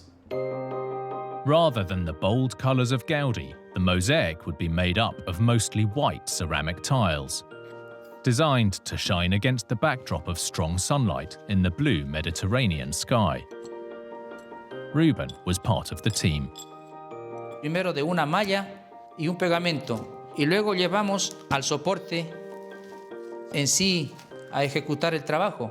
Para mí, obviamente, la belleza del trabajo recae en el operario. La paciencia, se necesita mucha paciencia y sobre todo... This was a highly skilled and painstaking process. Essentially, they had to cover an area more than 3 times the size of the White House, with thousands of shards of broken tiles. Que se adapta a cualquier superficie, sea redonda, curva, plana, no tiene límite. With construction complete, the Queen Sofia Palace of the Arts was officially opened on October the 8th, 2005. And it was an immediate success. It was the project that put Valencia on the map. It's the landmark Valencia needed. From the moment that this was finished, lots of people started to visit Valencia. This changed everything. But while the performances on the inside were receiving rave reviews, on the outside, the building's huge roof would soon have audiences running for cover.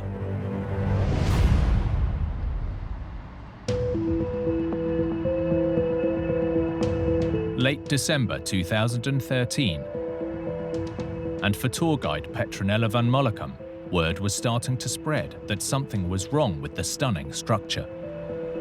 People started to notice things on the outside of the buildings. They saw parts of the trencadis like bulging, and they would ask questions during the tours. What's wrong what's happening with the trencadis on the outside. Worse was to come. On December the 26th, 2013, as high wind swept across the city, sections of the signature mosaic began tumbling to the ground. We saw parts falling off. That was a bit of a shock. Nobody in their wildest dreams expected problems like this happening on a modern building that was only 8 years old. Authorities were left with no choice but to cancel performances and shut the entire building down. Valencia's Opera House was one of the hottest tickets in town, but it had been open for less than a decade. This was shocking. This is the world's tallest opera house. You wouldn't want to be underneath when one of these tiles came crashing down.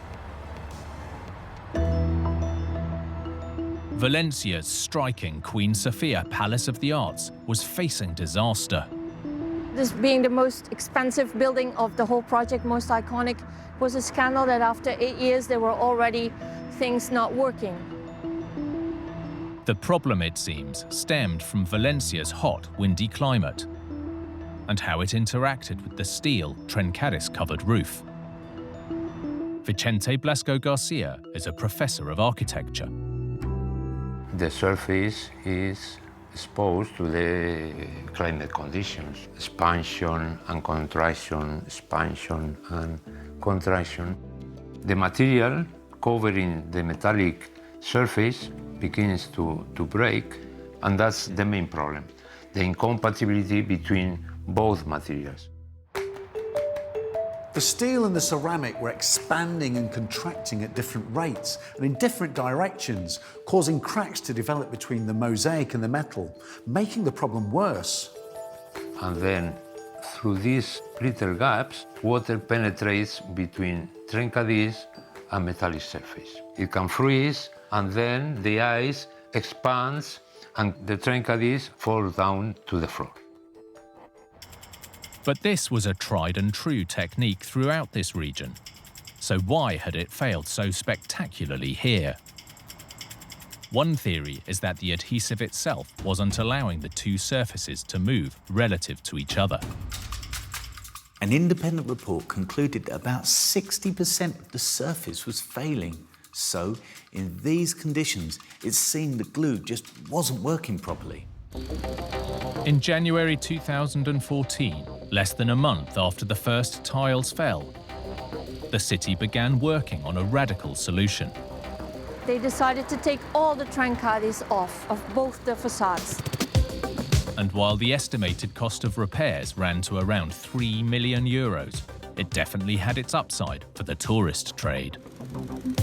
That was especially good for the tours because we were able to pick up parts of trencadis from the floor and say, well, this is a souvenir from Valencia. It was quite spectacular.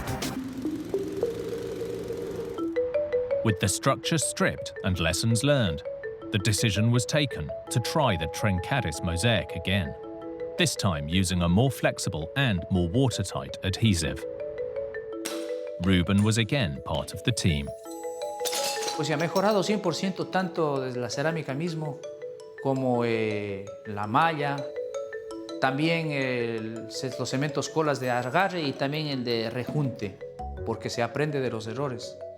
Y para mi parecer quedó estupendamente muy bien. Fully reopened, Valencia's Opera House continues to wow audiences from all over the world, inside and out. Cada vez que veo estos edificios me lleno de emoción. Poder decirles a mis hijos, vuestro padre trabajó ahí en ese edificio, eso me llena de alegría y es Valencia, una ciudad que amo muchísimo y me ha bendecido muchísimo. The opera that had to be cancelled back in 2013 was about two ill-fated lovers who couldn't be a happy couple. But in the real drama of the mosaic and the roof, hopefully now these two can stick together. With big structures, engineers try to prepare for any eventuality. But sometimes circumstances demand a radical change of plan. Like this story in New Zealand that threatened to close one of the nation's most vital crossings.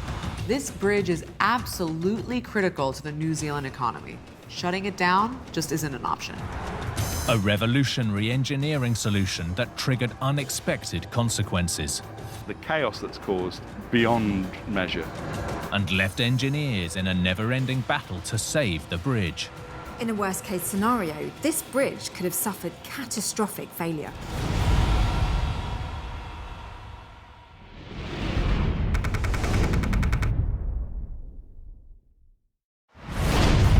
Auckland, on New Zealand's North Island, is the nation's largest city. Like the rest of this dynamic country, its geography is complicated. Hayden Donnell is a local journalist. Auckland's landscape is challenging. It's built around 50 volcanoes, it's mountainous, it's hilly, and it has this beautiful harbour in the middle of it here. In fact, Auckland sits on what's known as an isthmus, a narrow strip of land with water on both sides. John Tukey is a professor of engineering. Auckland sits between two harbours. It's a natural choke point, ideal location for development of a city in the sense of having access to the ocean on both sides. But as the population grew, this natural bottleneck threatened to choke commuter and trade traffic. To release the pressure, plans were laid for this: a mammoth 1,020-metre crossing known as the Auckland Harbour Bridge. It's a box truss structure, which is a simple structure. It's very common in bridge building, has been for a long, long period of time. A box truss relies on a lattice of steel members arranged in a series of triangles, one of engineering's strongest shapes. These work together to create a sturdy, self-supporting span with minimal material. 6 concrete piers support 7 spans. Towards the centre, the boxes arch upwards, creating an almost 200-metre wide, 40-metre high channel for shipping. Construction began in 1955. At the time, it was New Zealand's largest ever infrastructure project. It took 1,000 workers 4 years to complete the mammoth structure, using more than 40,000 tonnes of concrete and nearly 6,000 tonnes of steel. When it opened, the 4-lane bridge was the North Island's longest crossing, and it was quickly put to work.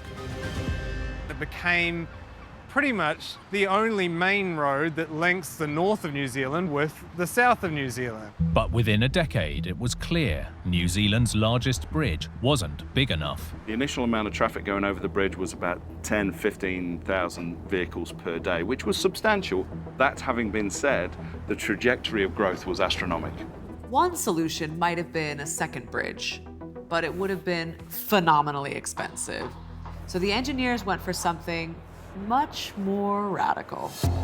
The plan was to attach 2 new bridges to the old bridge, one on each side, doubling its capacity from 4 to 8 lanes. These so-called clip-ons were a completely different type of bridge. Instead of the steel lattice of a truss, they're hollow steel boxes reinforced with internal ribs, known as orthotropic decks, supported from the piers below by giant steel wings. If you look at each wing, you can actually see 2 vertical columns coming up, and they connected to the bottom, or their main supports for the bottom of the clip-ons. And you can see the 2 working side by side at this point.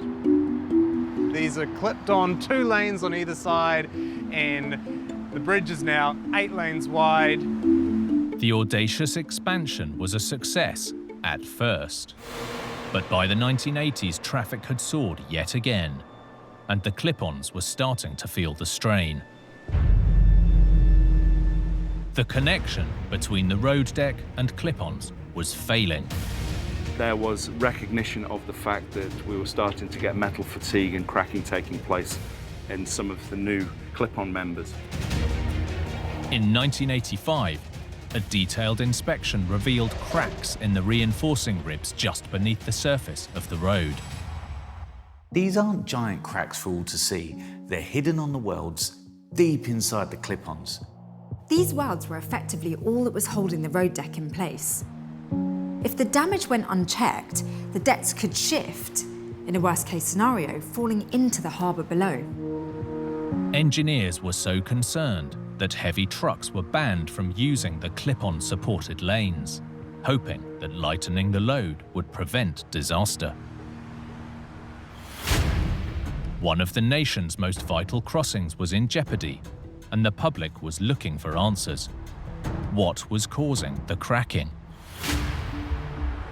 The answer was simple: too much traffic.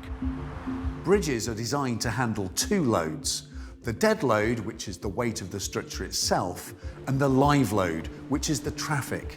Here, the traffic was causing problems inside the new clip-ons. The vibrations from above were repeatedly flexing the welds holding the road deck in place, fatiguing the metal. This phenomenon is known as cyclic loading, and it threatens steel structures worldwide. Let's imagine you've got a small metal rod that you wanted to break. You flex it backwards and forwards in that same spot. As things get harder, it becomes more brittle and it's more prone to snap and crack. Despite showing signs of serious fatigue, closing the crossing altogether wasn't an option. This bridge is absolutely critical to the essential economic activity of New Zealand as a whole. The solution was as radical as the original design. The only way to protect the bridge and the New Zealand economy was by removing and re-welding the failed connections one by one.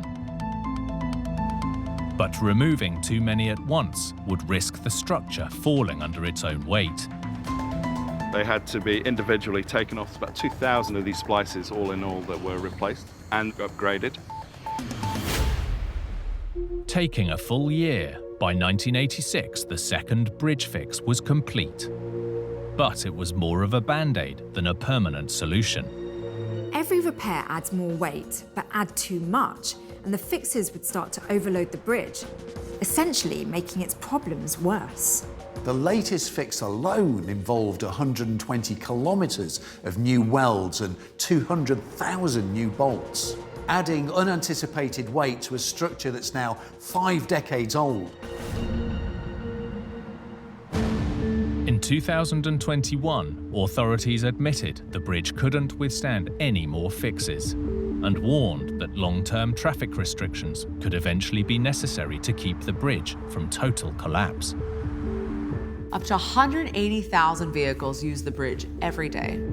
That's 50% more than when the clip-ons were first repaired. This problem will never go away. One answer could be a second crossing, this time under the water rather than over it. I can certainly see a scenario where we're likely to look at a tunnel solution, and that's what's been heavily pushed.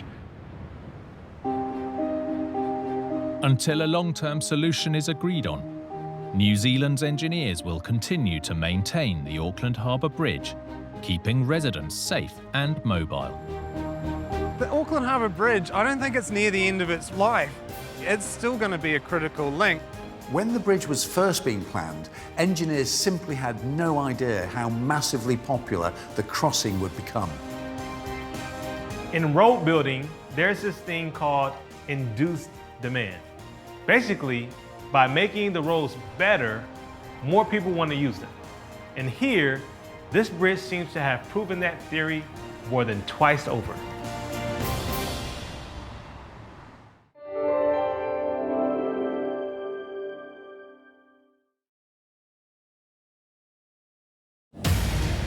In Tennessee, a mighty Mississippi crossing in danger of imminent collapse. Once you fall into this river, your chances of survival are minuscule. In Australia, huge demolition turns to disaster. It went bang, started to collapse, and then nothing. The catastrophic destruction of a federal building in Florida ends in tragedy. It just all collapsed. Oh my God, there's people in there. Just how bad is this? And in New Jersey, a devastating failure on a crucial highway project. It was just unbelievable. We saw the collapse. We saw the highway and the whole structure just fall. With big bills, even the smallest fail can trigger a huge disaster. From miscalculations to misunderstandings, or just plain bad luck. These catastrophes are every engineer's worst nightmare.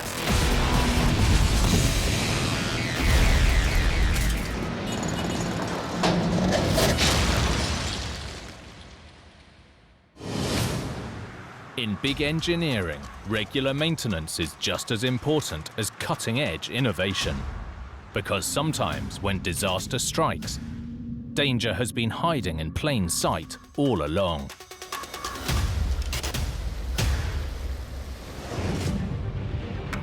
Like this catastrophe in Tennessee, a vital crossing with a potentially life-threatening weakness. I could have been on that bridge. My family could have been on that bridge. A busy Mississippi bridge with a perilous crack. We need to get people off the bridge as soon as possible in both directions. And a race against time to keep commuters safe. We're like, what the heck's going on? It was not good. Extremely not good. It affected Memphis. It affected the whole country.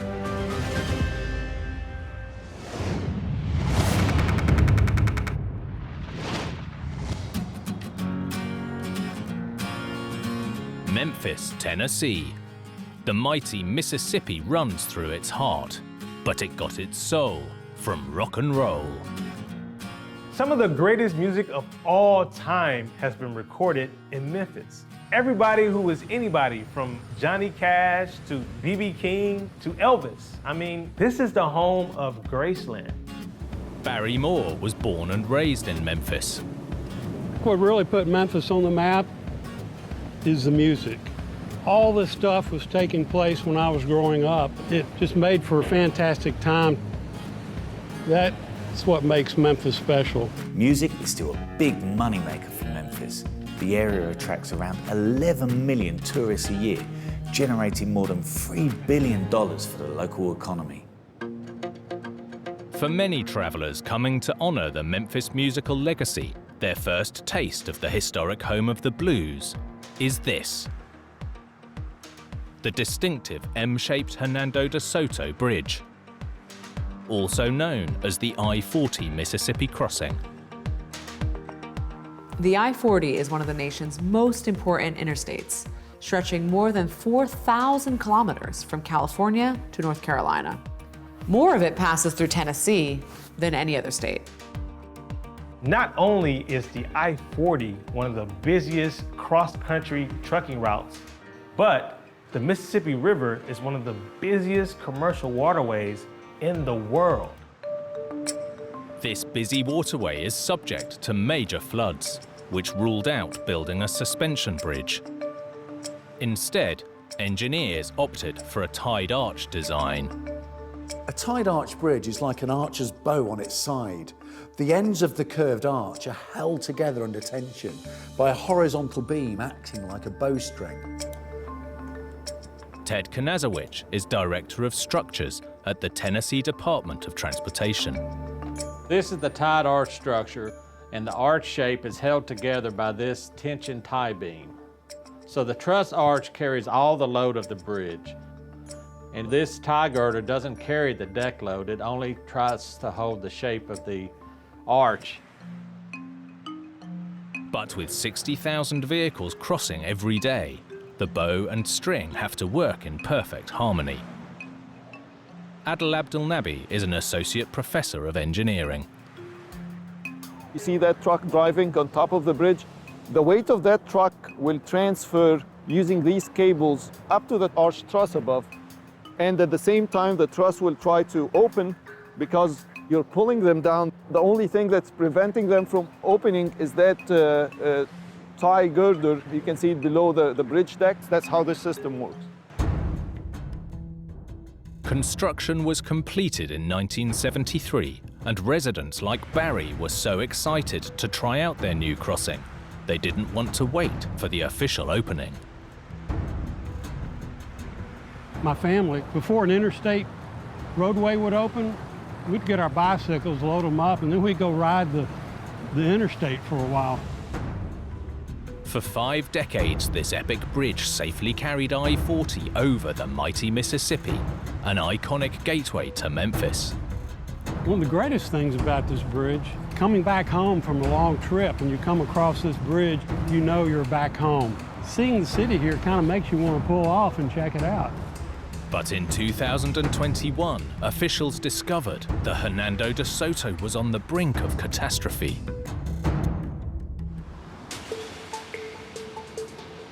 May the 11th, engineers were inspecting the I-40 Mississippi crossing.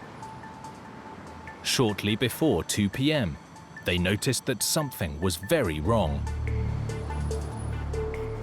Engineers called 911 to get this bridge shut down, fast. Memphis 911 emergency. Do you need police, fire, or ambulance? I am doing a bridge inspection here on the I-40 Mississippi River Bridge. We just found a super critical finding. One of the members that is split. One of the crucial steel tie girders was almost severed by a massive crack. We have a broken bridge member. We need to get people off the bridge immediately in both directions. Vivi Merrick was on the bridge when traffic ground to a halt. We're like, what the heck is going on? I think it was a firefighter that essentially stopped traffic by himself because he was like, oh crap, like this is terrible. We need to stop traffic right now. So it was like an emergency situation. Now stuck on the bridge, Vivi knew things were serious. We realized that it was not just a normal traffic jam. Oh my gosh, that's where we're kind of panicking. What are we gonna do? This particular bridge carries 60,000 vehicles a day, but not only was it the closure of the bridge to traffic, it was the closure of the river to river traffic.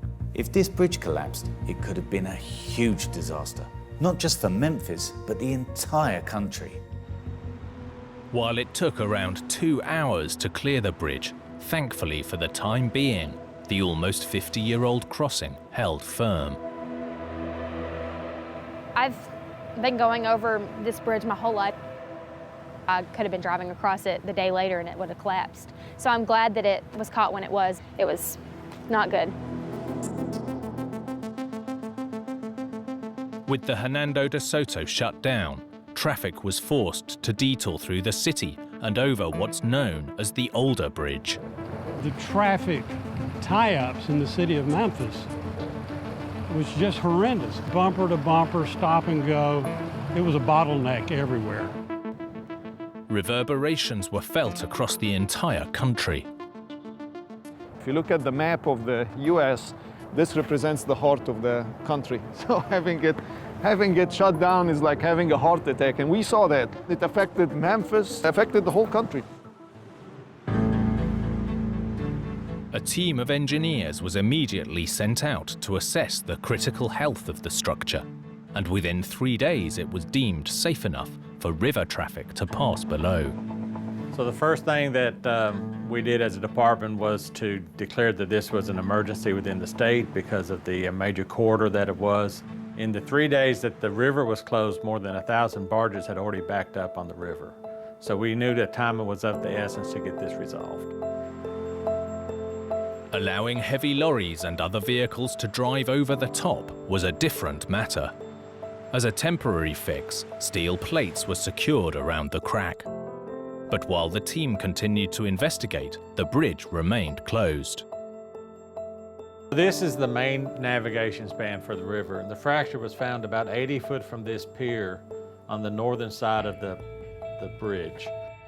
The fracture occurred in one of the plates on the side, one of the plates on the top, and part of the plate on the bottom. So more than half of the section had been compromised.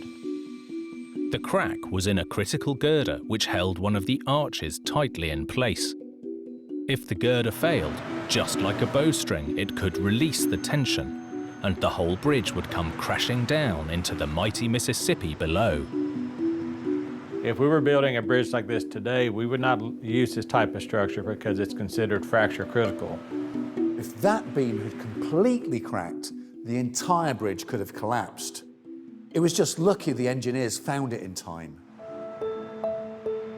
The bridge inspector's swift action likely saved lives. With the weakness now identified, it was time for Memphis officials to devise a solution. But a crack this large doesn't appear overnight. Drone footage from an inspection 2 years earlier showed that the crack was already there. Despite its size at this stage, somehow it was overlooked. I'm like, well, could it have collapsed a week ago when I was going over the bridge? So it freaked me out. For local Barry Moore, the disaster triggered a memory of a kayaking trip under the bridge in 2016. It's such a magnificent structure, I decided I'm going to take some photographs from the underside. When the news of the crack came out, I went to my computer, opened up the pictures, and then I started zooming in. And lo and behold, there was the crack. Wow, 5 years before they found the crack, and I've got a picture of it right here.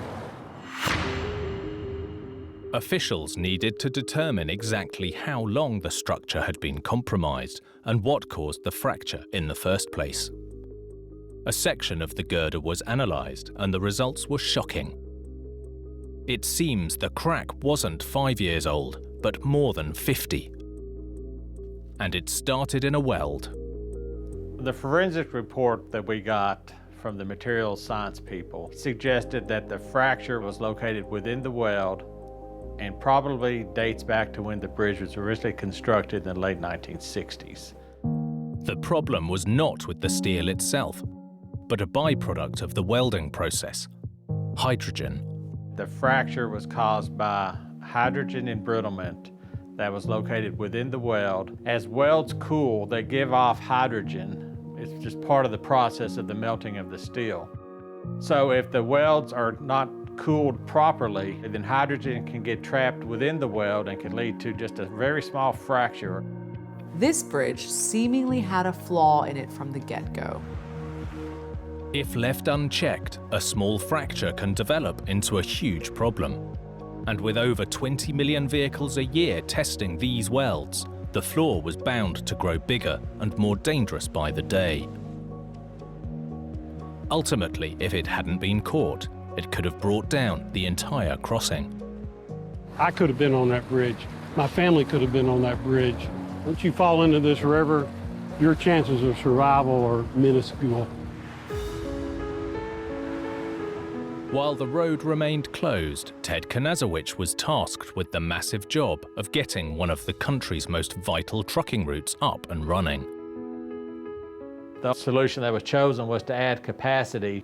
For about 180 feet on the structure, we were able to get 50,000 pounds of steel plates located, fabricated, and installed. And we put plates on this outside where the fracture was, and we put plates on the inside that wasn't fractured. Just in case something were to happen, we wanted to have enough capacity on the structure to carry the load. The bridge was fixed and fully reopened to traffic less than 3 months after the emergency closure on August the 2nd, 2021. It was a feeling of relief to have the bridge open, knowing that we had done a good job in fixing it. The new welds were made stronger and cooled longer than the original construction. A federal mandate now requires that inspections are also carried out every 12 months on all fracture-critical bridges. This was a lucky escape, and a powerful reminder that with aging infrastructure, thorough inspections really are the key to avoiding potential catastrophe.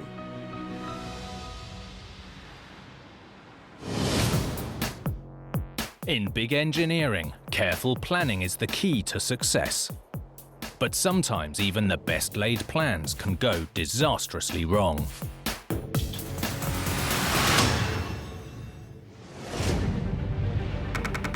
Like this catastrophe in Australia, where a routine detonation failed to deliver. It went bang, started to collapse, and then nothing. A demolition down under that went viral around the world. It was so darn well built. It was quite funny when it didn't fall down. A building determined to stand strong. Safe to say, this demolition didn't go according to plan.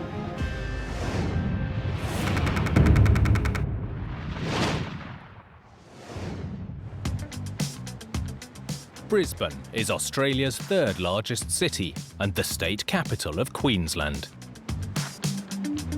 Joel Dry is a local TV news reporter. Brisbane has a really vibrant culture, and it's also the climate that makes this a really amazing place to live and visit. To the north and south, you have the Sunshine Coast and the Gold Coast. Beautiful world-class beaches, the crystal clear waters, the wildlife.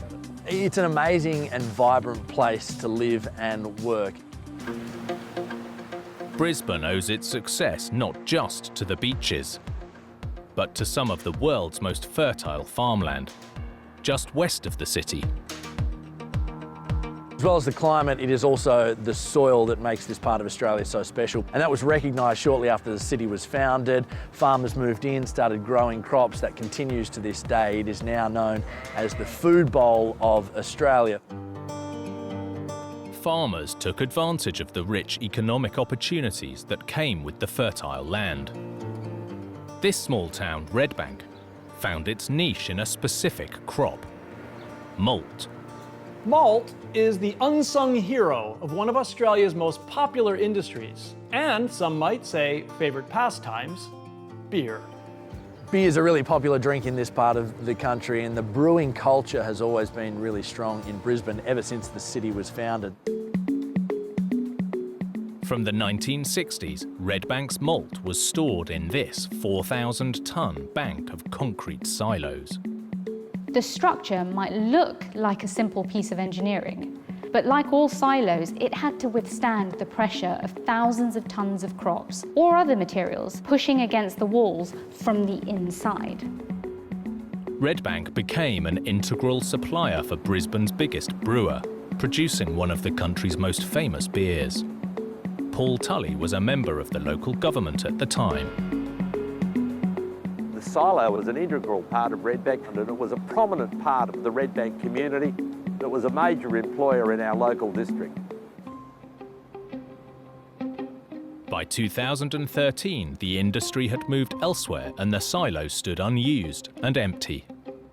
The land was to be sold for a warehouse development, and the structure was slated for demolition. For silo worker Brian Verrill, it was the end of an era. Worked there for about 20 years. I was employed to keep the plant running and producing malt. The workers there, we were pretty much like a family. It was like, that was it, no more work there. But this building was not going down without a fight. Sunday, May the 12th, 2013. Demolition Day. Reporter Joel Dry was in Redbank to capture the event. I was sent down here really just to cover what was going to be a spectacular shot, an amazing picture of a big silo going bang and then falling over. Almost 100 kilos of explosives were primed and ready to go. They let off a couple of siren noises to prepare everyone. There was a bit of a countdown and then the big bang. She came down a couple of feet and then started leaning. It went bang, started to collapse, and then nothing. Built to withstand huge internal forces, it seemed this silo wasn't going anywhere. It didn't break.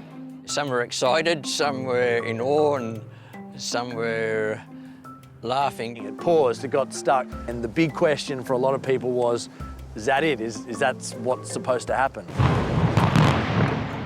The silo that had stood tall for 50 years was still standing, but just barely. The whole thing was meant to crash down in seconds. Instead, this 4,000-ton building was left looking more like the Leaning Tower of Redbank. After a few minutes, it became clear that something had clearly gone wrong. But how had a supposedly routine demolition failed so spectacularly? Every rumour in the book was raised by the locals. The plan was to bring down a silo like a tree by blasting a wedge in one side. The challenge was using just the right amount of explosives. Alex Remenikov is a professor of structural engineering. So here we have a model of the red bank silo. So what happened during demolition? The bottom part where the explosives were placed was removed by explosives. The building started moving and stopped. And the critical question is how much explosives is required to make sure that the building will tip over in this direction and completely collapse. Too many explosives would risk hurling debris around the site, but use too little and the building wouldn't come down.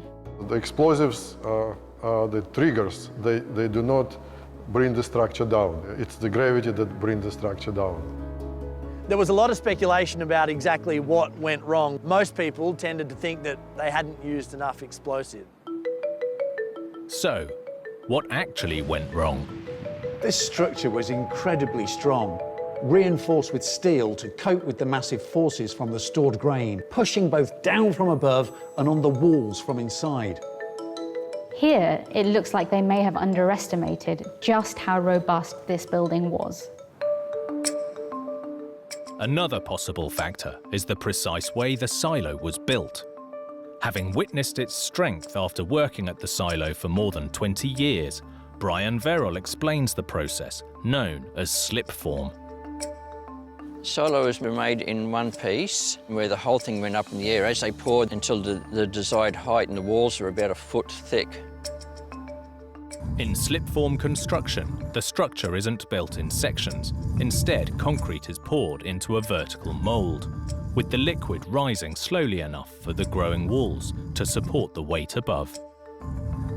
Once fully cured, the continuous concrete structure is incredibly strong and has no joints to create weak points. Which is why it took an awful lot to blow it up. With the blast in the past and the silo still standing, it was time for Plan B. Then we started to see some heavy machinery roll onto site, some excavators. We then started to get a sense of what they're going to try to do is try to push it down manually. They kept knocking out brick after brick. 40 minutes later, after the bulldozers had come in, it finally hit the ground. Despite strong resistance, the silo was finally defeated. Gone to make way for a new warehouse development. Engineers remain tight-lipped, so we may never know for sure why the initial demolition went awry. But one thing is certain, this silo was built to last. People and buildings are built tough in this part of Australia. When we get knocked down, we get up again. This silo, it's not going to get back up again, but geez, it was hard to knock down.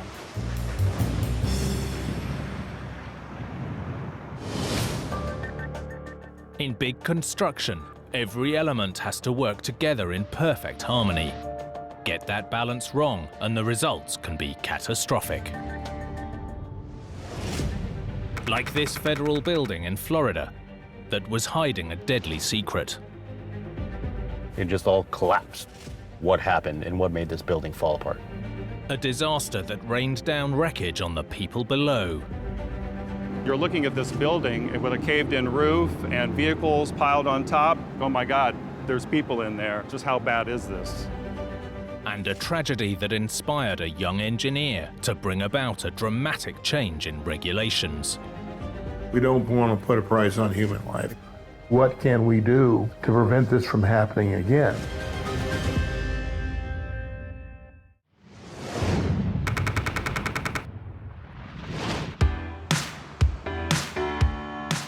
Miami, on the southern edge of Florida, is America's gateway to the Caribbean and Latin America. But while this sun-drenched city has a lot to write home about, it also has a darker story to tell. Francisco Alvarado is a local investigative reporter. If I had to describe Miami in 3 words, I'd call it a grimy, glamorous paradise. And the reason I say that is because it's a place that's full of beautiful people, beautiful buildings, but at the same time, there's a lot of people trying to come up and get away with things that they shouldn't be getting away with. In the 1970s, Miami became a gateway for drugs being smuggled into the country. There was this underbelly where, you know, the drug trade started to blossom, and you had cartels starting to make inroads into Miami to start distributing cocaine.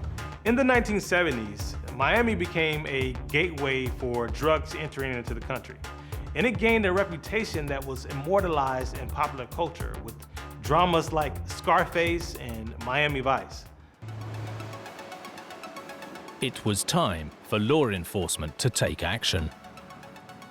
Now a construction site, in 1971 this plot was home to around 150 drug enforcement agents and staff, chasing down some of the biggest drug lords in the world.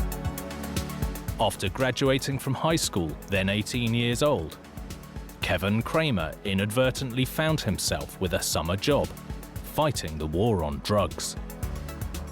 So when I first showed up for the job, I didn't realize it was for the DEA. Little did I know, though, that it was going to be in the forensic lab where they actually tested drugs that had been confiscated. It was not your run-of-the-mill kind of a thing that an 18-year-old would be doing. Originally built in 1925, this three-story building had a history that made it perfect for the DEA's purposes. Back in the day, the building was actually a car dealership, so it had a unique feature where you could park cars on the roof. So once the DEA set up the operations, there was like no shortage of drug lords to go after. And they basically, when they would, you know, get these guys, they would take their exotic cars and park them on top of the roof of the new DEA headquarters. But the DEA's war on drugs was about to be dealt a major blow by a catastrophe that no one saw coming.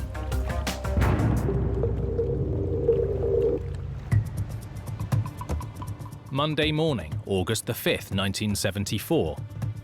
DEA headquarters in downtown Miami. 18-year-old Kevin Kramer was on the job. So the lab where I worked was on the east side of the building. The agents were on the west side of the building. And it was just like any other day.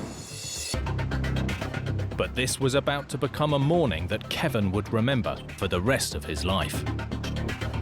At 10:24 a.m., the rooftop parking lot directly above DEA agents and support staff collapsed. This failure was so sudden. There was no warning. The roof just dropped. And all of a sudden, there was just this whoosh. The lights flickered. It went dark for a little bit, and then the lights came back on, and we were all trying to figure out what the heck had happened. Kevin and his colleagues were unaware that the west end of the building was now a pile of rubble. Somebody said, "Clear the building." So we all raced out, and it was like something you'd never seen before. Just minutes ago, 57 confiscated cars had been parked on the roof. Now they lay scattered among tons of concrete and debris, where moments before an office full of workers was having a normal day. You're looking at this building with a caved-in roof and vehicles piled on top. All that comes to mind is like, oh my God, there's people in there. Just how bad is this? First responders rushed to the scene as news of the disaster spread. And families across the city were left to wonder if their loved ones had made it out of the collapse alive. The first thing that kind of crossed my mind after witnessing this was I had to let my parents know that I was okay.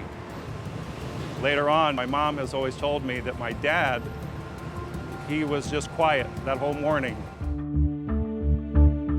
As rescue workers frantically searched through the devastation, reporters like Francisco Alvarado knew early on that the disaster was serious. At the time, it was the biggest news story in Miami. Half of the building came down. It just all collapsed. I mean, it was one of the most horrific tragedies to happen in Miami. 16 people were injured in the tragedy, and sadly, 7 more lost their lives. There was one story that really stood out of an agent. He was a Vietnam veteran, and it was like his first day on the job. And you start to think about things like that, and you realize just how lucky you were. Half the building was lying crushed under tons of rubble and cars. Engineer John Pistorino, an expert in the field, was called to the site just hours after the disaster. We were there right after the collapse. We were asked to go over there and investigate and find out what happened and why did it happen. At first sight, some believed the culprit was the weight of the 57 cars parked on the roof. As they accumulated more cars, that just created more load on top of the roof, which was one of the contributing factors to the building collapsing. While there's little doubt what triggered the collapse, a parking lot is designed to hold cars, whether it's on the ground or up on the roof, so there had to be another reason why this one failed. In an office used by undercover agents, John Pistorino quickly discovered that the building was hiding its own secret. While initial suspicions had focused on the weight of cars parked on the roof, John uncovered evidence pointing to a different reason. When I started to look at what the issues were, I immediately recognized that it wasn't because it was overloaded or anything of that nature. I found corrosion and cracking concrete that had been hidden behind cosmetic paint. The cause was tragically simple: massive corrosion to the building's infrastructure that was hidden behind a recent paint job. It turned out an engineer had certified the building 6 years earlier, without conducting what's known as a destructive investigation. A destructive investigation is exactly what it sounds like. You have to damage part of the structure so you can really see what condition it's in. For example, chipping away at the surface paint to uncover what's lurking behind. Removing the curtain, so to speak, to see what's behind it. But the source of the corrosion remained a mystery. This building was over 40 years old, and Miami's humid and salty ocean air had long been corroding the reinforcing steel. But it turns out that inside this particular building, there was another ticking time bomb from the get-go. While examining nearly 6 tons of rubble, John Pistorino and the team discovered that the source of the destructive salt wasn't the local sea air alone. Rather, the salt was in the building's structure from the beginning, a result of sand composing 1/3 of the concrete mix. Here, the specific sand was laden with salt, and they were using salt-contaminated water to make the mixture. You have to recognize that we're here on the coast of Florida, so there's a lot of salt already present in the materials that make up the concrete. When we build buildings, we have to wash the rocks and the concrete and make sure we get the salt out of it down to a very low level so that we don't have salt in the concrete attacking the steel. In the case of this building, it appears that the thorough desalination process wasn't done. Salt was actually embedded in the original construction, so it had a high content of salt, which attacked the steel. So as the steel got bigger and bigger, it simply cracked the concrete. This structure was in trouble from the beginning. The concrete that relied on steel for strength was salty, which in turn started to destroy the steel inside. The salt within the concrete was slowly eating away at the steel, and thorough inspections weren't done to catch the problem before it was too late. The building had already gone through all these inspections, so the staff that was working there really had no reason to believe that they were in any danger or that something might happen. With the war on drugs ongoing, the DEA moved their vital operations to another part of the city. But drastic action was needed to prevent construction oversights from happening again. And John Pistorino played a key role in devising new regulations. In the wake of the disaster, a countrywide program was implemented that required buildings over 3 stories tall to be thoroughly inspected and recertified every 40 years. We look for telltale cracks. Then normally we will even take a chipping hammer and remove the concrete that's already failed to see how the condition of the steel behind it. It was an old building, but it looked fine. But when you start to think back to this incident, you realize just how fortunate you were. We don't want to put a price on human life, so we do what is necessary to look at a building and evaluate it as though we live there ourselves.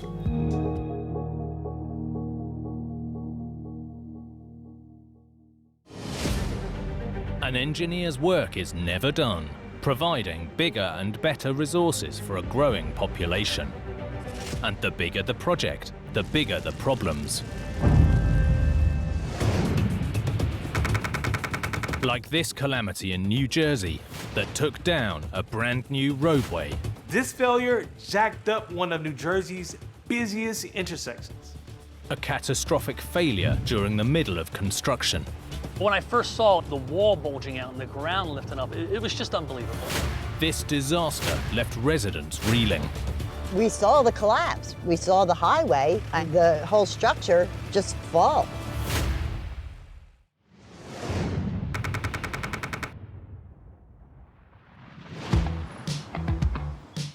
The United States relies on a vast network of roads to support its bustling commerce, tourism, and interstate travel. And for the East Coast, one crucial piece of pavement is this intersection on the New Jersey Turnpike near the small town of Belmar. Mark Matthews is a local writer. You know, coming from Philadelphia, heading anywhere, whether you're heading down to the Jersey Shore, whether you want to head to Delaware, you're going to find your way going through Belmar. It really is sort of the gateway into South Jersey. But in recent years, this 70-year-old interchange between Interstate 76 and 295 had become a nightmare for modern traffic. And locals like Marie Hiley. The problem seems that you have to do a lot of weaving to get over to 295 and slow down on the ramps to 35 miles an hour. You hit this point where everything just merges together. It's sort of like, you know, in high school when the bell rings and just all the kids are just kind of like bouncing off each other trying to get to the next class. By 2010, plans were underway for a massive upgrade. The goal, to reduce the volume of traffic meeting at a single point. The state looked at more than 20 alternative options, including tunnels and bridges and various combinations of both. In 2013, the authorities revealed their $1 billion answer. Elevate the lanes of I-295 above I-76 with a 1.6-kilometer bridgeway. In the end, they settled on a system of ramps and bridges that would allow traffic to flow smoothly through the intersection. Before the bridge section was built, work began on the approach ramps. The simplest way to support an approach ramp is to create a wide sloping embankment and build the road along the top. But at its eastern end, the approach ramp would have to fit between existing developments.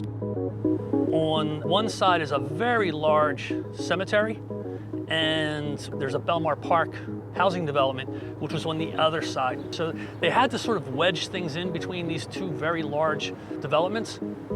With no room for large embankments, engineers designed a narrow ramp held in place with retaining walls, sitting on a smaller embankment. There was one more complication. The existing interchange was critical to both residents and commerce, so it had to remain open during construction. You already have hundreds of thousands of people a day traveling the roadways.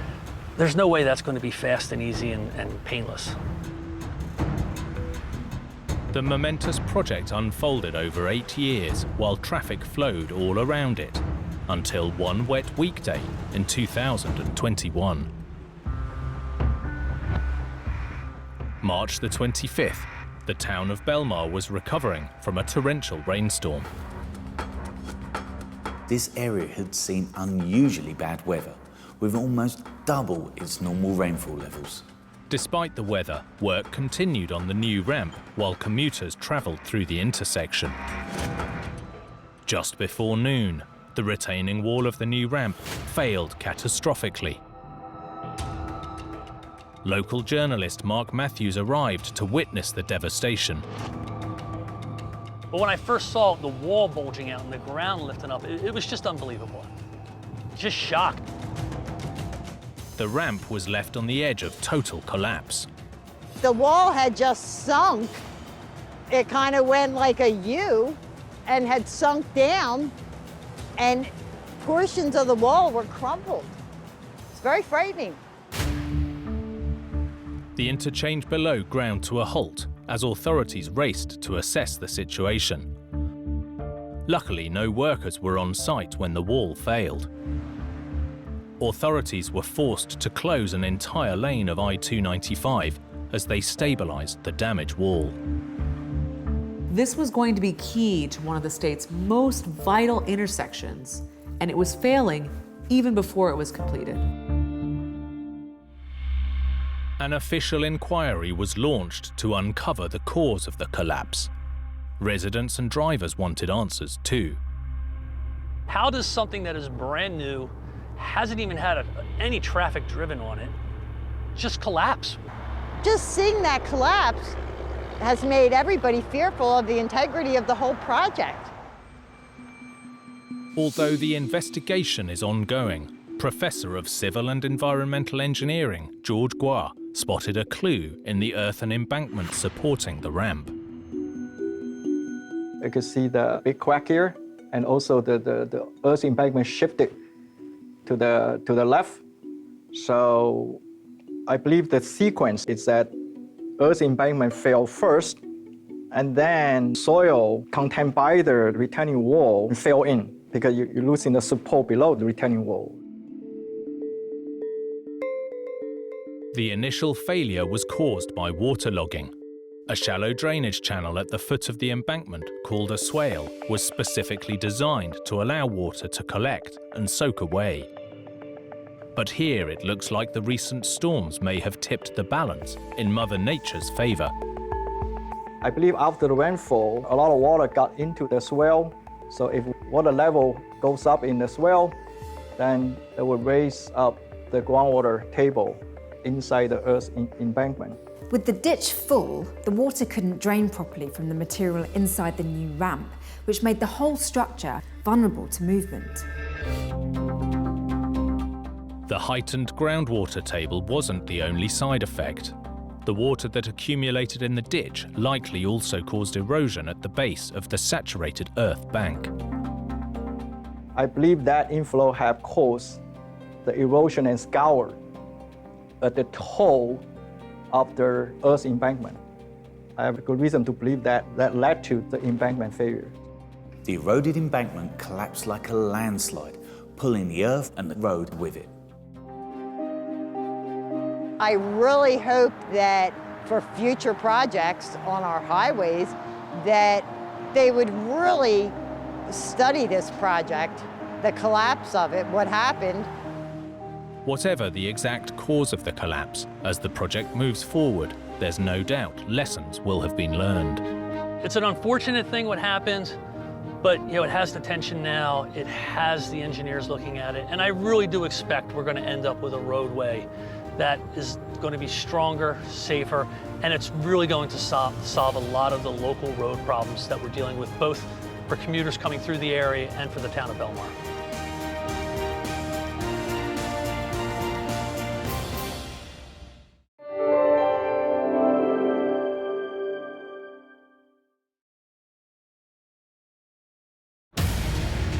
In New York, a catastrophic crane collapse in downtown Manhattan. Holy cow! It suddenly became a war scene. Everything on this side of the block was totally crushed.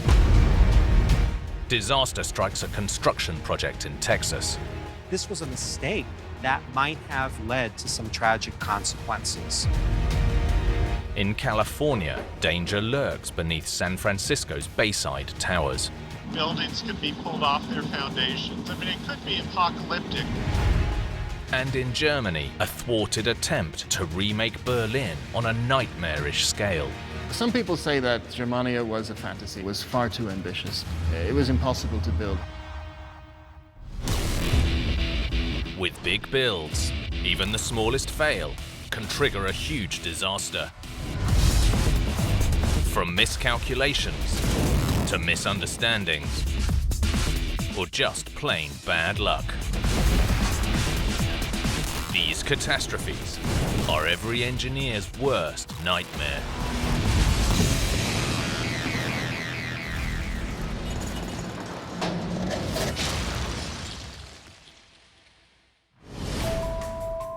Big engineering can make a lasting mark on a city skyline.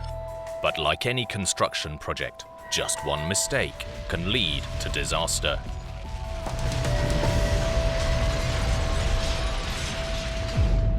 Like this catastrophe in New York that gave residents a rude awakening. We were still in bed, we heard a crash, and we felt the building move. Get dressed, see what the hell's going on. A tragedy where mammoth engineering came up against the might of Mother Nature. She's moving fast now. Oh, it broke! Ultimately, this was beyond the point of no return, and the entire system toppled over. This devastating collapse caused chaos on the streets of Manhattan. When a crane this magnitude collapses onto the New York City streetscape, it's major news.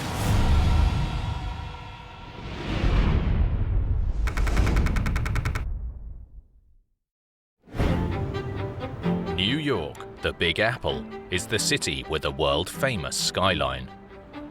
Engineers have been building big in Manhattan for well over 100 years. And for much of the 20th century, the city held the title for the world's tallest building with a series of gravity-defying towers. Nowhere more so than in the financial powerhouse of Lower Manhattan. Born and bred New Yorker and city planner, Josh Vogel knows all about this area's bold high-rise history. Banks and large companies started to build skyscrapers. They did that with the intent of kind of showcasing their wealth and their strength to the city. The climb skywards continues today, but it started more than a century ago. It's really amazing to think how old some of these buildings are and how historic of a city New York City actually is. We have buildings that are 100, 150 years old that are still standing today. Sometimes this historic cityscape needs a helping hand to meet the needs of a modern-day metropolis. Over time, there are different factors at play, like being more environmentally friendly, retrograding them for energy efficiency. But overall, as long as these buildings are upkept and taken care of, there's no time limit on them. Maintaining these aging giants in an already crowded city is no easy task. Adrian Brügger is a civil engineer. Arguably, this is one of the most challenging places to actually have to lift a load in the world. If you go downtown, specifically the financial district area, the streets are extremely tight. So this is the old part of the city. The streets were built for small buildings and then replaced by skyscrapers. So you can imagine there's very little room to move. In early 2016, one historic building needed to upgrade its modern utilities. So work began to install air conditioning units on the roof, more than 100 meters up. This Art Deco office block is more than 20 stories tall, so it needed a monster machine to match. Luckily, everything is big in Manhattan, and that includes the cranes. These cranes are massive, often taller than the building that they're building. You have a crane that's 3-4 blocks long, brought in on large tractor trailers, and then they're assembled here on site. To hoist the cooling units high into position, engineers would be using a giant crawler crane with a boom around 60 meters long, attached to a 113-meter arm, known as a luffing jib. The mission of this crane was to pick these loads up from the street and then literally turn and reach over a building and drop it more or less at the center of the roof. The luffing jib is this attachment to the boom that essentially gives you extra reach. It's almost like you're reaching into a kitchen cabinet. It's your hand that will be the luffing jib, where you can go to the back of a cabinet and pull out marmalade or whatever's in the cabinet. These cranes don't just need great reach. With narrow streets lined by tall buildings, maneuverability is key. That's why it had to be a crawler crane.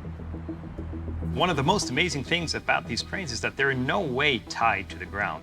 It's only through counterweights that are in the back of the crawler unit and just careful movement of the jib and the boom that the crane does not topple over. But in a city that's the setting for many disaster movies, a catastrophe was about to play out in real life.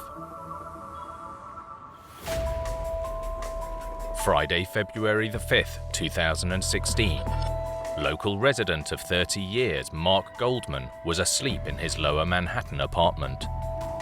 About 8:30 in the morning, we were still in bed. We heard a crash and we felt the building move. Literally, the building shook. It was, get dressed, see what the hell's going on. Mark's booming wake-up call was caused by this. Okay, we're on the 30th floor now, and the crane's starting to move again. Workers in a nearby office building captured the dramatic scene unfolding. There he goes, he's moving fast now. He's dropping it really quick now. Whoa! Oh, it broke! The 173-meter crawler crane boom and jib crashed down onto the streets below. I was shocked. We came out the door and we see this massive crane, a whole row of crushed cars. First responders rushed to the scene. Within 10 minutes, we had police, firemen. It suddenly became a war scene. Everything on this side of the block was totally crushed. More than 100 tons of metal was lying in a twisted mess on the streets of Manhattan. The crane is like 3 blocks long. It's a monstrous thing. All you saw was crane. City planner Josh Vogel was in his office nearby when he heard the devastating news. It started a block down at the base on Hudson Street. It passed this area right here, and then it landed another block up on Church. This is not a normal occurrence. So when a crane, especially of this magnitude, collapses onto the New York City streetscape, it's major news. The impact had damaged more than just the streets, rupturing gas pipelines, forcing an evacuation of nearby residents. This was not a good situation. We smelled gas. We knew we'd have to evacuate. It was obvious. While buildings escaped largely unscathed, 3 people were injured in the disaster, including the crane operator. And tragically, 1 passerby was killed. As the city reeled, New Yorkers wanted to know, why had this crane crashed to the ground so catastrophically? Much like the city's signature skyscrapers, the answer could be found by looking upwards. This was New York winter, and on the morning of the collapse, it was both windy and snowing. Not a hurricane or a storm type of wind. It was windy. It was a cold winter day. But with a crane this tall, a typical winter's day can be enough to create catastrophe. As civil engineer Adrian Brugger knows only too well. Wind is an incredibly strong force on cranes. A normal building or a bridge has a foundation that actually ties that building into the ground. In the case of the crane, it's just sitting on the street. The key to safe operations with any crane is balance. And the taller the crane, the more sideways force the wind is likely to exert on it. So these monster machines have to work within strict limits. In the case of the crane, if we have any sort of lateral force pushing on this crane, which has this incredibly long footprint, that can relatively easily topple it, which is why any wind over 20 miles per hour essentially negates the use of this crane. So you can see that it's very susceptible to wind. On the day of the incident, the wind was gusting between 35 and 48 kilometers per hour. So the crane wasn't actually in operation. It was being lowered to safety. If you've ever been in downtown New York City, the winds inside those street alleys can be quite intense. So at this point, the operator is just trying as quickly as possible to bring this crane down. To do this, the more than 170-meter long boom and luffing jib would have to be carefully laid on the street. essentially attempting to park a giant arm longer than a city block. The strategic way to do this is to pull the boom up as tightly as possible and then actually lower the jib until it hits the roadway, and the jib head actually has a set of wheels that then allow the jib to run along the street and just more or less just allow you to open up the crane on the street flat. You have this 2-block long creature, more or less. It's almost like a dinosaur going to sleep on a New York City street. And just like when a crane is being operated, balance is key to a safe laydown. But here, the equilibrium was thrown off. For some reason, the boom actually moves forward, so it lowers an angle. And what happened, the center of mass, along with the wind that is also pushing on the crane from behind, has moved beyond the tipping point where just the feet of the crane can no longer hold the whole structure in place, and the entire system toppled over. Analyzing the onboard computer, the investigation discovered that the boom was lowered 5 degrees further than expected. And long before the jib was anywhere near the ground, the crane lost balance. With massive, carefully balanced machines like this, even a gust of wind that we might barely feel can make all the difference. In the grand scheme of things, 5 degrees might not seem a lot, but here this small amount likely proved catastrophic. Just as the crane starts tipping, it looks like the crane operator actually pulled back on the boom to pull it back. But you can imagine, if I start tipping forward at that point, if I pull back, I still collapse. Ultimately, this was beyond the point of no return. If this crane had crashed into a building rather than straight down onto the street, this disaster could have been a lot worse. After the tragedy, the wrecked crane was dismantled and transported to a yard in Brooklyn for further inspection, while crews went to work repairing crushed pipes and repaving damaged roads. It took them years to replace pipes in the street, so the aftermath took quite a long time, where the cleanup itself was fairly rapid. The mayor announced manufacturers' recommendations would immediately be enforced, requiring all tall crawler cranes to lay down in winds of 32 kilometers per hour or more. The major lessons to be learned from this incident are really that wind is a massive threat to these cranes.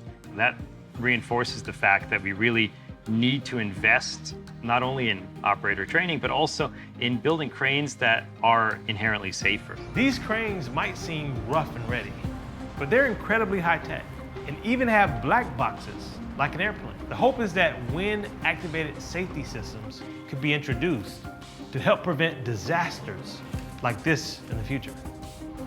So while this was a rare occurrence of a crane toppling over in the middle of New York City, we really hope that safety precautions can be taken so something like this doesn't happen again.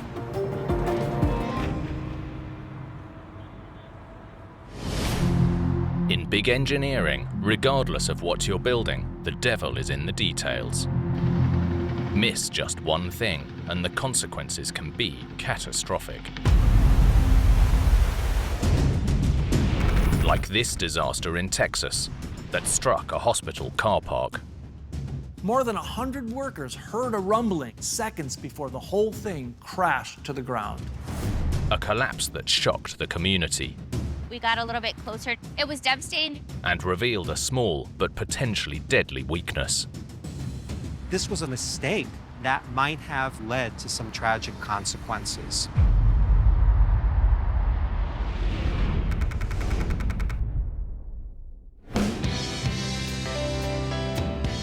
San Antonio, Texas, a city with a rich history, with its sights firmly set on the future. Lucia Garcia is a lifelong resident. I am born and raised in San Antonio. It's a place where families come not only to live, but to visit.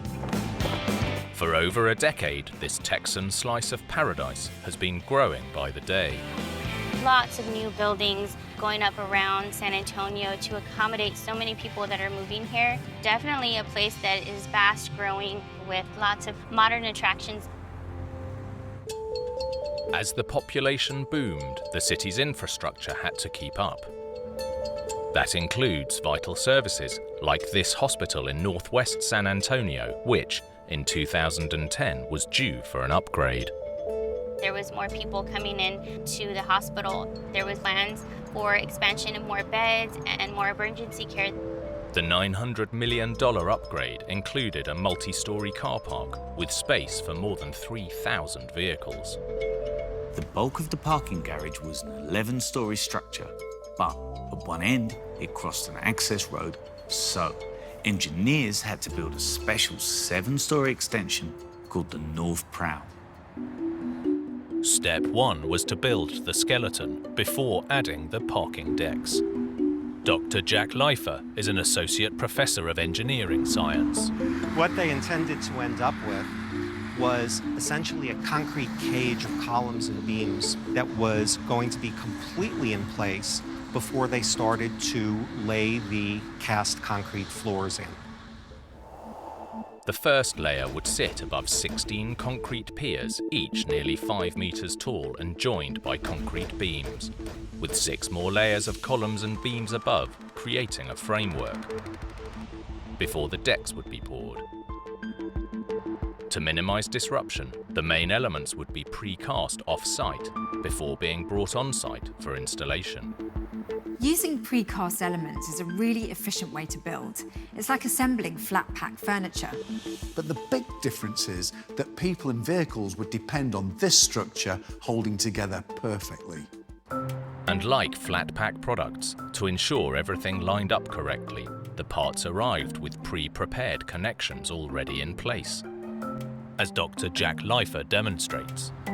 When I put this together and twist it together, you can see how they end up perfectly aligned. So threaded connections are used for alignment as well as for strength.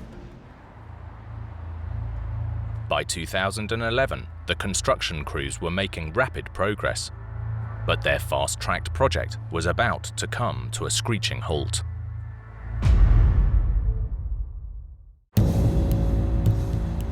February the 14th. In San Antonio, workers were midway through construction of the multi-story car park. At around 11:38, they reported hearing a loud rumbling and sounded the alarm. The crew rushed to clear the area. Witnesses reported basketball-sized chunks of concrete falling to the ground. One said he saw columns leaning over. A security camera across a parking lot captured grainy images of the collapse. News of the disaster spread across the city. Around 1,500 tons of concrete and steel crashed to earth in less than 10 seconds. When I first heard about the hospital collapse, I was pretty shocked about it. First responders and trauma surgeons rushed to the scene. Thankfully, it did happen in the medical center district, so that way there was help that was close by. 2 workers were injured, 1 seriously, but miraculously, everyone else escaped unharmed. It's so lucky that workers heard the rumble and raised the alarm. Otherwise, the frame would have collapsed around them, and there could have been multiple fatalities. An investigation was quickly launched to establish how a routine build could have gone so wrong. The security camera footage offered investigators a significant clue. It showed which columns were the first to collapse. Professor of Engineering Dr. Jack Leifer explains. What you see is that you have those 4 columns, and the 4 columns were labeled in the construction diagrams. Column O is right up against the glass facade. Then you have P, Q, and R. From the footage, row Q appeared to collapse first. After inspecting the columns, the team discovered the alignment bolts were bent sideways. These bolts were key to lining things up, but they weren't designed to support the entire structure. Once in place, grout would provide permanent support where the columns met. This grout is squeezed like toothpaste into the gaps around the boats. But unlike toothpaste, this grout sets rock solid, supporting the columns above, meaning that the bolts are essentially redundant. We don't want the building structurally to act like a whole bunch of individual stacked beams. We want the beams to act like one long beam structurally. So the grout allows us to do that.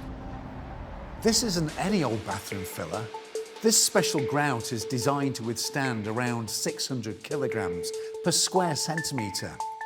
That's like an adult elephant standing on a 2-centimetre square block.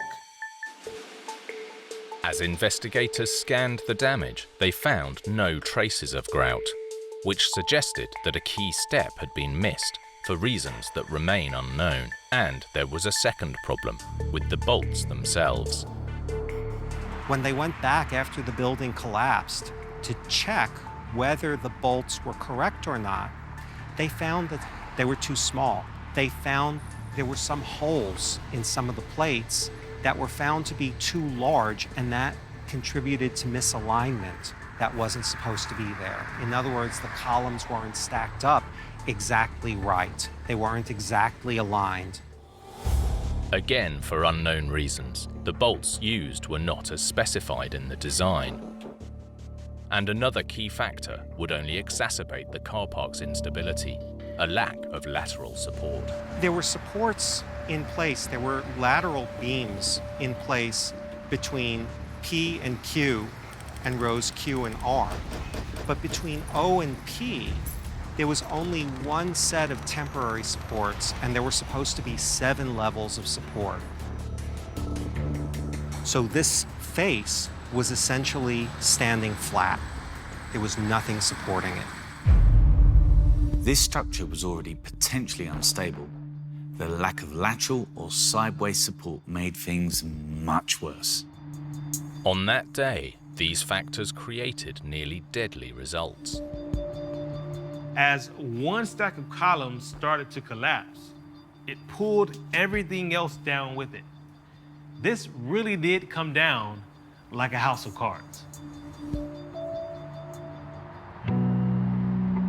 After the investigation, construction began on a new car park, this time with lessons learned. I would guarantee you that when they built this new and improved version, everything was inspected very carefully, and that no elements of the design were left out. More than a decade later, the new and improved North Prow still provides the people of San Antonio with essential hospital parking. If there's one lesson that can be taken from this, it's that whether you're building flat-pack furniture or a 7-story parking garage, you really do need to follow the instructions.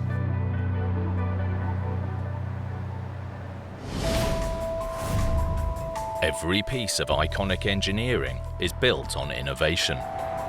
But sometimes that innovation contains a hidden weakness, a ticking time bomb waiting to go off. Like this flashpoint in California, where an entire city district could be wiped from the map. This doesn't just threaten one building, an entire neighborhood is in danger. Residents have already had a taste of the risks. The support of the restaurant separated from the walkway. There was a gap of about 2 feet. More than 100 years of history could fall into the sea. Buildings could be pulled off their foundations. I mean, it could be apocalyptic. This could change the face of San Francisco forever.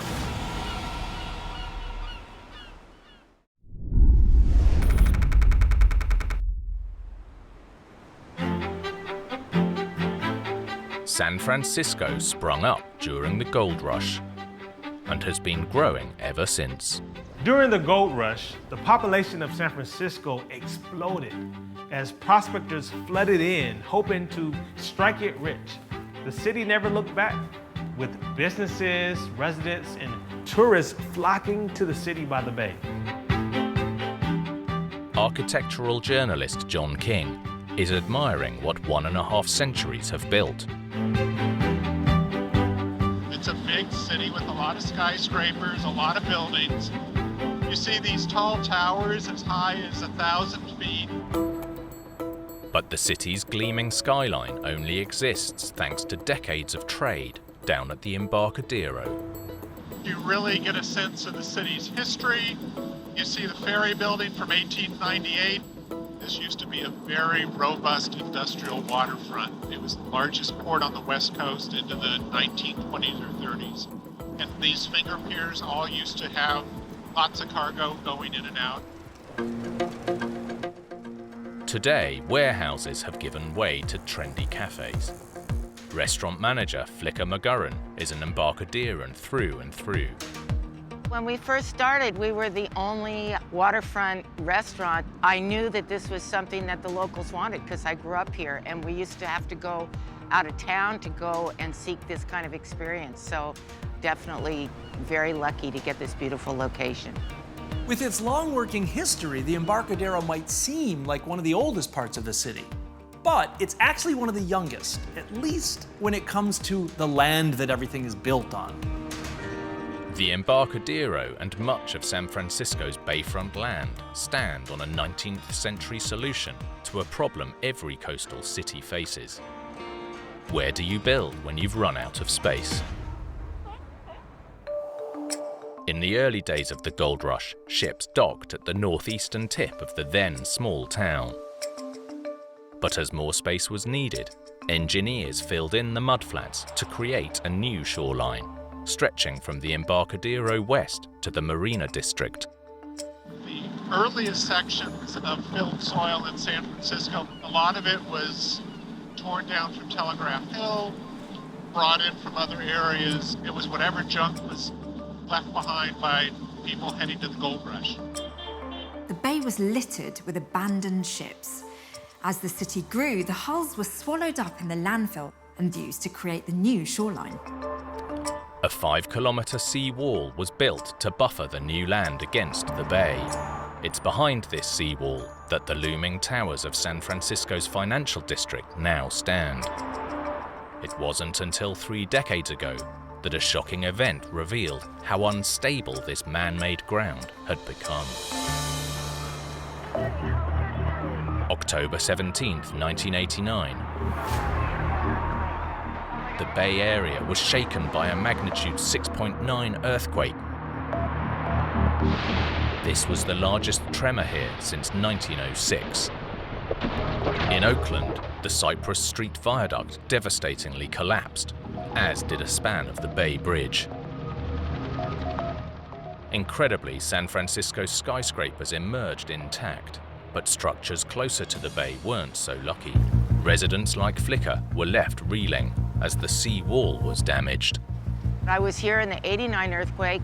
We were at the restaurant, roadway separated from the docks, and that was horrendous. The support of the restaurant separated from the walkway, and there was a gap of about, I would say 1.5, 2 feet. So then we had to use a 3/4 inch piece of plywood in order to get into the restaurant. But just along the coast, the Marina District was hit hardest. In San Francisco itself, one of the worst affected areas was the Marina District on the city's northern tip, which saw multiple collapsed buildings with dozens damaged beyond repair. Like the Embarcadero, the Marina District was built on the historic landfill. Embarcaderans knew they'd escaped lightly compared to the Marina District. But if another quake struck, would they and the looming towers suffer the same fate?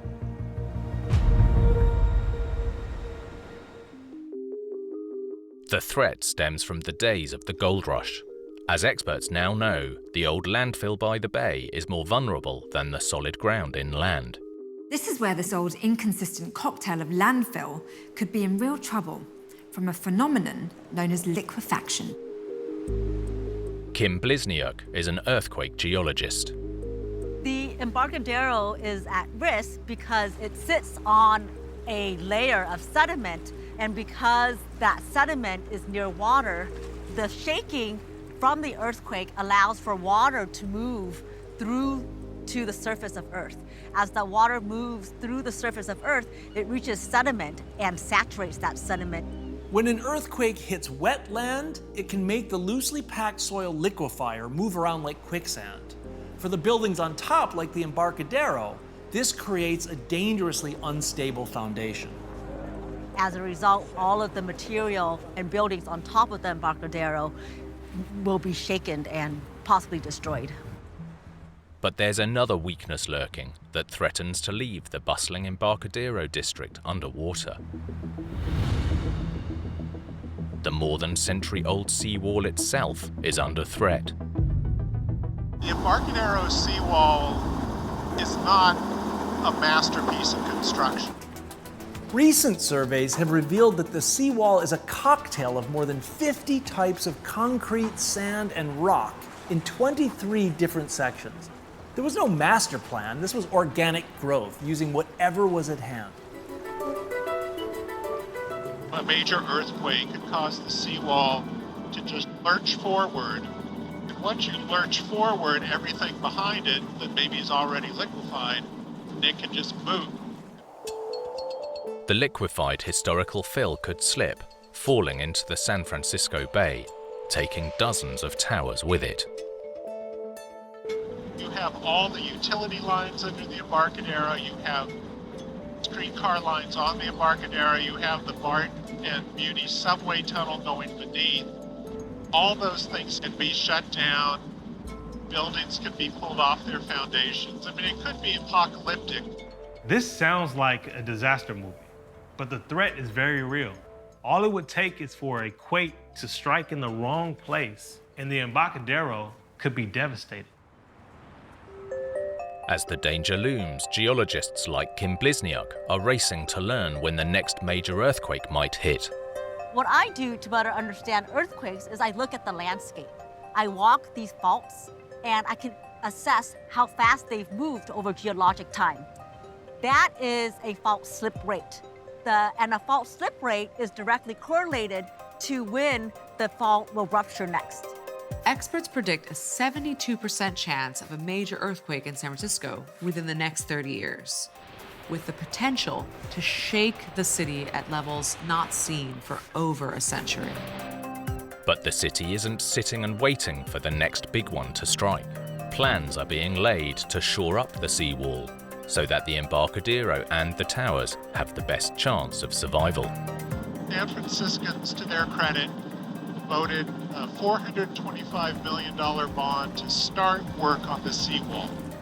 Just now you're starting to see detailed project proposals starting to be researched and designed.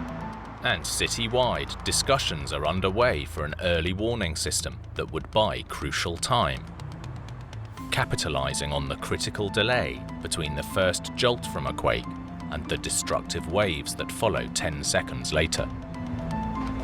In those 10 to 15 seconds, we can duck and cover, shut off gas lines, we can stop transit systems, and by doing that, we can save lives. But for the people of the Embarcadero, the unpredictability of Mother Nature is just part of doing business in the city by the bay. You just never know what's going to happen. So no, I don't worry about stuff like that. I worry more about getting on an airplane, to tell you the truth.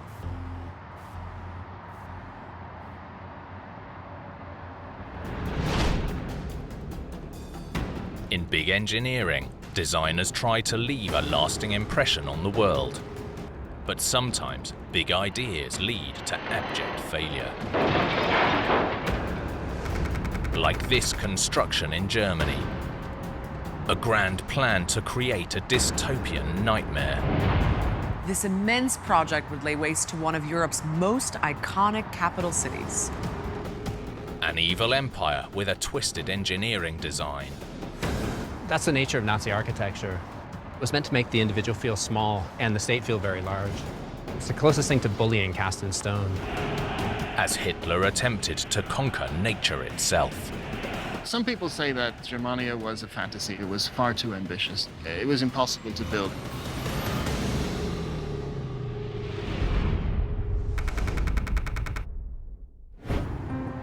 Berlin, Germany. In recent years, this eye-catching European city has become known as the capital of cool. After London and Paris, Berlin is now the third most popular tourist destination in Europe, but its reputation as one of the trendiest places on the planet was underground and undiscovered for years. For decades, it was closed off, a divided remnant of the Cold War. Journalist Ryan Murdoch lives and works in the city and knows all about its bohemian past. Berlin has always been a remarkably non-conformist corner of a rigidly determined society and culture. It's the sort of place that attracts dropouts and artists and original thinkers. But nonconformity and free thinking were in stark contrast to the ideology of the city's most infamous ruler, Adolf Hitler. Hitler always despised the city. He hated the cosmopolitanism of Berlin, and he hated the cynicism and the wit of its inhabitants. And he wanted to remake the entire place into something more fitting for his glorious dreams of an empire that would control all of Europe and potentially the world. And hidden in a dark corner of the city is this, a little-known concrete legacy of one of the most destructive regimes in history. All that's left of a grand plan to create a world capital known as Germania. This massive scientific instrument is one of the only remaining traces of Hitler and his architect, Albert Speer's dystopian capital of Germania. As historian Sean Stewart explains, Germania was intended to permanently memorialize Hitler's power and ideals. Germania was the vision that Hitler had for the rebuilding of Berlin. And he had the idea that by building this magnificent new city, as he saw it, the idea of the Nazi Party would live on long after he himself had died. It was meant to show the stability and the permanence of this new Reich that was being built, as well as the power and the dynamism of it. Designed in the 1930s by Hitler and his chief architect Albert Speer, the centerpiece of Germania would be the Volkshalle, or Great Hall, the largest auditorium in the world. The Volkshalle was meant to accommodate about 180,000 people. It was truly massive. It was meant to be a gathering hall for speeches of Hitler and future leaders of the Reich. This mega project to overhaul Berlin involved more than just this gigantic hall. It would also include a giant triumphal arch, 3 times the size of the Arc de Triomphe in Paris. Yet two things stood in Hitler's way: the outbreak of war in Europe and the very ground he was standing on.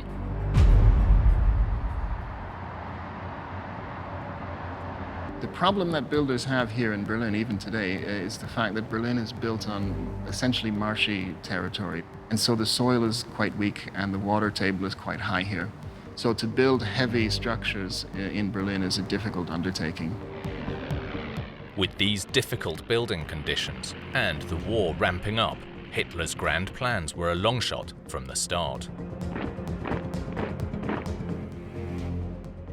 So officials devised a way to test the swampy ground before construction officially began. They created a giant concrete structure known as the Schwerbelastungskörper, or heavy load-bearing body. The idea was to begin with an experiment. If this structure held up to Berlin's marshy ground, then they could scale it up. And Germania, Hitler's vision for a world capital, would go ahead. So the Schwerbelastungskörper was built to test the ground, basically. Michael Richter is an architect and specialist on Berlin's underground history. Der Schwerbelastungskörper als Probe für die Baubarkeit des Triumphbogens ist auf einen Bereich gestellt worden, wo mehr oder weniger auch der Triumphbogen gestanden hätte, um zu schauen, wie sehr der Boden unter der Last des Triumphbogens zusammengedrückt werden würde. Und hat in seiner Belastung simuliert. The huge concrete cylinder would weigh more than 12,000 tons. What they wanted to do was to build something that was going to be equal in weight to one of the pillars of the triumphal arch. And for tolerances, they were willing to accept 6 centimeters of subsidence. Construction began in 1941, and once complete, the 21-meter diameter cylinder perfectly mimicked the ground pressure 1 foot of the arch would exert on the swamp below. Sie wussten nicht, wie weit es einsinken würde, während man das baut. Und das wollten sie halt 1:1 untersuchen, um dann einen klaren Plan für die Fundamente dieses Triumphbogens zu haben. But Mother Nature had a surprise in store. The structure sank over 19 centimeters, 3 times more than expected, in just over 2 years. And so the result was that, of course, the ground wasn't strong enough to support such enormous loads. Some people say that Germania was a fantasy. It was far too ambitious. Albert Speer's father looked at the original version of this model, and he just stood there, and he, according to Speer's memoirs, he just looked at it for a minute, and then 2 minutes passed. He didn't say a word. Then he looked up to his son and said, "You're all mad," and walked out. Didn't say anything more. For all its hubris, Hitler's regime had got its calculations wrong, dooming the fantasy city from the start. This is where Germania began and ended. The ground was too soft to support the weight of the triumphal arch they wanted to build here. The water table in Berlin is very shallow, and the soil is a mix of sand and clay. So it's completely the wrong sort of place to build megastructures of this size.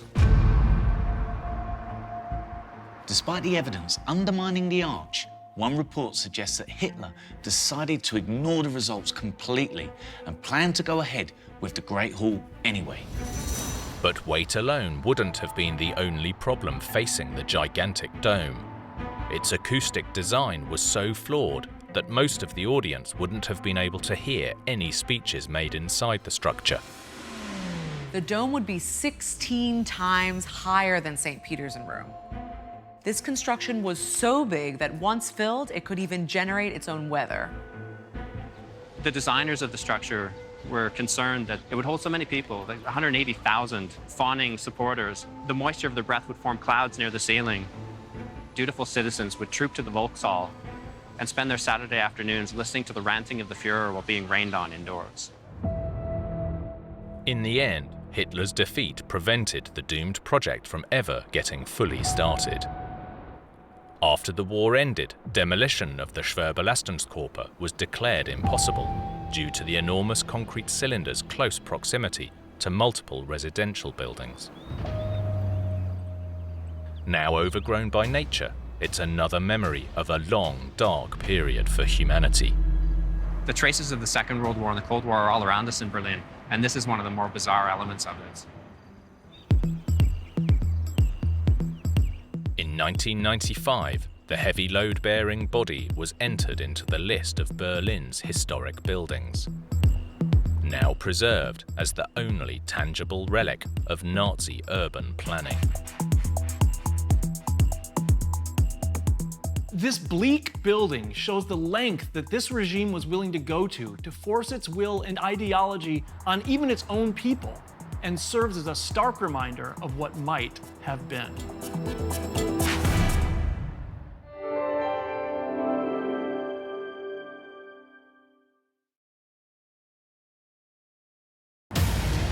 A deadly collapse strikes at the heart of a Florida community.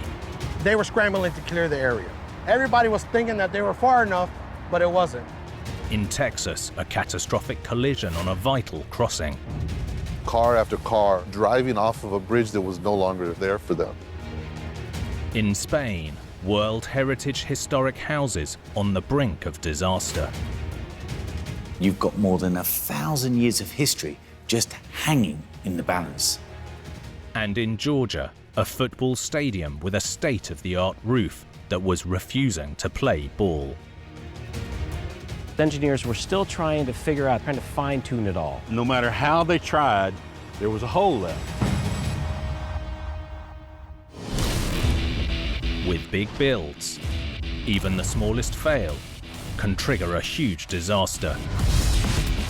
From miscalculations to misunderstandings, or just plain bad luck. These catastrophes are every engineer's worst nightmare.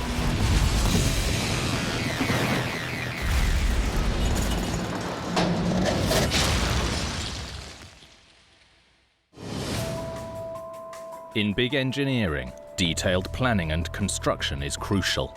Any change can be the difference between success and failure.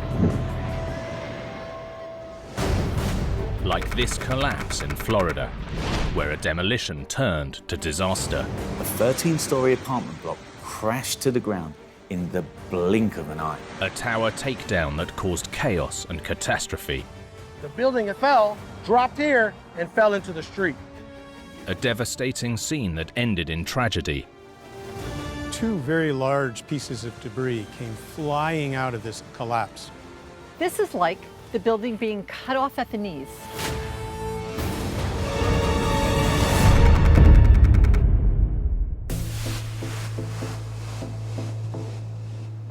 Miami Beach, Florida. This 14-kilometer-long barrier island dividing the Atlantic from Biscayne Bay has been drawing people to its shores for decades. Just over 100 years ago, Miami Beach was actually a swampland, but it's been transformed into a tourist mecca, boasting museums and concert halls, but it's best known for the beautiful golden beaches. Local TV journalist Karen Duva knows all about this area's magnetic attraction. Miami has so much to offer. Obviously, the weather is gorgeous year-round. If you love the water, there's boating, there's snorkeling. You're never going to be bored if you live in Miami. In the US, Florida is second only to Texas in terms of population growth. And with amazing weather and endless beaches, it's easy to see why. More people means more homes. But on a narrow strip of land hemmed in by the sea, real estate is at a premium. With a growing population, you need housing. And Florida is overbuilt, so you have to keep building up. In 2018, to make way for an up-and-coming development, an aging condo from the 1960s was scheduled for demolition. The 13-story Marlborough house. When you build an apartment tower like this, the intention is for it to stand tall for decades. So when it comes to demolition, engineers always have their work cut out. As forensic engineer Bill Bracken explains, demolition methods can vary. There's two main ways to bring down an existing building. One is to implode the building, which is where you're going to use explosives and bring it down all at once. The other is to demolish the building, where you're going to take it apart in pieces. In a busy neighborhood lined with condos, implosion was firmly off the table. To bring a building like that down, in that space you have environmental concerns, you have adjacent property concerns, using explosives in a dense urban city center. An implosion permit that is that close to the neighboring buildings just is not practical, and you wouldn't see it in a city like Miami. Contractors were granted a demolition permit to bring the tower down the old-fashioned way, piece by piece, floor by floor. Demolition was scheduled for late July and expected to last about 2 weeks. But it turned out this condo wasn't going to hang around for that long.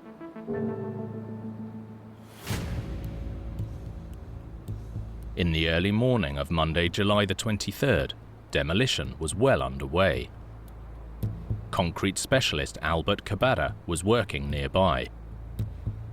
We were working doing the restoration of the two buildings directly south of the Marlborough house. It was going to be a standard demolition in which they bring the building down in pieces rather than the entire building falling at once. Albert noticed something was wrong. They were scrambling to clear the area. This is very unorthodox. Normally you would clear the area prior to any construction work or any demolition work. Something was about to happen. Albert and his crew quickly laid down their tools and vacated the premises. His instinct paid off. Moments later, disaster struck.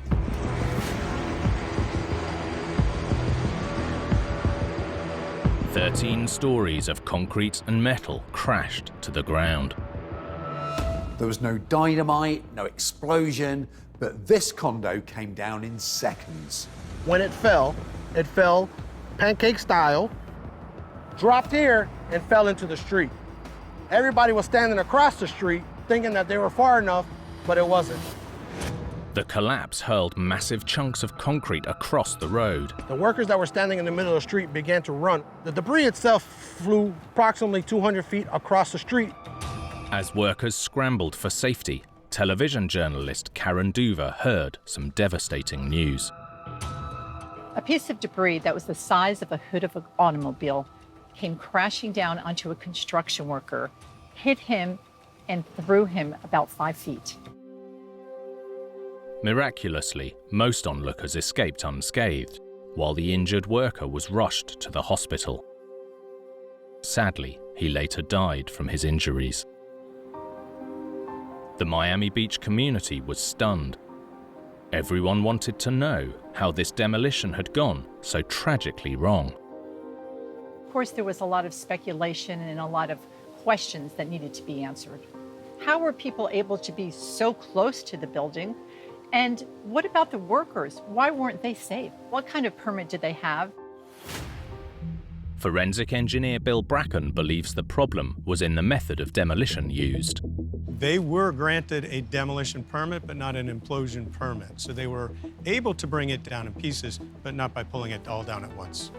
This would involve starting at your upper floors. You would take the outside of the building off, get it down to the frame of the building, and just take it off one level at a time, passing it to the ground. And it takes much longer, it involves much more equipment, and it can often be a more expensive process. But a few days before the disaster, concrete specialist Albert Cabarra noticed something odd, involving a small machine known as a skid steer. A skid steer is a small, versatile digger. It can be used for everything from heavy lifting to digging trenches, but not normally as a demolition machine. They were actually taking a skid steer and bringing it up into the building, which is very unusual, and removing large sections of the flooring and columns. They were knocking out support beams, actual floor slabs, and chipping columns.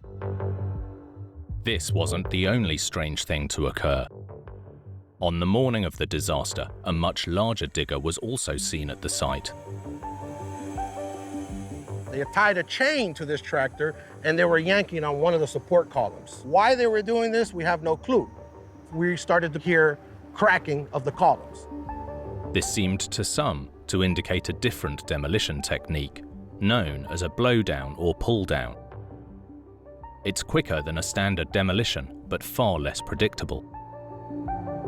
If you want to bring a building down, basically an implosion without explosives, it's kind of like cutting down a tree. You cut a wedge and you want it to get to fall a certain way. You soften that ground floor so that you identify the last critical columns and you pull those out, and that controls the way the building falls.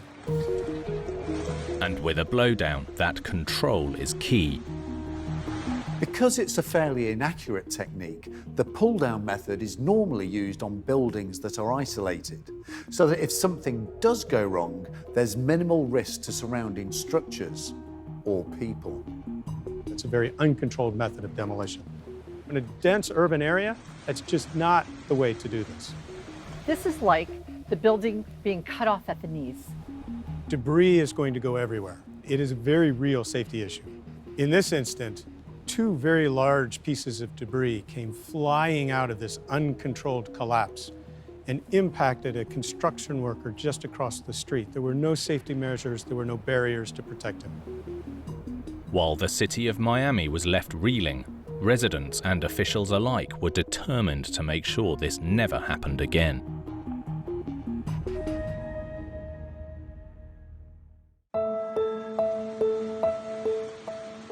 In the aftermath, the Miami Beach commissioners sought to strengthen the city's demolition policies, including being notified of exactly when and how any future demolition would take place. Safe demolition, whatever the method, is difficult at the best of times, but hopefully, with tighter regulations, disasters like this will become a thing of the past. With the site cleared, construction on the new condo began in April 2019 and was completed just over 2 years later. Yet the need for new housing development continues to grow.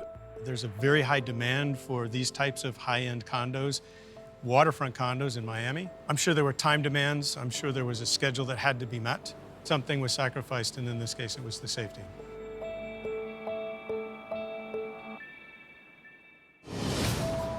Bridge engineers are constantly battling every weapon in Mother Nature's arsenal, but sometimes disaster can strike from somewhere completely unexpected. Like this catastrophe in Texas, a devastating disaster on one of the state's most vital crossings. One single catastrophic event could disconnect a whole community from the mainland. Sudden destruction on a massive scale. Hundreds of tons of concrete came crashing down in the blink of an eye. And a shocking tragedy that took everyone by surprise. Car after car driving off of a bridge that was no longer there for them.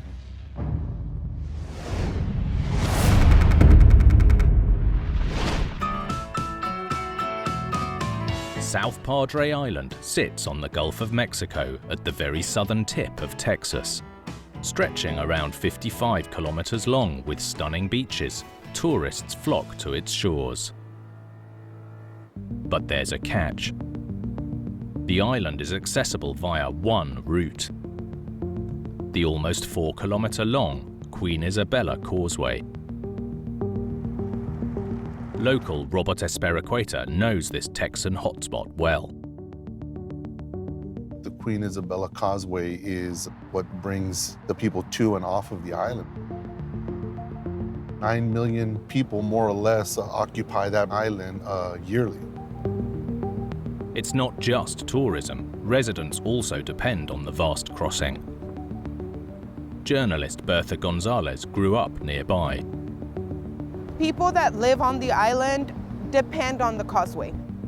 People that live on the mainland but work on the island depend on the causeway because we do not have a boat ferry or a vehicle ferry. This is a vital, vital organ. This is the main artery of this community's heart. The Queen Isabella Causeway opened in 1974, and today it's the second longest bridge in Texas, with a staggering 147 concrete spans connecting South Padre with the mainland.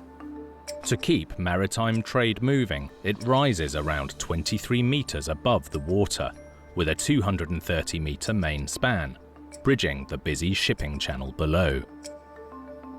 It's a crucial part of the Gulf Intracoastal Waterway. The Gulf Intracoastal Waterway is a major inland waterway that carries commercial shipping all the way from the southern tip of Texas to Florida without risking the open sea.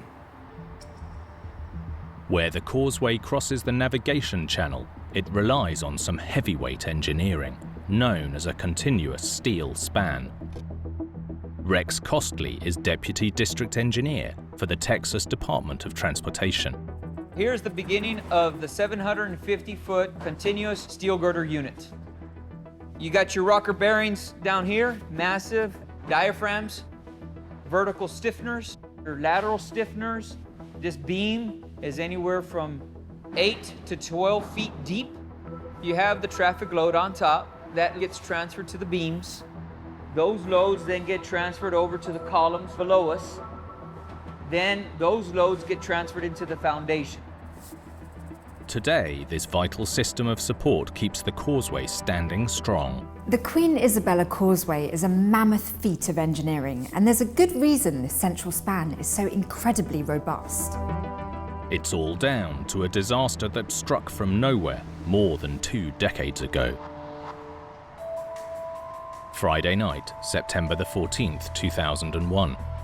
Robert Espericueta was on the water heading to a nearby fishing spot, Laguna Madre, in search of respite after a national tragedy. 4 days after 9/11, my cousins and I decided that we wanted to go fishing just to kind of get our minds off of what was going on in the world. Robert and his group were on their boat about 140 meters north of the causeway when the dark silence was suddenly broken. We heard the sound of metal scratching up against concrete, and this huge boom followed it right afterwards, and a slap. We stopped fishing and we started looking around to kind of see, well, where's this coming from?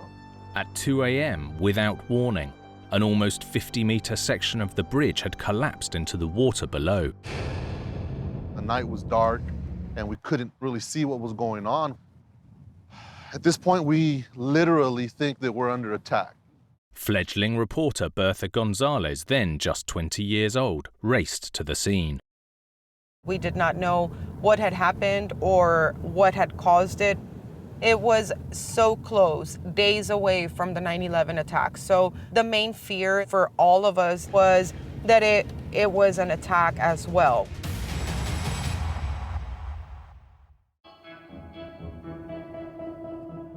But this was no attack.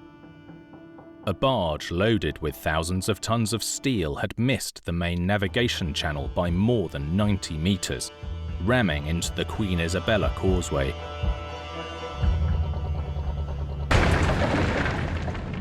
The section of highway slapped the water so hard, it splashed the water so high up that it looked like rain to us.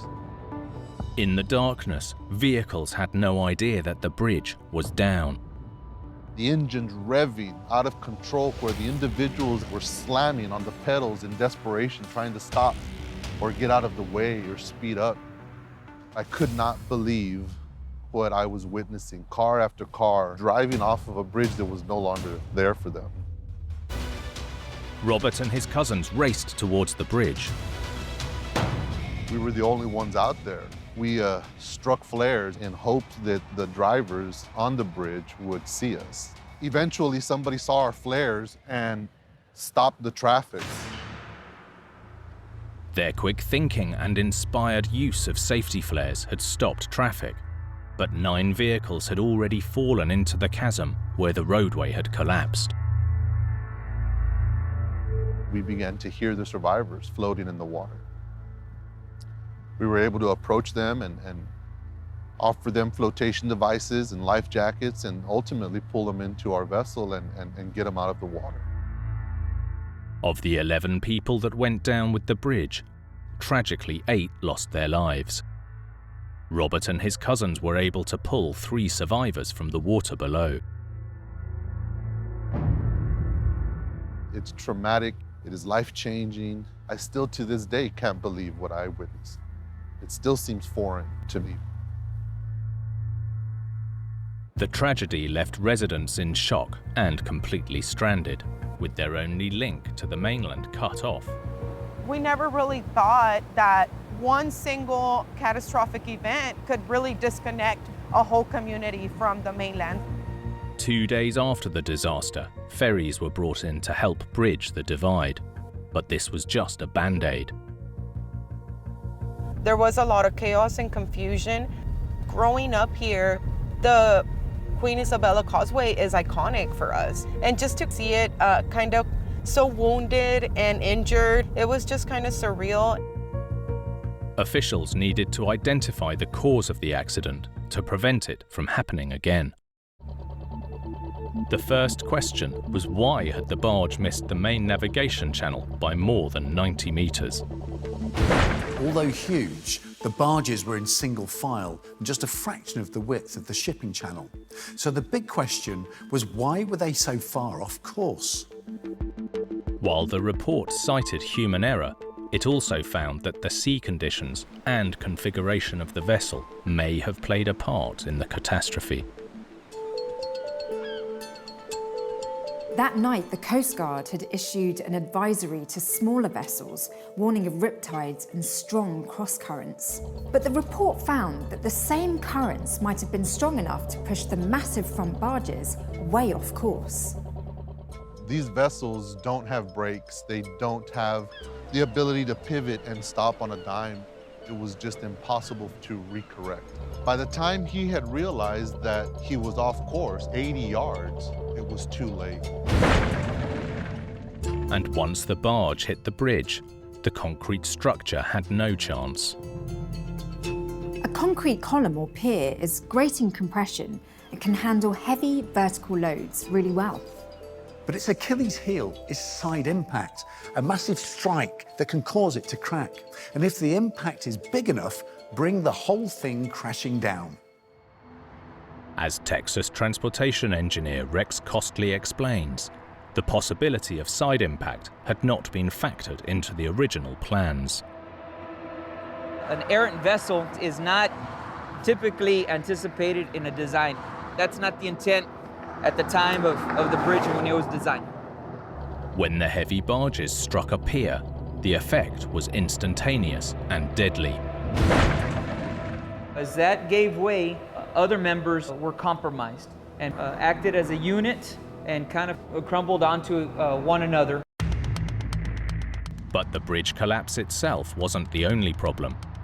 Vehicles had continued to drive into the void until Robert and his cousins lit flares. Because of the way the bridge is kind of designed, if you're coming up, you don't see what's happening. And that was one of the reasons that cars kept falling when the bridge collapsed. People were essentially driving blind. They didn't stand a chance. All of these things equaled the perfect storm and scenario for catastrophe, for just tragedy. As the community mourned, engineers knew they needed to fix this vital link, and fast.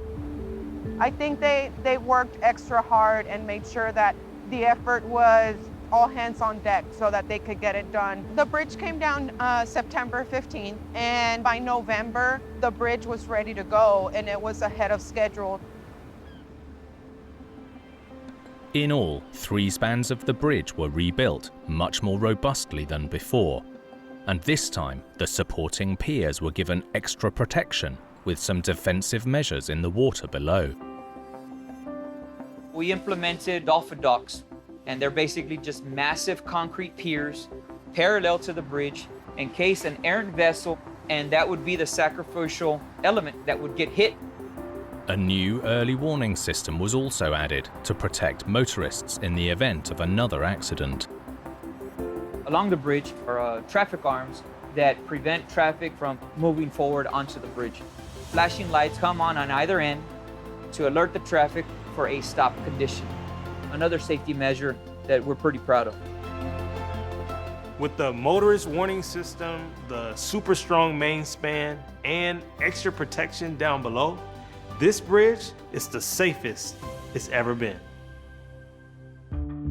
More than 20 years later, for Robert and others, the bridge is a stark reminder of that fateful night, one of heartbreak, but also of heroism.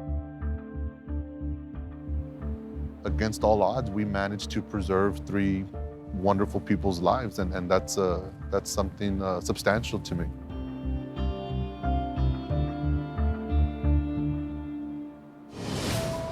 From epic structures to towering cities, the mark of good engineering is staying power. But when it comes to centuries-old construction, there's just no fighting the ravages of time. Like this catastrophe in Spain that nearly devastated an ancient hilltop town. The face had slipped, bringing tons of earth and rock crashing down. Y el desastre era increíble que se había arrancado. Todo esto era una especie de zona cero. Destruction that shocked an entire community. You've got more than 1,000 years of history just hanging in the balance. But in the wake of an enormous disaster, this historic town had another priority in mind.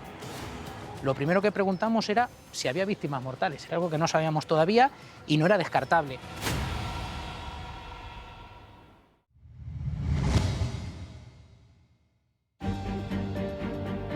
Cuenca in southern Spain. This ancient mountaintop city has been molded by the land it stands on. With near bird's-eye views of the surrounding landscape, it was a prized strategic location. Cuenca started life around 1,000 years ago as a fortified citadel, built by invaders from Africa known as the Moors. It was a defensive hub from which they could raid the heartland of Spain. Today, medieval armies have been replaced with tourists, drawn by Cuenca's unique architectural marvels, the hanging houses. Leo Cortillo is a local journalist. Y hace que el entorno en el que nos encontremos sea objeto de visita de infinidad de turistas, no solo nacionales, sino de todo el mundo. Con las casas colgadas como punta de lanza, con las casas colgadas como el emblema más importante que tenemos. Cuenca gained UNESCO status in 1996 for its architectural and cultural value, joining an exclusive list of iconic locations like the Old City of Jerusalem and the Great Wall of China. Although it's up for debate who constructed the hanging houses and when. They have towered over the 60-metre deep Huecar River Gorge since at least the 15th century. Their precarious position the result of the prime location. Historian Miguel Romero is official chronicler of the city. Cuenca, sabéis, es una ciudad colgada en un farallón rocoso y hay que construir elevando, pero se construye de arriba abajo.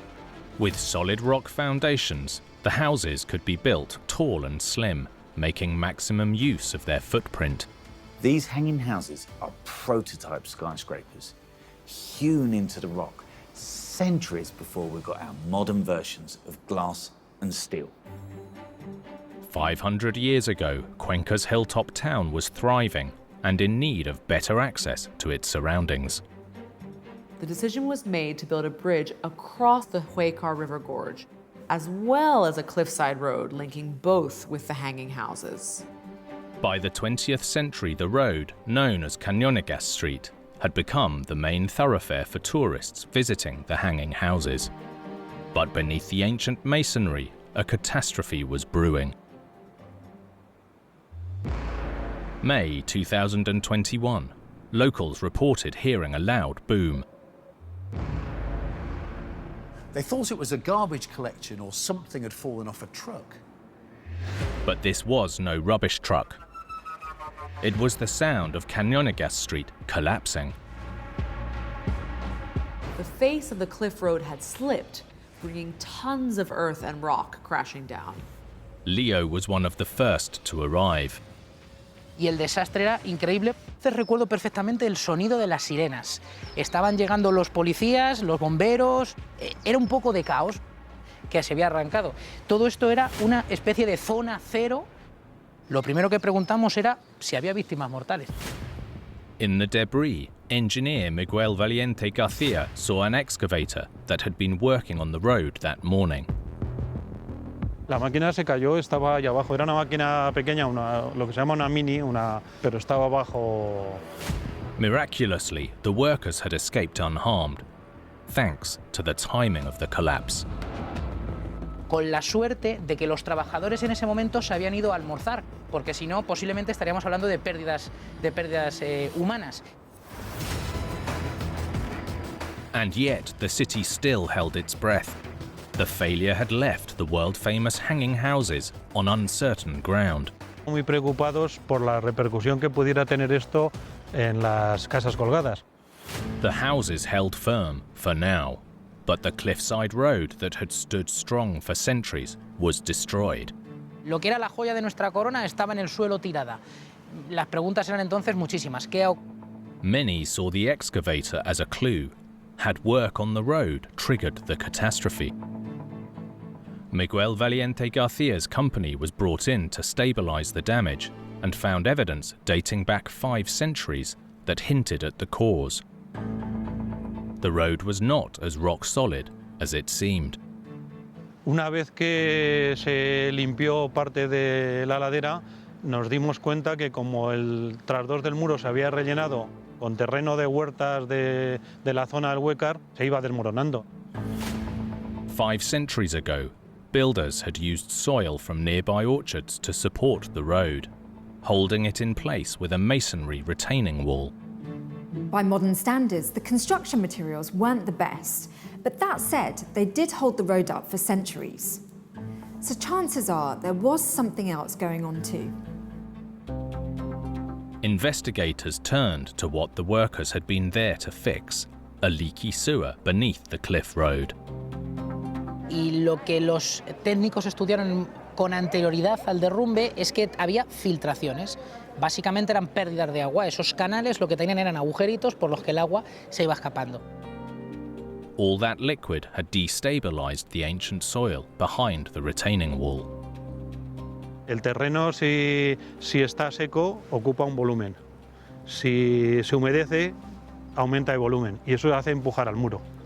El empuje del agua es peor que el empuje del terreno. As the soil absorbed water and expanded, it increased the pressure on the wall until the ancient masonry failed and the roadway crumbled. Today, a cliffside road like this could be made with a modern material designed to easily allow any water to drain so that it doesn't expand. That explained why the cliff road collapsed, but the residents of Cuenca were left to wonder if their world-famous cliffside houses would survive the aftermath. The first step was to investigate the rock on which the ancient houses stand. Comprobaron todos los terrenos y comprobaron, y es muy importante, el macizo rocoso, la roca sobre la que se asientan las casas colgadas. De hecho, se hicieron estudios topográficos y no había afectado nada. With confirmation that the hanging houses still had rock-solid foundations, the city breathed a sigh of relief, and attention turned to the crucial connection leading up to them. Miguel and his team took on the repair job. The first step was to create a robust foundation. Dar tierra. Y entonces hubo que hacer una cosa que se llama cunitado, que es ponerle una malla de acero y darle hormigón, y proyectar hormigón para sujetarlo, para que no se cayera más. The concrete and mesh base was built up with modern fill, further anchored to the cliff with 6 steel beams. Esas 3 filas que ahí se pueden ver se construyeron con unos bulones que anclamos a la roca. With the core now rock solid, the next challenge was recreating the masonry retaining wall.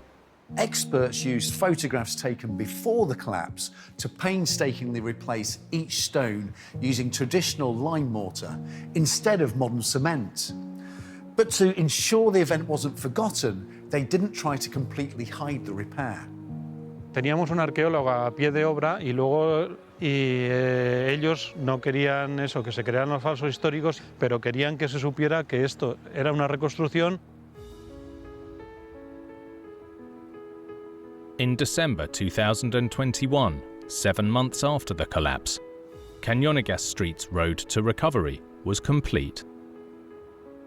Esa herida que tenemos en el corazón se cerró, se cicatrizó, se abrió y además coincidió con una efeméride muy importante en la ciudad, que es el 25 aniversario de la declaración de esta cuenca como ciudad Patrimonio de la Humanidad por la UNESCO.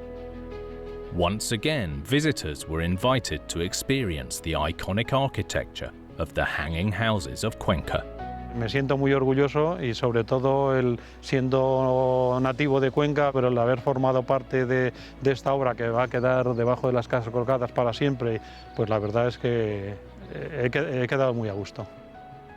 Como historiador y especialmente como cronista oficial de esta ciudad, me siento orgulloso de ella, ¿no? Creo que es una de las ciudades más bonitas que puede haber en el mundo. Hopefully, Cuenca's houses will be hanging around for hundreds of years to come. With big structures, engineers are constantly striving to push the limits of technology. But sometimes, that ambition causes problems of its own. Like this football stadium in Georgia, where a state-of-the-art roof was feeling the strain. All the fans had an opinion. The roof was always a bone of contention. A technical flaw that had designers working overtime. Engineers were still trying to fine-tune it all. Leaving fans worried that America's biggest sporting event could pass them by. Without those facilities, they're not even going to consider your town.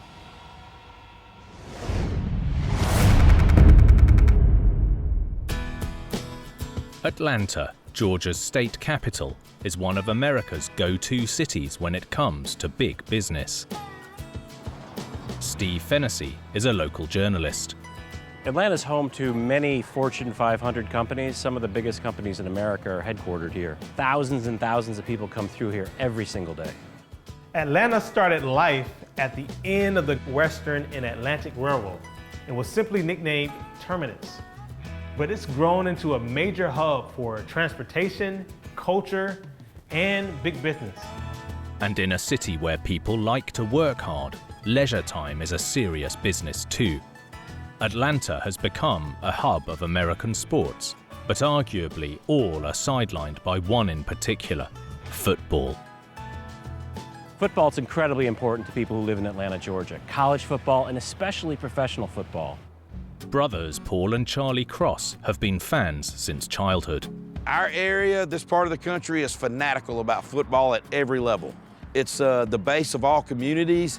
They start playing football at 5 and 6 years old here. So fans are born very, very early.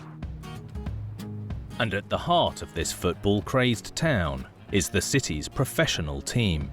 Fan Patrick Seals explains. We have great chicken wings and we have good football. I've been playing and watching football since I was in the 6th grade. Man, I can't get enough of it. Game day is hectic.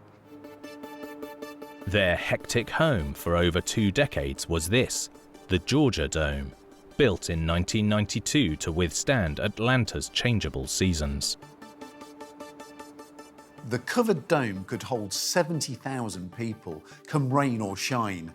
But across a nearly 5-month football season, sometimes being stuck indoors just didn't sit right with the fans. In the Georgia Dome, where people are huddled together, screaming, yelling passionately, and it'd be good every now and again to get a game outside where I can breathe fresh air. The solution was a brand new futuristic billion-dollar stadium, complete with a one-of-a-kind retractable roof. The crowning glory of the stadium is the vast retractable roof. The 8 panels each look like a futuristic airplane and work together, almost like a camera shutter, to open or close the roof. The 8 petals, almost the size of a city block, cantilever out 60 meters over an oval opening. Each petal is attached to the stadium with 2 sets of tracks in parallel. The outside uplift rails are gripped with wheels like a roller coaster, preventing the 450-ton petals from tipping. The inner track provides the power to move the petals back and forth with 8 wheel-driven systems called bogies, opening and closing like a giant eye. But it's an optical illusion. In reality, the individual petals move in a straight line along their own tracks. The new state-of-the-art stadium would stand 30 stories tall and cover an area of over 185,000 square meters, almost the same size as Grand Central Station. Charlie Cross, an ironworker on the Atlanta landmark, was impressed by the scale of ambition. They said they were going to do something different, way different, but we didn't have any idea that it was going to be to the level. Work began in 2014, but the retractable roof was about to prove a real eye-opener for engineers. With a scheduled grand opening of March 2017, the construction team didn't have time to lose. The outside of the stadium and the interior itself, doing the seating and all, that was all on schedule, but things slowed down tremendously when the roof came up.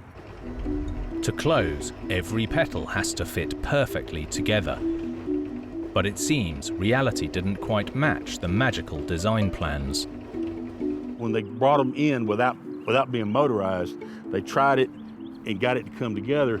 No matter how they tried, there was a hole left. The problem had engineers stumped, and local sports fans were sure the resulting delays would cost them big. Delays were causing the city to panic because here they were trying to bid for these particular games, but they could not put their bids in with the roof not working correctly. For a city to get a championship game for any sport, you have to have the facilities in place. And without those facilities, they're not even going to consider your town. Concerned fans were clamoring to know what had caused the delays. It seems the unique pedal design was the root of the issues. Some of the connections, fabrication connections, some of them had to go back, be refabricated. Just a little bit off. I mean, sometimes just millimeters would cause serious problems. Even with the refabricated parts and the pedals reattached, the hole in the roof remained. They had a gap, it wouldn't close up, so they had to make a patch and put this patch over that hole. One of the pedals would be equipped with a cap that would seal the stadium when the pedals closed. By 2017, the stadium had run out of time. It had to open for the football season with a roof that wasn't quite ready. The roof wasn't automated, meaning you should be able to hit a button. They couldn't do that because engineers were still trying to figure out, they're trying to fine-tune it all. This is precision engineering. Every pedal has to be perfectly balanced, and its mechanized wheels, or bogies, calibrated to move at exactly the right speed. If just one thing goes wrong, the whole structure will grind to a halt. The delays on construction meant that engineers had not yet calibrated the mechanical bogies responsible for moving the pedals. The decision was made to keep the roof closed. So the first few events at the stadium, the people are, they're naturally a little disappointed because it had been hyped up a lot that this was going to have a retractable roof. Ultimately, engineers needed one all too scarce resource to get the roof's bogies functional and fully automated: time. For safety reasons, the fix couldn't be done when fans were inside. But with a full slate of events from music to sports, finding time to do the job was a massive challenge. This was so complex that calibrating all 8 bogies to deliver exactly the right amount of power could take 40 days. But for the people of Atlanta, 40 straight days without a stadium was not an option.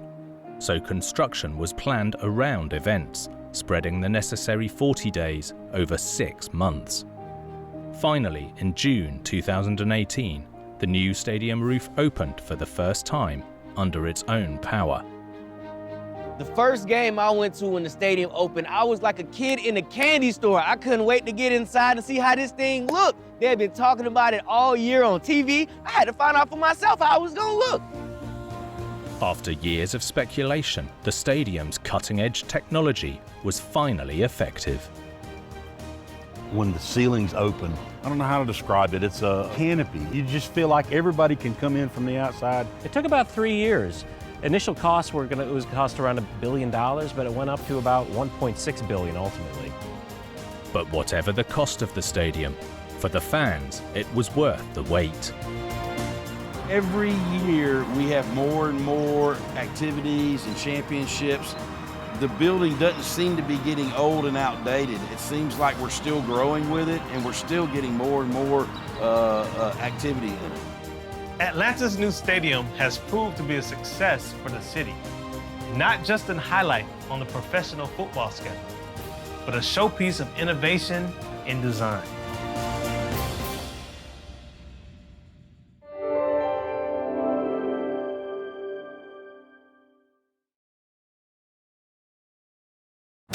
In California, tragedy as a major highway crossing collapses. The cars just drove by and she watched them drive right off. Catastrophe strikes a college construction project in Miami. We had 5 stories of reinforced concrete that was now in a pancake collapse. Disaster in the Rockies as a dam failure nearly wipes out a town. That water is curving right through downtown, carrying cars and people with it. And in Madrid, a towering monument that had residents in a spin. People were looking, we're staring, oh, what's happening? It doesn't move.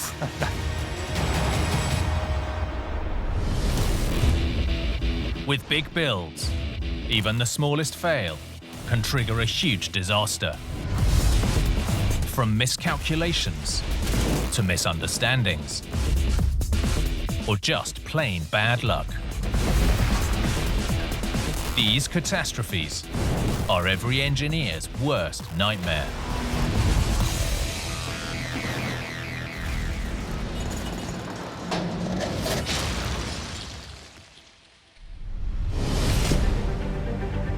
Great feats of engineering depend on robust design and solid foundations. But sometimes an Achilles heel lurks hidden until it's too late. Like this disaster in California, as floodwater ripped away an interstate. This vital bridge was wiped out in the blink of an eye. It was up from bank to bank and just rushing like the Colorado River. Catastrophe on a scale no one could have foreseen. Water was hitting that wall. It became very turbulent. A perfect storm with tragic consequences. You couldn't tell the bridge wasn't there because the water was just as high as the surface of the road.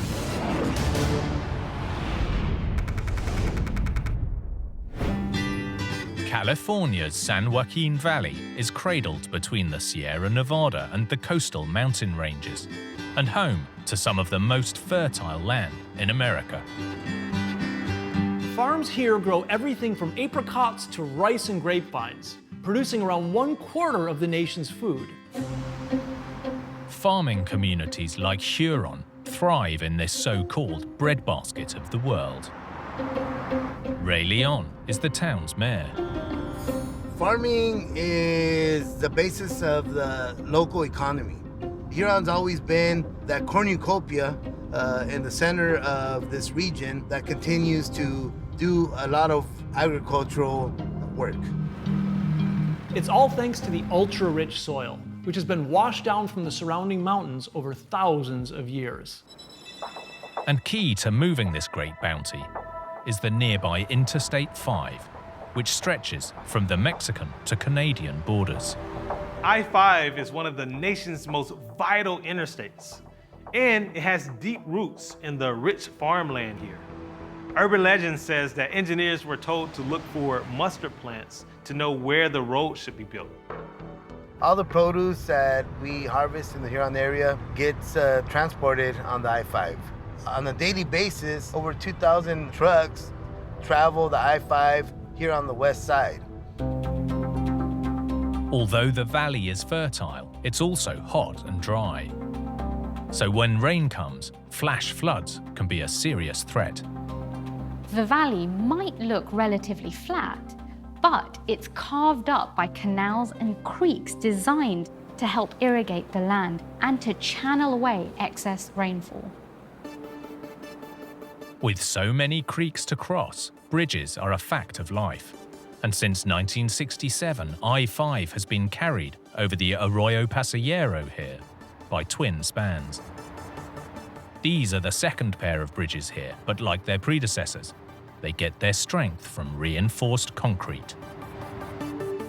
Tracy Abbott is a professor of civil engineering. Under loads, concrete cracks. That's okay. It's okay if our concrete cracks. We actually design it for that. What we do is we embed steel rods in the concrete, and we also wrap steel around the concrete to hold it all together. That's what I'm showing here, is we've got, again, what would be cracked concrete, but just with some wire wrapping around it, it holds it all together. So even if this concrete is cracked, I can still push on it, and it takes a lot of axial loads. There's also steel bars that are running through the concrete that increases the strength dramatically compared to what it would be if it was just the concrete alone. Reinforced concrete bridges are commonplace all over the world. The reason is simple. They are strong, cheap to build, and relatively low maintenance. For almost 30 years, the original bridges faithfully carried thousands of vehicles a day over the creek. Until one night in 1995.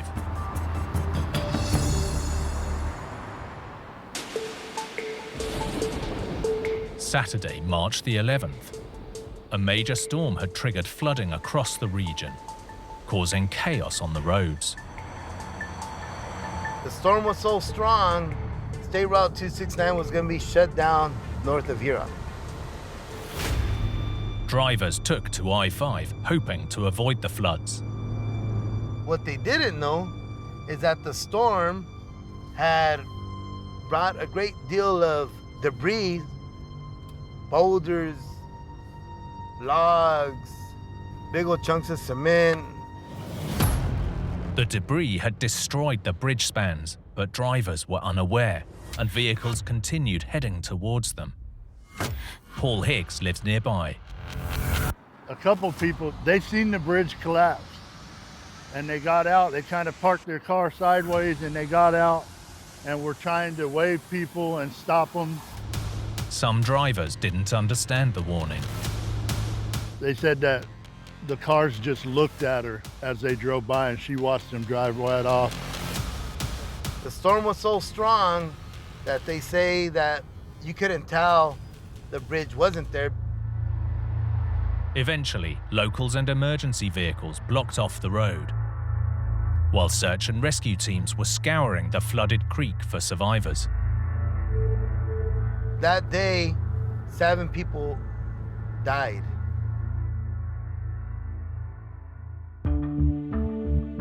As floodwaters subsided, the community was in mourning. But the collapse had also severed I-5, causing chaos for locals and truckers alike. The pressure was on to get the interstate up and running again, fast. Engineers came up with an ingenious solution to build a temporary bridge by repurposing some existing strong, flat steel structures, flatbed rail cars.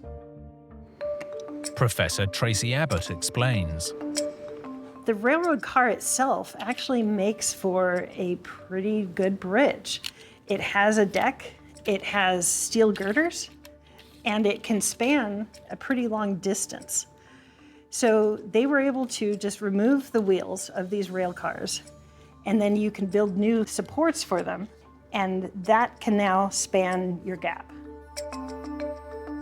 Paul Higgs was on the welding team. I believe it took us 5 or 6 days, something like that, but we worked 24 hours around the clock on it. So they got it done pretty quick. We wanted to be there and work as hard as we can to get everything back to normal. While the temporary bridge was being built, an investigation began to uncover what had brought the original spans to their knees. The original bridge was a reinforced concrete bridge. It had concrete columns that were in what was a dry riverbed and also concrete supports at the edges. It's a very common type of bridge. The fact that flash flooding had triggered the collapse signaled to investigators that they should focus on the foundations. The foundations were built in actually a sandy type of soil, kind of similar to this. The columns that hold up the bridge at the bridge supports were embedded down into the sand, quite a big distance. But between 1967 and 1995, the creek bed had moved a lot. A lot of the ground level had sunk over the years, so it was lower than they'd originally intended. In fact, decades earlier, just one storm had washed away around 2 meters of riverbed, damaging the foundations of a column. The column was repaired and a nearly 3-meter high wall was built between the columns to protect them from future flooding. Although it worked in the short term, this fix had created a new problem. Instead of the water flowing through the columns or by them, as the water was hitting that wall, it became very turbulent. The turbulence quickly eroded away the sandy foundations in a phenomenon called scour. Scour is the enemy of bridges worldwide. In the US, it's estimated that 60% of all bridge failures are caused by this type of erosion.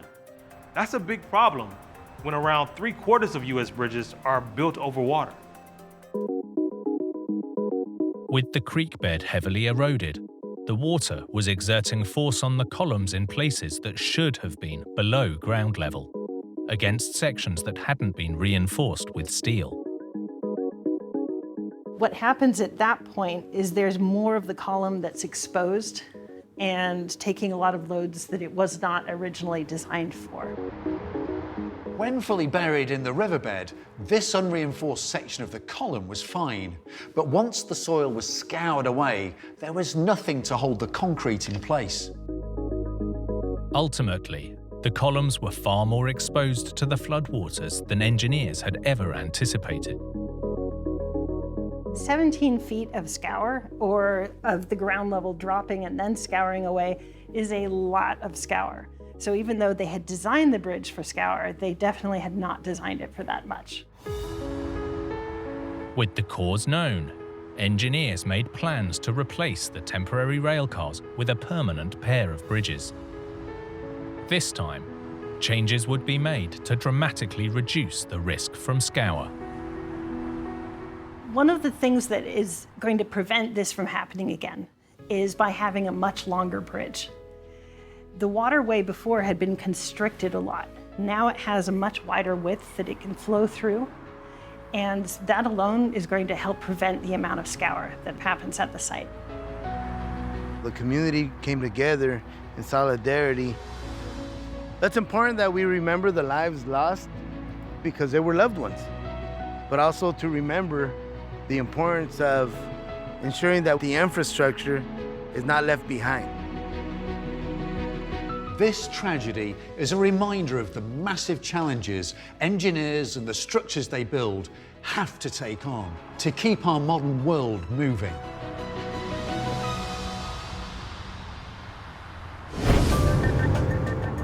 In big engineering, every last piece of the puzzle plays a crucial role. Miss just one thing, and the results can be devastating. Like this disaster in Florida that took down a college parking garage. Thousands of tons of steel and concrete pancaked to the ground. It looked like somebody just dropped a bomb and like everything was just caved in. This catastrophe triggered an urgent search for survivors. We knew that we were going to need heavy resources to make sure we could break and breach the concrete. And sent shockwaves across the community. Where I pick up the phone because I know that's where my husband is working.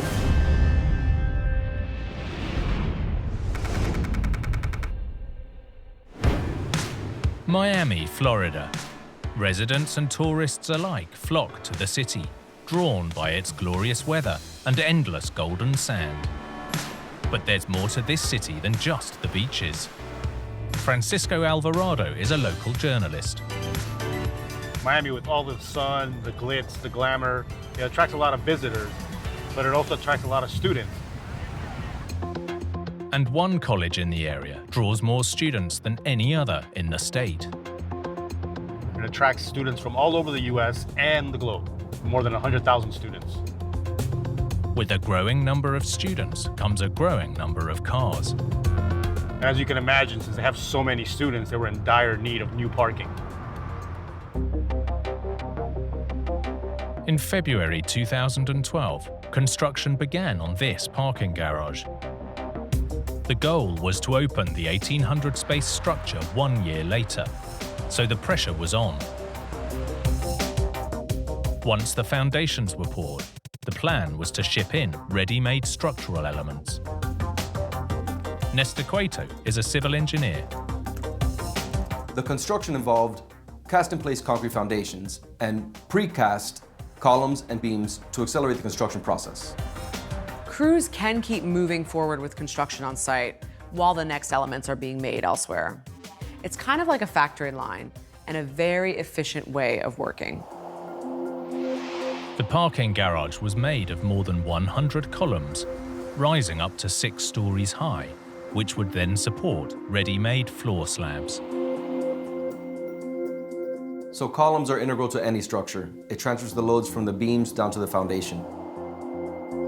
Where the columns joined, steel plates would temporarily hold things in place until grout was injected.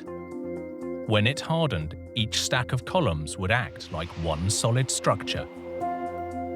That grout is integral to be able to transfer that load. Without that, the steel plate of the shim plate is taking all of the force from the column. This method of construction is typical for this type of structure. By the fall of 2012, progress was good, and the team was on track for their end-of-year deadline. But this build was about to go badly wrong. October the 10th, Workers were focused on the northeast section of the structure. There was a lot of construction crews here just working around the clock trying to get this project done. Laurel Badou's husband was on the construction team. He loves what he does. He loves his work, take a lot of interest, and make sure that what he does, he do it the right way. Everything was normal. It's a hot day, bright and sunny, beautiful day. 11:30 a.m. A crane was lifting a floor-supporting beam towards the 6th level when things went terribly wrong. More than 3,000 tons of parking garage pancaked to the ground. It was really apparent that the situation was really dire. It looked like somebody just dropped a bomb and like everything was just caved in. Jeff Strickland was the fire chief at the time. I was in my office doing a briefing, talking to my staff, and planning the activities for the day. At 11:41, we were notified via 911 of a significant event. While Jeff and dozens of other first responders rushed to the scene, Laurel Badou was at home watching TV. There was a news break. There was a garage collapse. And right away I pick up the phone because I know that's where my husband is working. I call his phone, it go to voice message, it ring, go to voice messages. I left like dozens of messages. Meanwhile, a rescue team was combing the wreckage for 7 missing workers, including Laurel's husband, Robert. So we had 5 stories of reinforced concrete that was now in a pancake collapse on the ground. That made it extremely difficult for the rescuers to detect, locate, and extricate the survivors. The team needed to start moving the debris. We knew that we were going to need heavy resources to make sure we could break and breach the concrete and lift it. Friends and families of the missing workers gathered at the scene. My niece came and took me to the site. It was horrible. There was a group of people there. We didn't know how to comfort each other. None of us know how to comfort each other when your loved one is missing and cannot be found.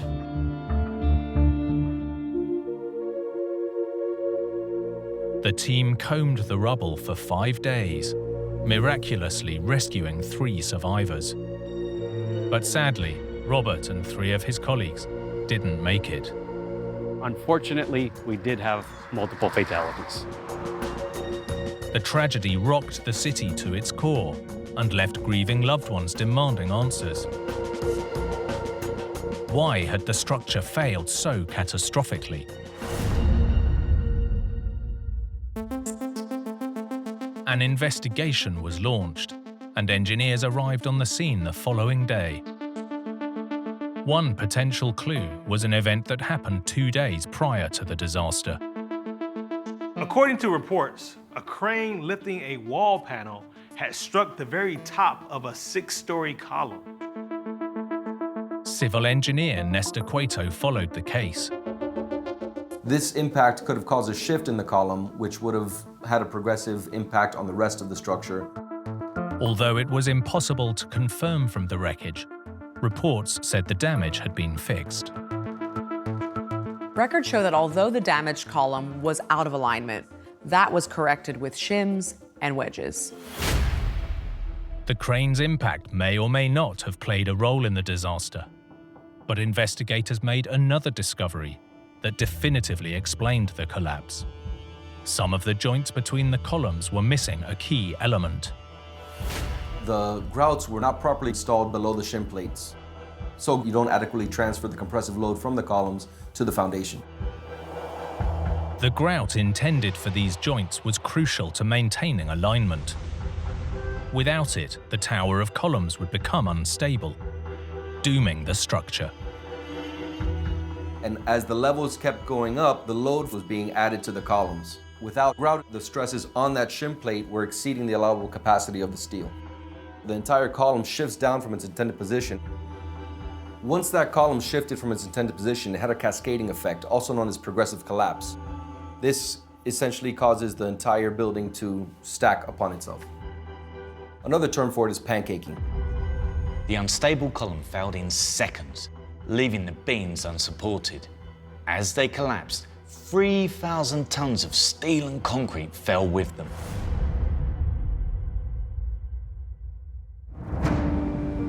With the cause discovered, many hoped it would provide closure following the tragedy.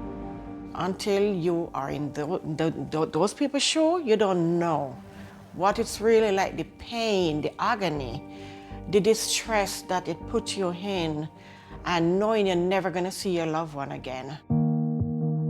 After the disaster, the decision was made to demolish the entire structure and start over. But the second garage suffered setbacks of its own. There was another partial collapse, and this one wasn't as deadly or as tragic. A beam collapsed. This was partially due to missing welded connections from the beams that were not done prior to release of the load from the cranes.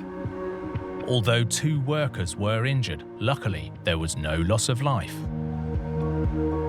By 2017, the new garage was complete, where it stands to this day.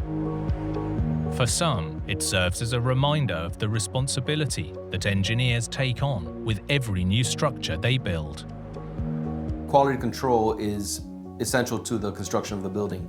Any issues that are not addressed during construction can pose a potential issue for the actual structure. Failures like this are a reminder that every construction project has different challenges. The key is to identify them and prevent them turning into a catastrophe.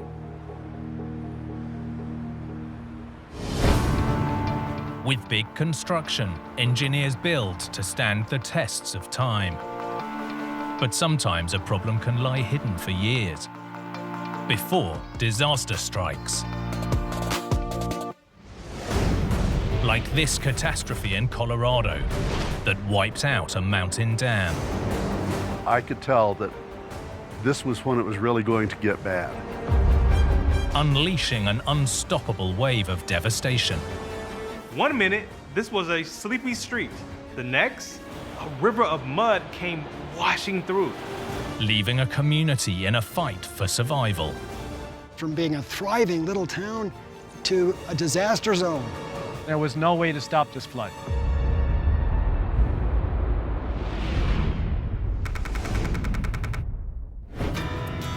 Colorado, home to one of the biggest natural attractions in the world, Rocky Mountain National Park.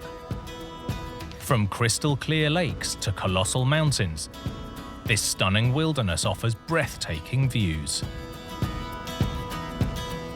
Kurt Buchholz is a park historian.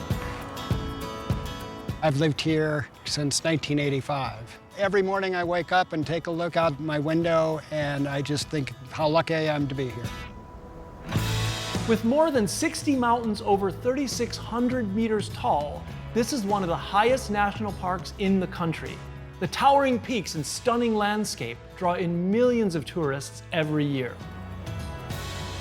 Rocky Mountain National Park is one of those unique places that people fall in love with and want to come back to year after year after year. From the 19th century, long before the national park was founded, base camp for visitors to this area was the town of Estes Park. By the 1870s, this area became almost immediately a tourist attraction. But the growing number of visitors created a problem, a high demand for fresh water. The solution in 1903 was to dam the existing Lawn Lake, more than 3,000 meters up, around 10 kilometers from Estes Park. Dam safety engineer Mark Baker explains that strategy. In Colorado, we have very few natural lakes. And this happened to be a location that had a high mountain lake, and it was a pretty good size. It was an ideal location to make the lake even bigger and store more water. To increase the lake volume, engineers with only hand tools dug earth and gravel embankments along the existing shoreline. At the eastern end, a pipe and gate valve was embedded in the embankment to regulate the flow of water out of the reservoir. The 1 meter wide pipe was key to a reliable water supply for the whole area, including the town of Estes Park. But although the elevated location was ideal for storage, it was a nightmare for engineers. Engineering at this altitude was no small feat. Workers would hike for hours up to the Rockies, relying on mules to carry all of their equipment and supplies. This dam was vital for the future of this park. But building with basic equipment in the thin air must have been incredibly hard work. The vast earthworks took just a year to complete, and for nearly 8 decades, the reservoir supplied Estes Park with fresh flowing water. Until the summer of 1982, when a disaster ripped through the Rockies.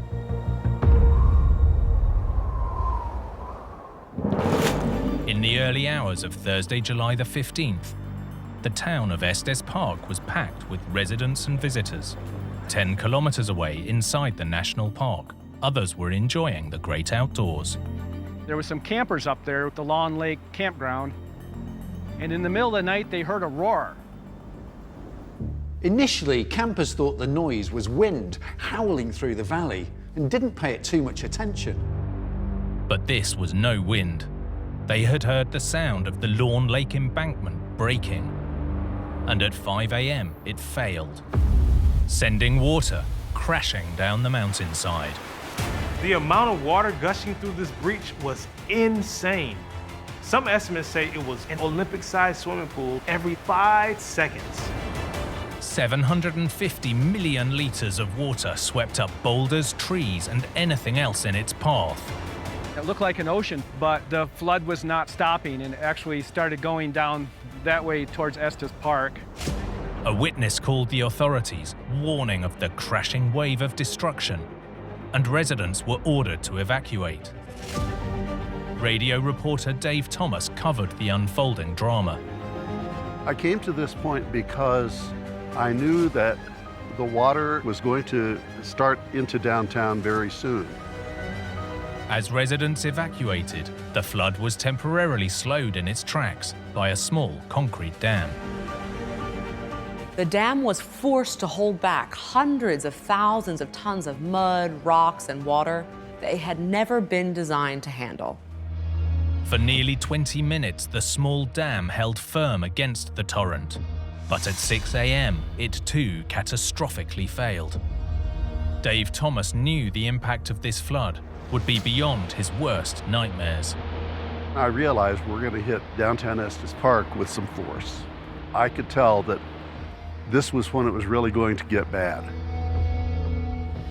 As this grainy camcorder footage shows, when the flood hit, it hit hard.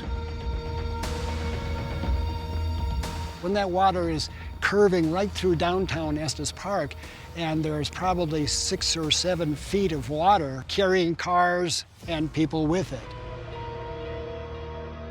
I had had a business in downtown Estes Park. I could see the floodwater going directly inside one of the buildings across from where my store used to be. I actually broke down at one point and could hardly talk. Nearly 5 hours after the disaster had begun, the raging torrent slowly subsided, and the town took stock of the devastation. Estes Park goes from being a thriving little town to a disaster zone. Tragically, 3 people had died in the floodwaters, and yet, without that warning call and immediate evacuation, the death toll could have been much higher. He got the word out. They were able to get a lot of people out of the way of the problem. It started an evacuation process that undoubtedly saved lives. With homes and livelihoods wiped out, everyone was asking why this quiet Thursday morning had turned into a nightmare. The area was declared a federal disaster zone, and investigators soon arrived at the dam. In the wreckage, they discovered the cause: a failed connection between the dam's outflow pipe and a gate valve. Dam safety engineer Mark Baker knows the case. The designers of the time knew that if you're going to take a riveted steel pipe and put a gate valve attached to it, that attachment's really important because you got pressurized water coming to the gate valve and you don't want leak around the gate valve. Think of this valve a bit like a plug in the bathtub. Any leaks and you'll soon be ankle deep in water. So it's vital for the valve to be as watertight as possible. But here, the key seal between the pipe and valve, known as caulking, was faulty.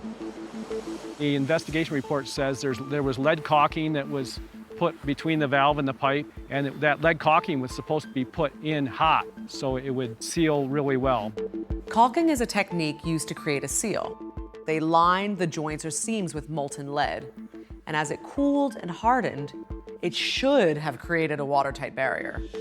They hired a metallurgist who said that lead caulking was not put in there hot.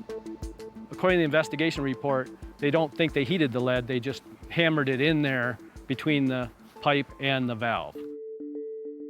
Not only was the connection vulnerable, but if a leak did start, there was nothing to prevent the water from eroding away the inside of the embankment, rendering the dam structurally unsound.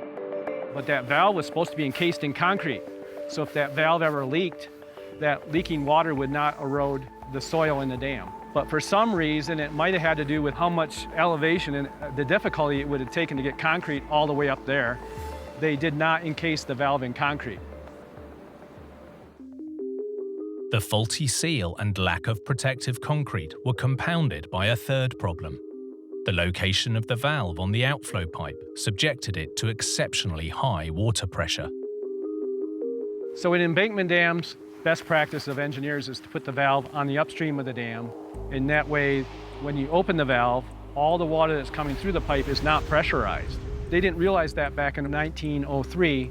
So what they did is the valve is essentially under the center of the dam. That means all the pipe going upstream to the reservoir was under pressure. And it's also under pressure where it met the valve. And that's where we had the leak occur and internal erosion began and ended up failing the dam. The reservoir created a huge pressure in the pipe. If any gaps appeared, water would have spurted like a fire hose. And it was only a matter of time until the whole thing would have failed. When water flows downhill, it creates power. And that energy is going to go somewhere, and what it goes into is erosion. Ultimately, the high altitude and remote location meant that, however long it had been growing, the leak had gone unnoticed. Obviously, this dam being so far up on the mountain was very difficult to access, so operations and maintenance of the dam was very difficult. The Lawn Lake Dam failure changed the national park's outlook on dam safety.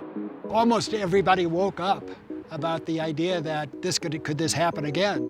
The disaster triggered inspections of existing dams across America's national parks, including in the Rockies. One of the first things the national park did was to hire some engineers to look at the other dams that were in Rocky Mountain National Park. 3 other dams were also in rough shape, so they began a program of dam removals. As part of the program, engineers determined that rebuilding Lawn Lake Dam just wasn't worth the risk. The factor in this story is one of what I would call risk and reward. When I say risk and reward, it's a risk to build a dam, but the reward is you have an annual supply of water. In the 8 decades since the dam was built, alternative sources of fresh water had become available. Instead of risking another disaster, the decision was made to allow the national park to return to its natural state. When opportunities present themselves to remove man-made features, the National Park Service has a tendency to do that. And in this case, due to the expense, they decided not to rebuild the dam. For the town of Estes Park, the toll was terrible, but in true Colorado style, they soon picked themselves back up. The people of Estes Park got that town back in life. In about a 2-week period of time, they were back in business. I mean, that's the remarkable part of the story.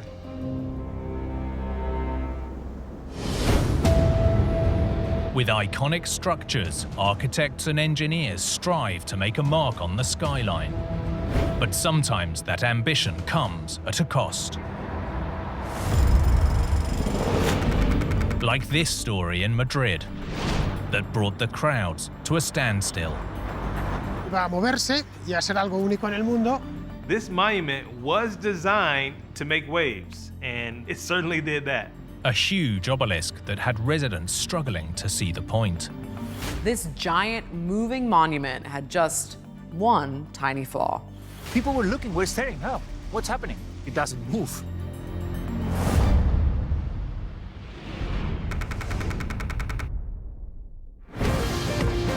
Madrid, Spain's capital, is home to more than 3 million people. This city with a rich history is constantly evolving. Antonio Chessel is a lifelong resident. Madrid is always doing different things. So Madrid is never finished. There's a joke that Danny DeVito, the actor, came to Madrid and he was just amazed. He said, this is a wonderful city. I love it. It's incredible. But I want to come back once they find the treasure. Because they're digging holes all over the place. In the late 20th century, that digging began to the north of the city centre, in what has become the financial district, starting with these two iconic leaning towers. Fernando Diaz Villanueva is a local journalist. Y en esta plaza, la Plaza de Castilla, una plaza muy céntrica en Madrid y a la vez muy simbólica porque es el punto más alto de la ciudad, se han venido haciendo todo tipo de experimentos arquitectónicos durante las últimas décadas. Lo tenemos en esas dos torres que están inclinadas, que se hicieron entre los años 80 y 90. They built these towers, the entrance to Europe, as the start of a financial district, and everything below here was redone because it was very old and in order to update this area of Madrid, so that was a good thing. In 2009, this more than 90-metre tall obelisk became the plaza's centrepiece and a monument to Spain's oldest savings bank. Madrid citizens, we heard about the construction of this obelisk. Maybe 15 years ago, it was meant to be something very nice and very spectacular. The obelisk was going to be like the top of the cake of this square. And there was more to the obelisk than meets the eye. The outside would feature 42 vertical stripes, made up of more than 400 individual bars or ribs. What made this monument so special was that all 462 bronze ribs would be coated in gold leaf. Not only that, they would move, designed to look like a golden wave in the middle of the city. Iba a moverse y a ser algo único en el mundo. We didn't know if it was going to move 24/7, but I mean, from time to time, the machinery was going to be turned on and it was going to move. It's going to be like the place to be.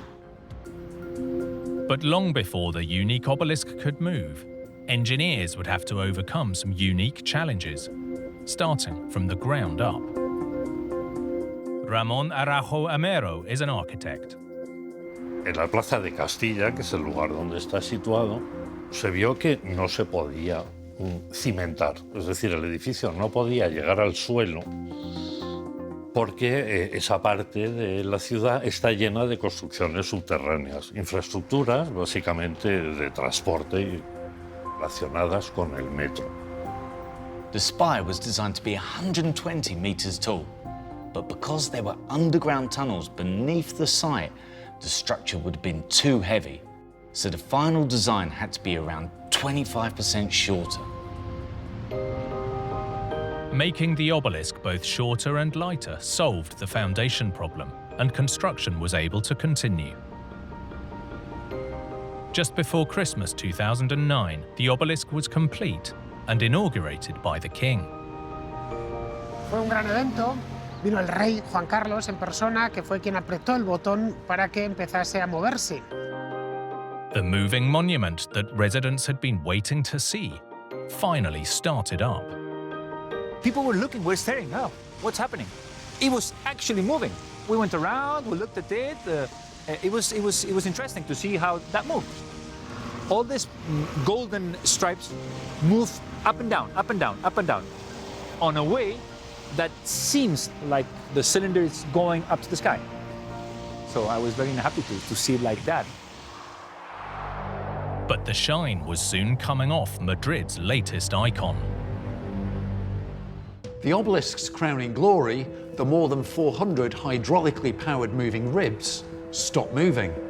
El obelisco se movió, al menos que yo sepa, una sola vez. Creo que ha habido alguna más, pero yo no lo he visto.